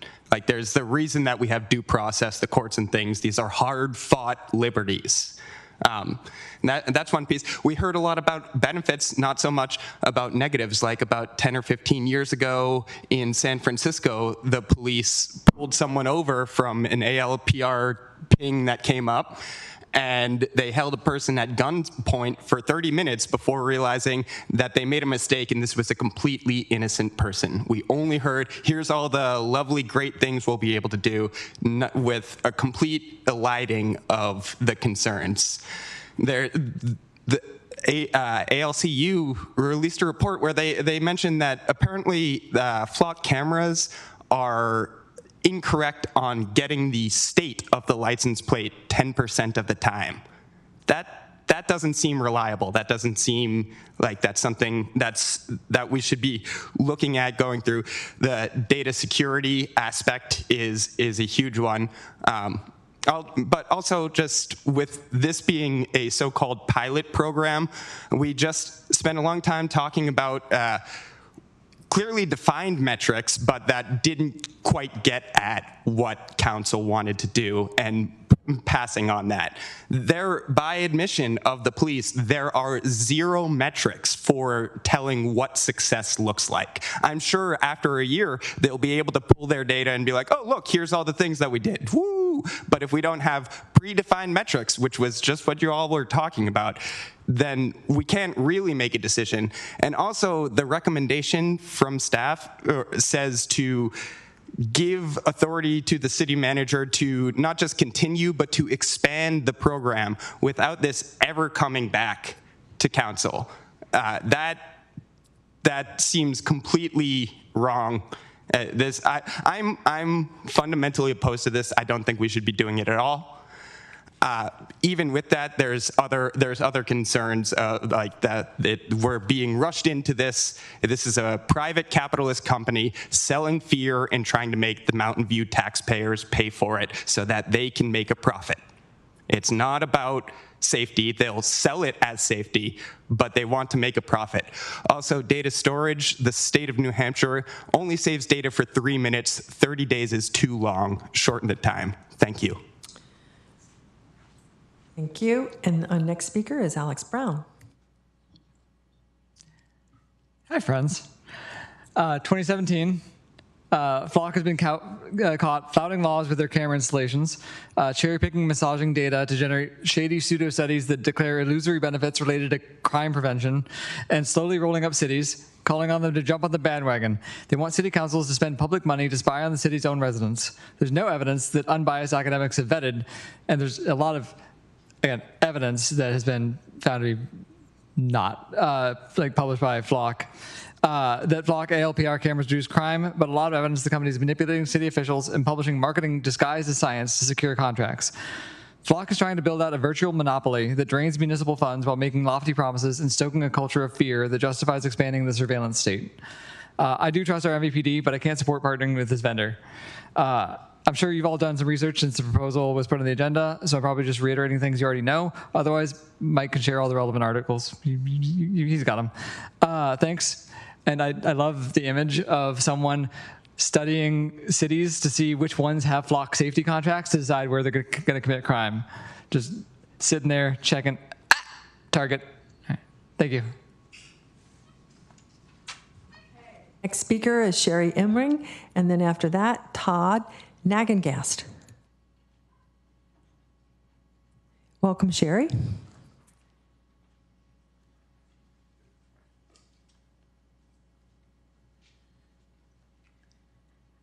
Well, this has been really interesting because there's a degree of paranoia that I didn't see before, that I certainly saw tonight. I think that this has been so well researched, and there's so much information that we got tonight, covered 3 and 4 times over. They did, in my opinion, an absolutely fabulous job of the presentation, giving us everything. And if anyone thinks there aren't 1,000 pictures of them out there anyway, there are. Wherever you are on the street, your picture is taken. So that's life. That's how it is. Let's decide what good comes of this, and a lot of good comes from this. We're not taking a picture of you in the driver's seat. They're looking, I'll tell you something. I saw an accident, and the police asked me to describe the car.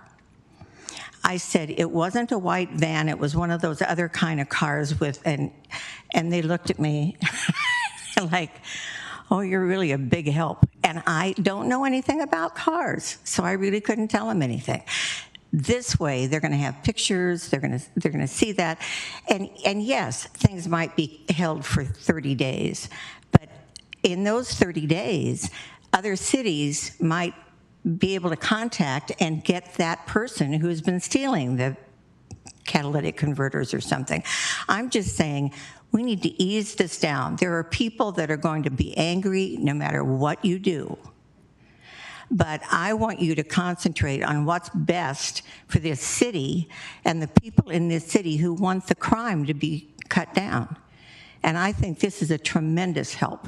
And it's researched, yes, it's 3 or 4 years old. Well, guess what? That's because that's when it was developed. When you first had a cell phone, how big was that cell phone and how odd did it look? You know, anything that's new is going to be, there are going to be surprising things in that. So if you're surprised by any of these things, the answers were on that screen. Thank you.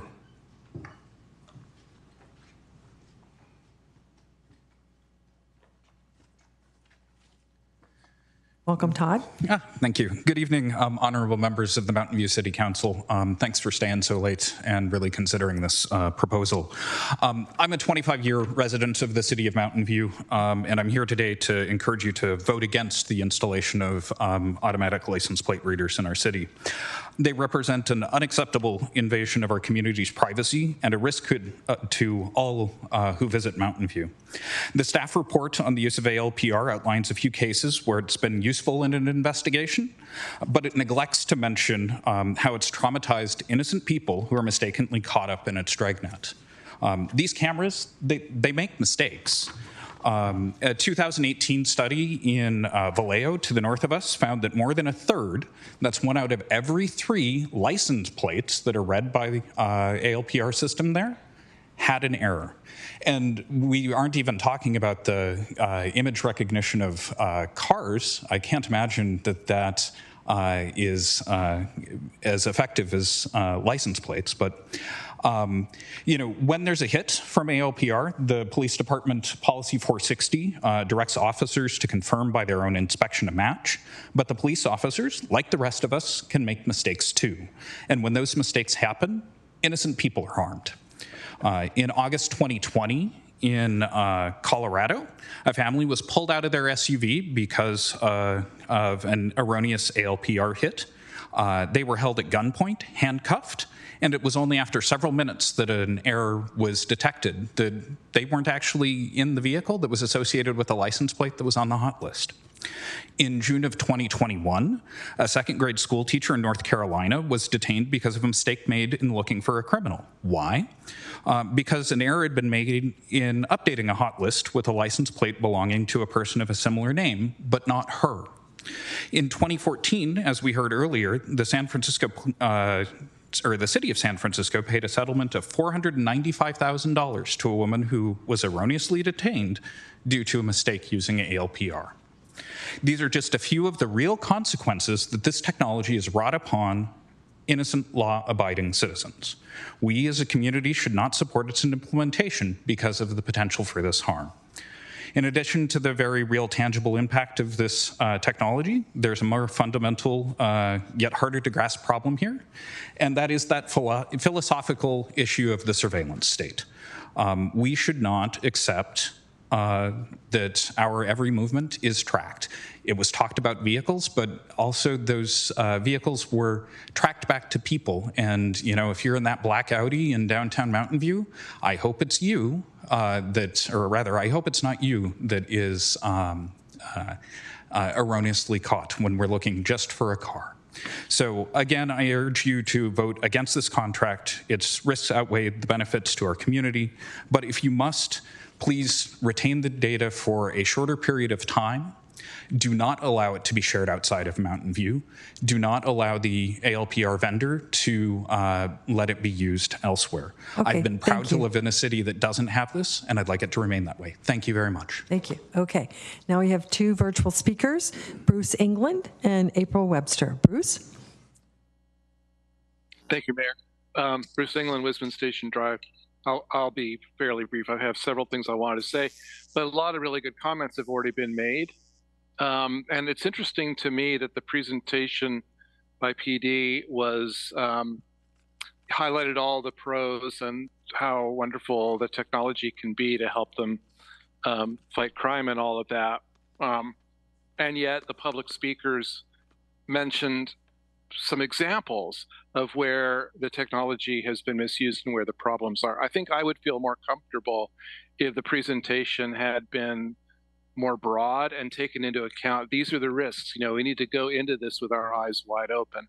I tend to agree with public speakers that it's just too premature to get into this technology at this point. However, they also mentioned the regional coordination aspect. And I think that in looking at this and evaluating this for Mountain View, it is important to look at what other cities are doing and figuring out where our vulnerabilities are in terms of regional coordination.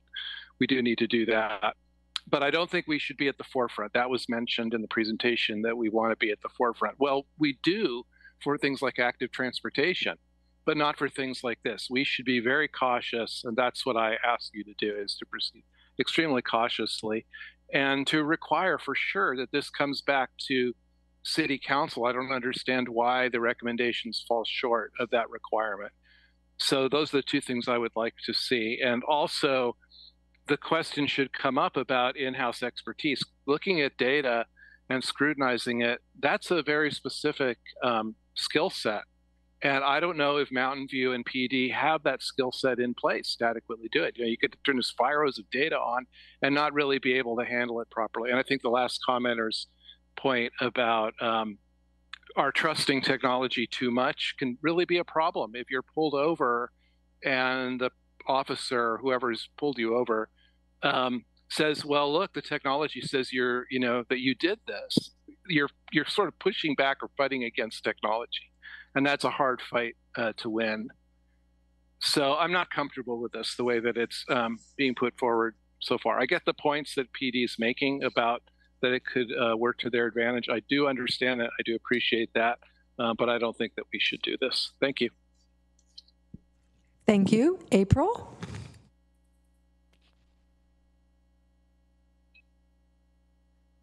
Hi. Yeah, I like Bruce, I have a lot of concerns. So my background's in data management. I every year have to go through a course on data security and whatnot. And I heard a lot of talk about the benefits of this and jumping on the bandwagon. And it feels a little bit like a hammer, where it's, hammering the nails and everything's a nail in some ways. But not a lot of talk about all of the risks. There's some serious risks associated with managing the data, and very little about what policies are going to be used to address those risks in a very robust manner.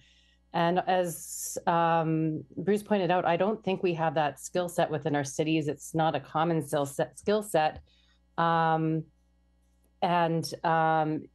if the data is stored in AWS, you still need someone who knows all of these issues to be able to configure that properly to avoid things like, malicious attacks, deal with data breaches, unauthorized access.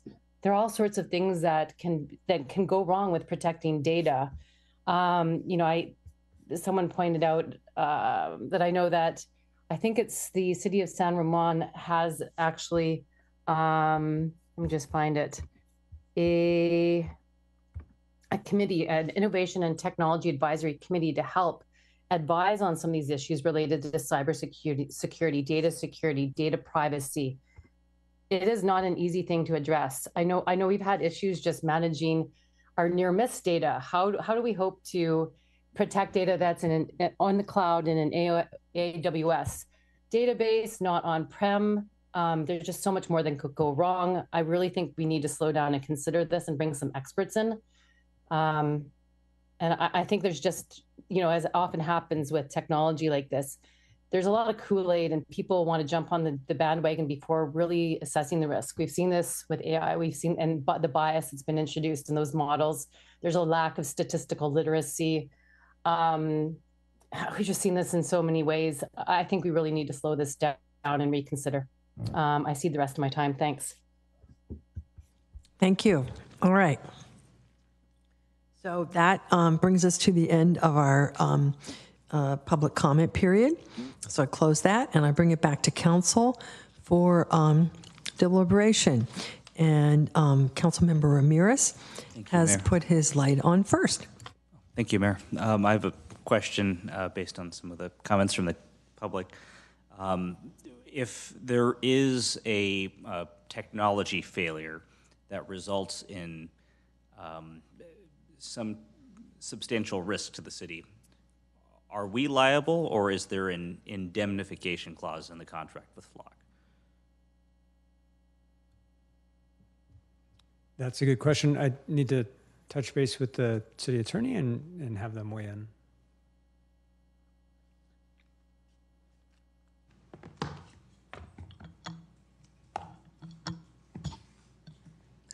If you give me one moment, I will pull up the exact language for you, if you Thank like. you. Mm-hmm.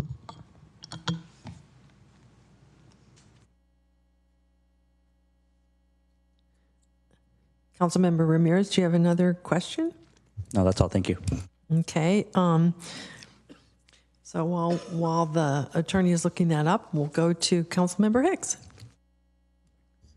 So I'll say with the staff recommendation, at a minimum, I would want, let's see, it has 4 parts.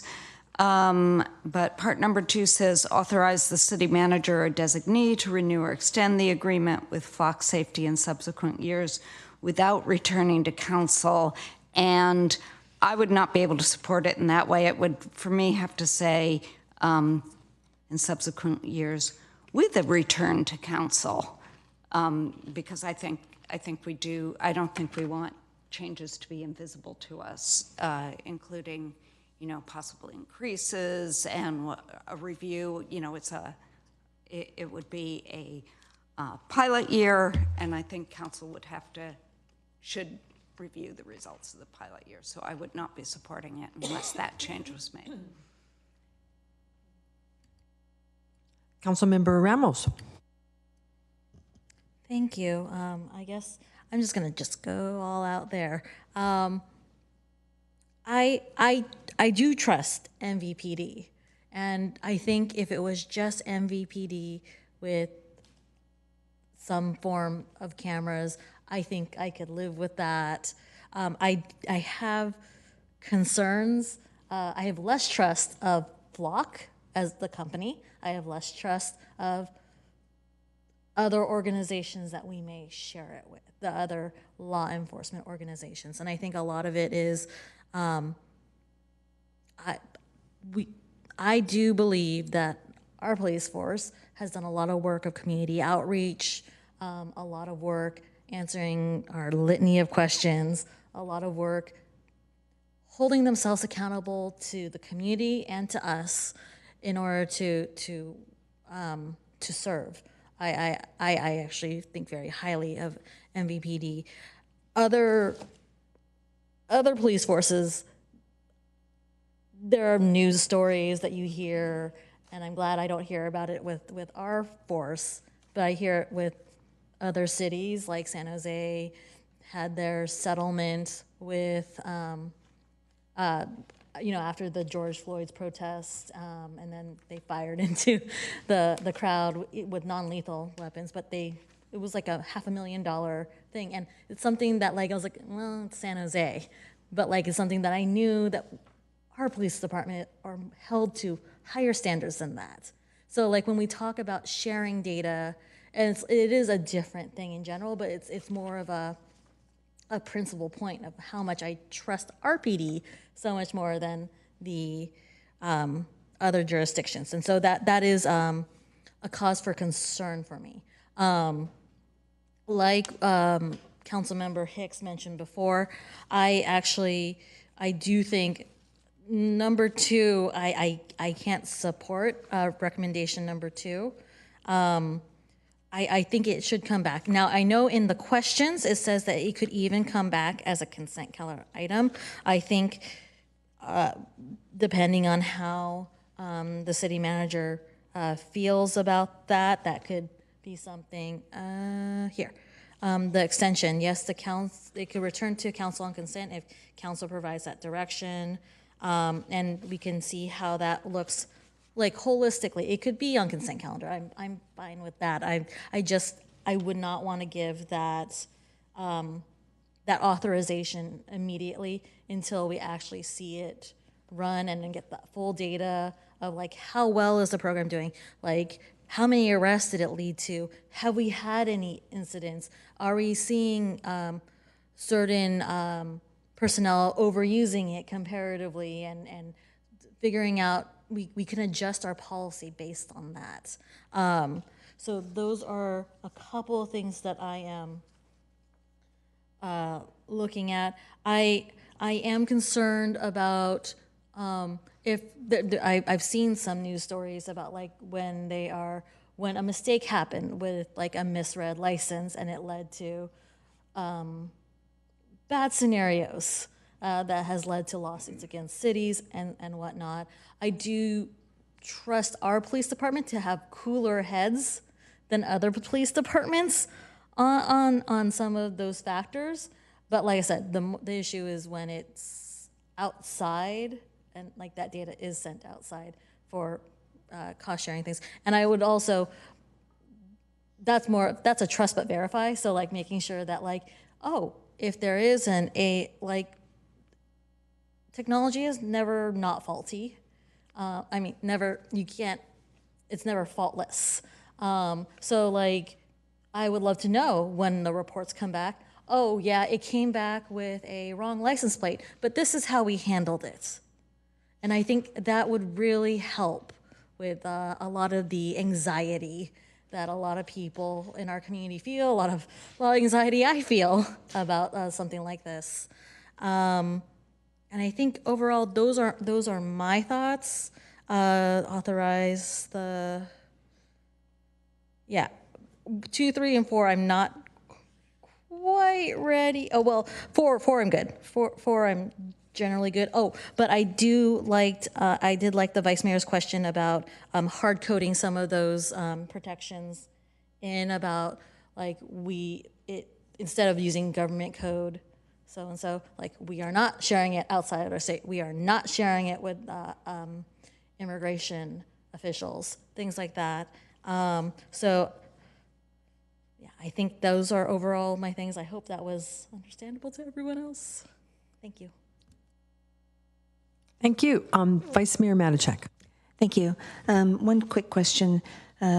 Folks mentioned potential misuse of the information. Are you aware of any instances of that over the past 2-3 years that Flock has really been in use? I am not aware of any misuse of the data systems or of data systems in general in the region or broader. I do hear the comments that were mentioned and have read some articles, but not about misuse of Flock data. Okay, thanks. And have you heard of any data breaches or anything like that? And frankly, having also worked in the tech field, it would be AWS that provides the security. So have you heard of any breaches or anything? No, I have not. Okay. I actually feel pretty comfortable with the staff recommendation. We have heard from a lot of residents. We had some show up here tonight, but the majority of the emails we received and conversations I've had with folks are in favor of this, and frankly, I've wondered why it's taken us so long to move on this. We're not at the forefront of this. We're one of the last cities to get this in the county. So I think it is time for us to do this. I think we've got enough safeguards in place, both at the city level, at the state level as well, to protect data. And as has been mentioned, I also trust MVPD to do the checking to make sure that when you do receive an alert, that you're using a secondary source to validate the information, so you're not just relying on Flock. I think that's a really important step, and I appreciate that we're doing that. So I do support this. I actually would be supportive of more cameras to start with, because as you said, most cities have started out with some, but then increased it. So, you know, if we're already sort of behind, why wouldn't we just start with more cameras? So I'd be supportive of doing that. So actually, I will make the motion to move the staff recommendation, although I'm also open to discussions if we want to make some tweaks to it. But I'll move the staff recommendation. Thank you. Councilmember Abikoga? Thank you, Mayor, and I will second the motion. I agree with the Vice Mayor. I've been, as you can imagine why, but traveling around other cities in our county quite a bit, and in various other communities, I've heard from folks residents who are very happy with their Flock cameras, and urging us to get on board. And as the Vice Mayor and as it states in the staff report, I don't think we're charging ahead in this. We're kind of behind. If you ask me, 1,000 cities have this, 38 states, 500 police departments, and then in our county, all the cities except for Cupertino now and us are already have implemented this technology or equipment, and that's what I look at this as another tool in the toolbox for us to be able to respond to the concerns and, frankly, the incidents. I had a catalytic converter stolen from my driveway, and I was in a group of about a half a dozen neighbors, and it turned out all 6 of us had catalytic converters stolen. So there seems to have been an increase of these types of property crimes, and the data's shown it, and you have it in the staff report. The cameras have been helpful in arrests and stolen vehicle alerts and felony vehicle alerts. So I also serve, as you know, on the Metropolitan Transportation Commission, MTC, and am in charge of the toll authority as well as express lanes. And they use cameras. Frankly, they're more invasive, you could say, because they actually have to detect who's and how many people are in the car to be able to see if they're violating or not. And so, given that this technology is frankly less invasive in that sense, gives me comfort. And the reality is that, as folks have mentioned, we're being watched all the time, and whether it's your Amazon, I just forgot what it was, the Alexa, yes, thank you. Listening in on your dinner conversations, or the cookies on your computer. That's unfortunately, that's just the way it is now. I think that in light of the concerns about crime, property crime, retail theft, this is looks like a tool that we can utilize that will benefit the community. As mentioned, we did hear from quite a few residents. The majority were supportive. Again, I've heard from other communities who just love this technology.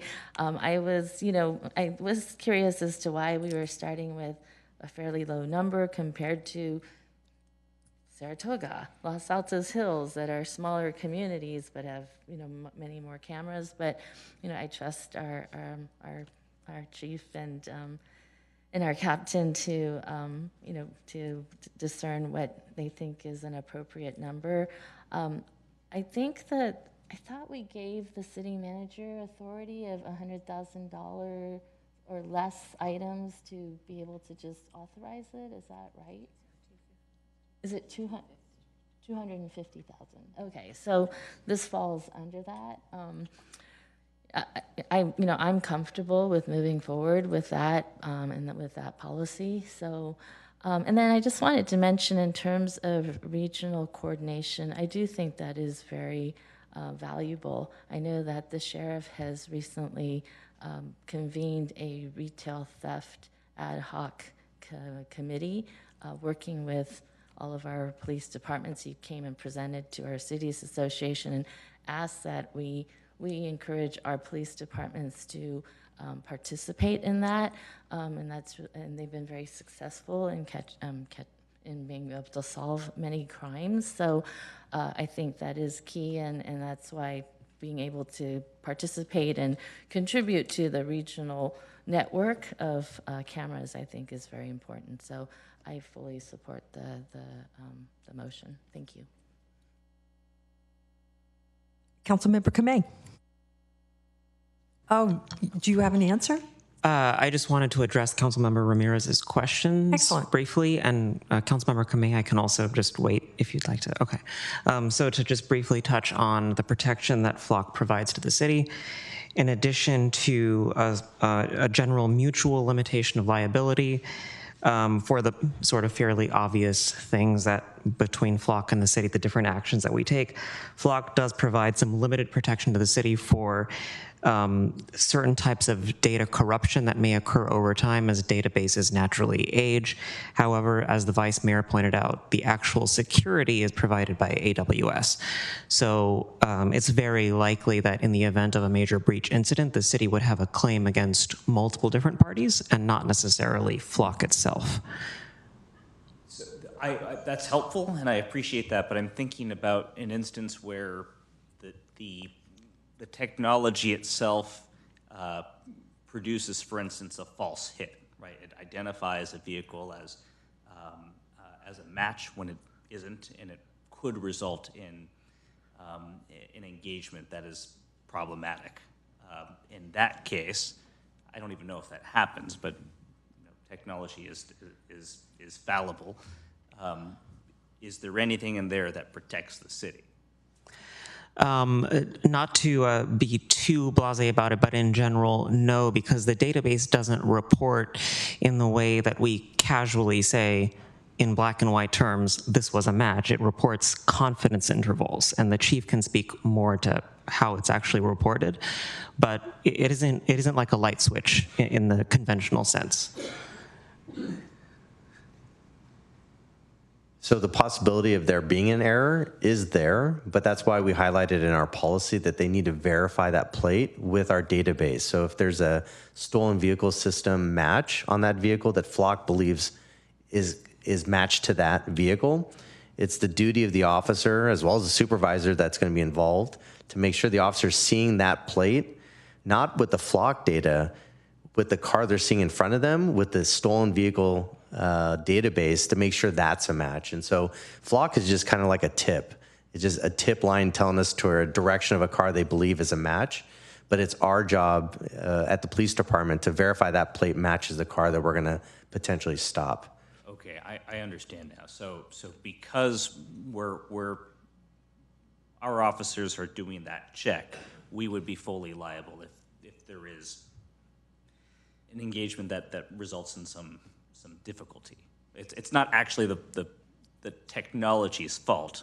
we should have done our due diligence to make sure that there actually was a match. So I'll say it's our job to do our due diligence. I won't speak to the liability of the city nor the parties involved. I would defer that to the city attorney's office.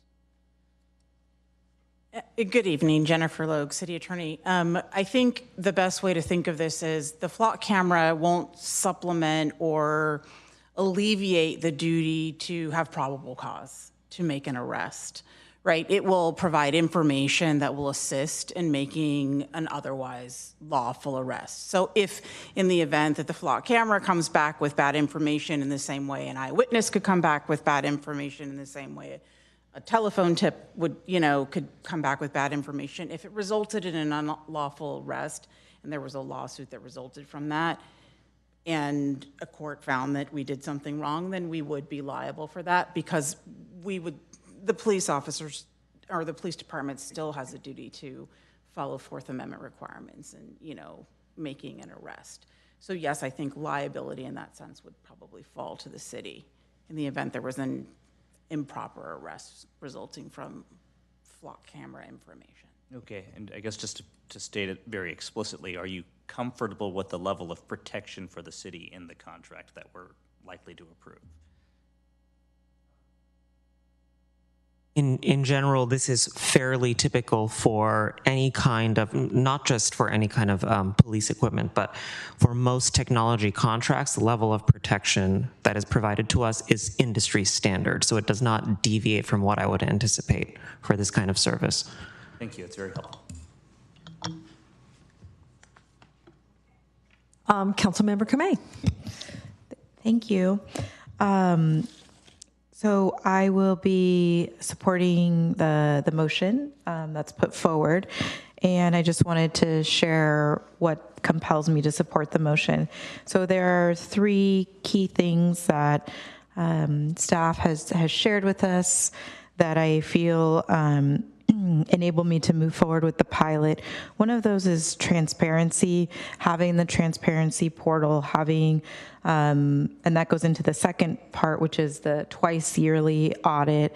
I feel like we are going forward with this program, but we're also engaging with the community and showing them just how all of the data, how we're interfacing, how it's being used. And I think that what's of the utmost importance is that community trust. And that goes into the third reason why I'm supporting it, which is the community oversight piece. We created the Public Safety Advisory Board, and I believe that one of its duties is to provide that community oversight, obviously with the discretion of council, since all seven of us do those appointments. So I do feel like there's touch points to address many of the FAQs and concerns, as staff mentioned earlier, as well as not having facial recognition, not participating with immigration enforcement, not anything with out of state. So I feel like we have tried to create safeguards as the pilot goes forward. And my understanding too from the staff presentation is that it would be a bit of an iterative process where the community or PSAB could provide feedback as we go along to help improve. That's what pilot programs are for, is to help improve processes. So the only other thing, if amenable by the motion maker and the seconder, would be I would be interested in it coming back to council just as a maybe update. It could be on consent, just some sort of, or whatever goes to PSAB, maybe that council report getting forwarded to council so that we can also see that and share that information with residents. Putting that on the transparency portal, obviously it'll be on the PSAB agenda, but I think that would be the only thing that I would ask if the motion maker would be interested. So that the twice yearly reports are also sent to council? Yes. Yeah, I'm fine with that. And it could just be on consent, that's fine. Well, if it's just a report and there's no action being taken, would it even be on consent? I think that had been some of the public comment had been, could that come? I'm comfortable with if it just comes to council yearly, the two audits with the PSAB agenda or report back to them attachment. I think having those seeing what the check-in is would be helpful. Yeah, I'm open to that coming to council because it will be interesting to see. It would be posted on the website. The PSAB would get it, so there would be lots of different ways residents or other interested parties could access it. So if it's also sent to council, I'm fine with that. But I don't think it would be on the consent calendar. Okay, sounds good. Thank you. You okay with that?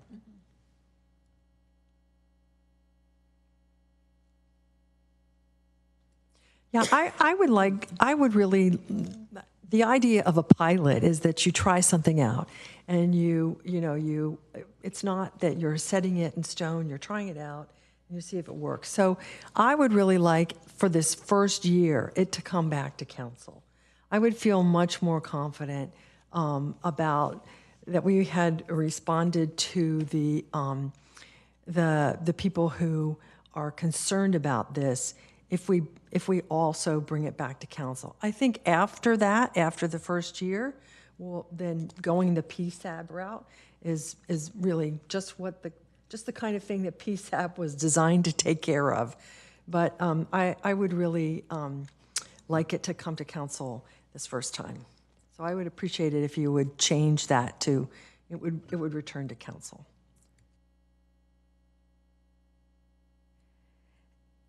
So I guess I'm wondering though, what specifically just a report comes to council? I look at the consent calendar, and the consent calendar is we vote yes or no on something. So what would we be doing? Well, yeah, I think we've all talked about how we trust the PD, and I can imagine that there's a series of questions that they're going to want to answer, and if they feel confident that this is something they should go forward with and it's working well, then that's probably a very easy consent calendar item. Oh, so it's continuing the program is the action the council would take. Yeah, but for instance, I would be interested in hearing generally how has it worked? How has it helped? Has it been meaningful? What agencies have requested our data? How many times have license plate info assisted in solving crimes in Mountain View? I think that'd be really interesting. How many times has license plate info assisted, that we collected here, assisted in solving crimes other places? Have there been issues with the use of the data, such as the things that were mentioned about, the errors? And has the system been changed since we started using it? Because that's another thing. Every time I get some sort of technology, you just get used to it, and then there's an update. And so I would be interested in, how are you happy with, is the police department happy with how the company is carrying these out, and your ability to weigh in on updates? So those are some things I would really like to have included in the report, and I would trust staff to think about whether or not this was a very straightforward item or it's not. Yeah, so, okay, so I guess I would modify it to say that after the pilot, 1 year, the council receives the same report that is prepared for PSAB that includes, I'm assuming that would include pretty much everything the mayor mentioned. I'm not sure what exactly you had in mind for that report, but it sounded like what you said before was pretty much what the mayor mentioned. Correct. And the council would accept that report or not, and then I guess vote on continuing the program. Okay. And I forgot to add to the policy the link to the Department of Justice's information bulletin that says it's California law enforcement agencies only that the data can be shared with. Are you okay with that? Thanks. Okay, so I see Councilmember Hicks and Councilmember Ramos have comments.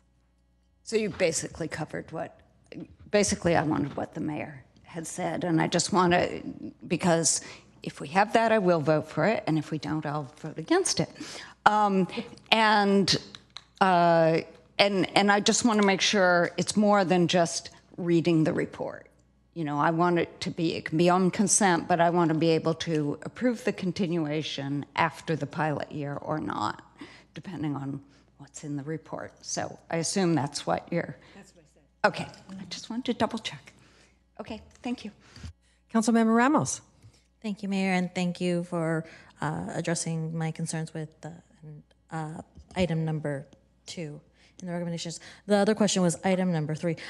It's not a do or die situation for me in terms of item number 3. It's just that I'd be really curious and like, why would we change the, say, because it says if you're going to change the location or the number of cameras kind of thing. And I would just be really curious why that would happen.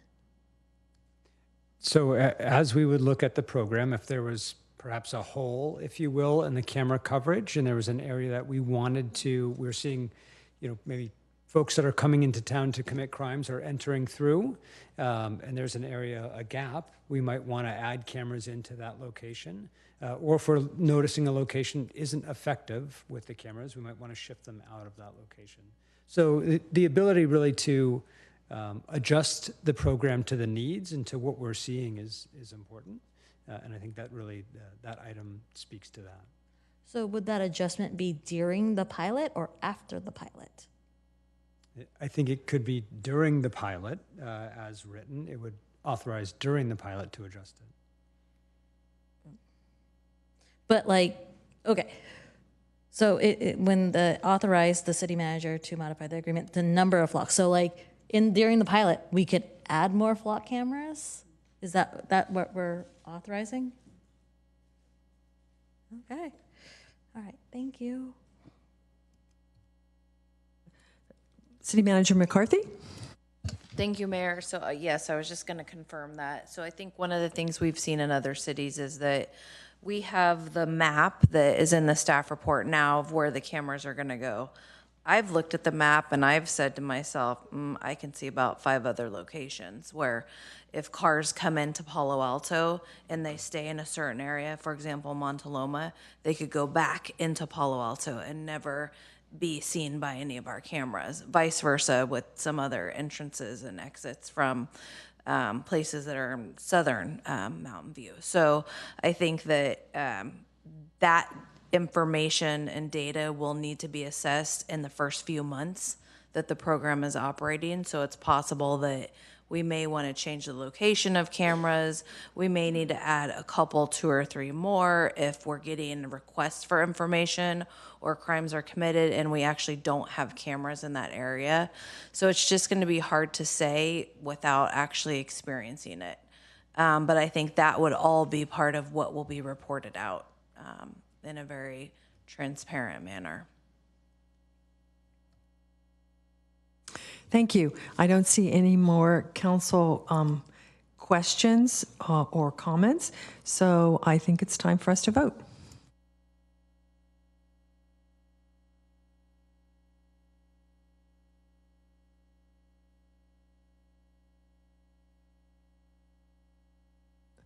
The motion that we crafted together, thank you very much, passed unanimously. All right, so that brings us to the next item on our agenda, which is the city attorney's report. Is there a city attorney's report? No reportable action was taken in closed session, but was there an item before that for council members' reports, staff reports, and I wasn't sure if it was taken out of order. It's taken out of order. Okay, so there's no report from closed session this evening.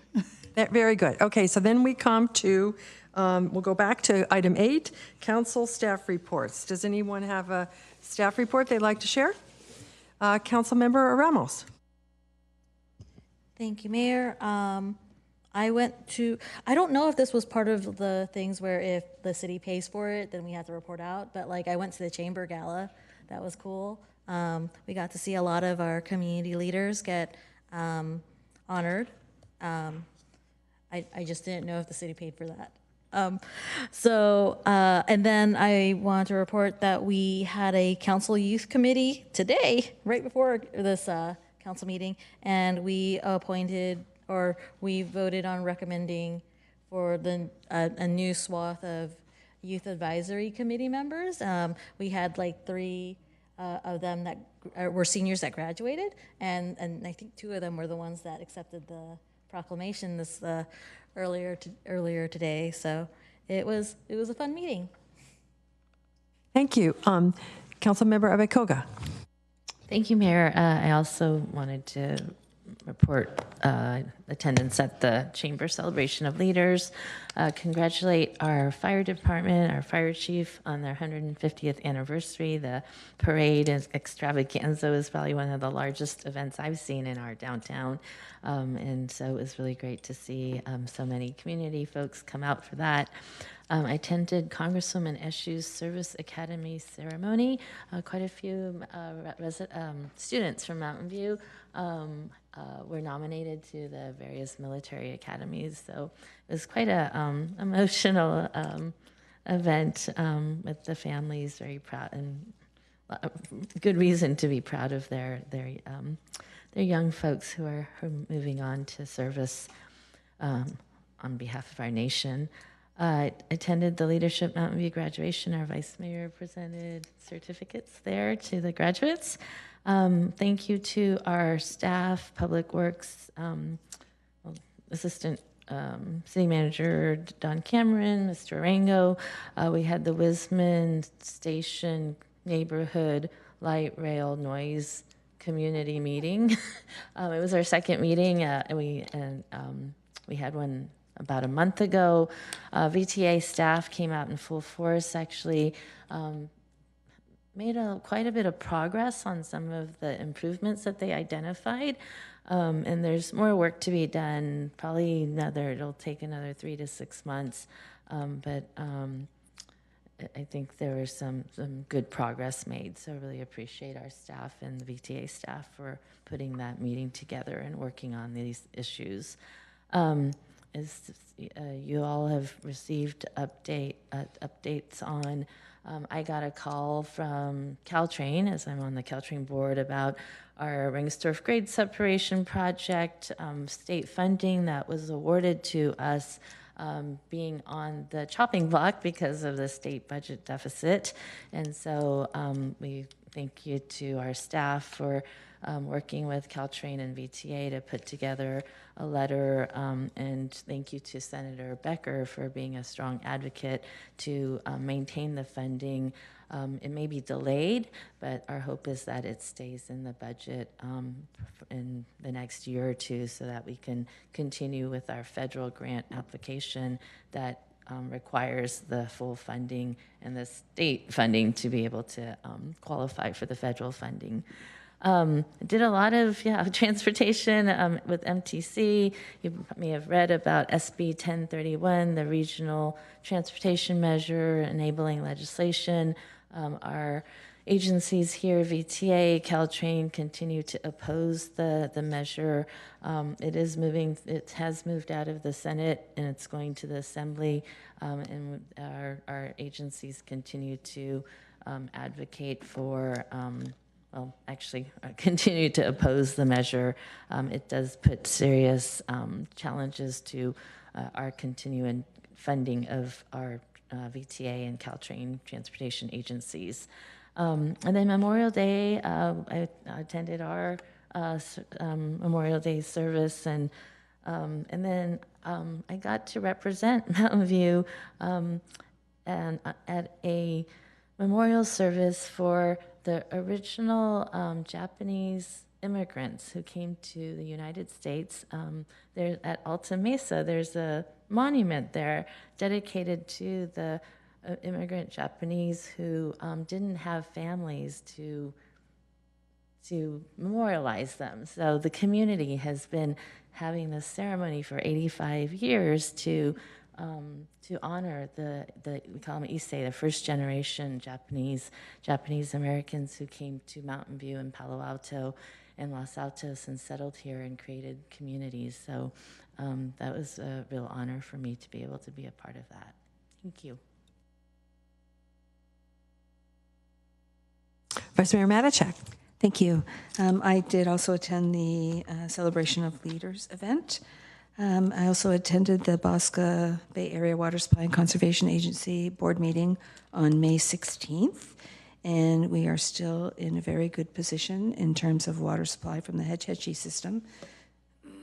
So for the current water year, the upcountry, as they say, precipitation and snowpacks are above the median, as is the precipitation in the Bay Area. It was kind of a wet year this year.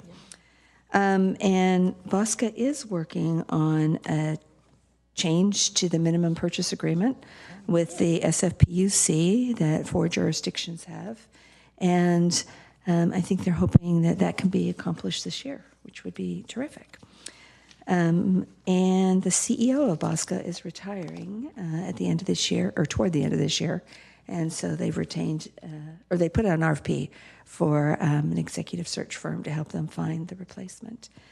I also attended the NLC AI committee meeting on May 17th, and this was a virtual meeting where information on AI was shared by several different sources. But I will say the most comprehensive and impressive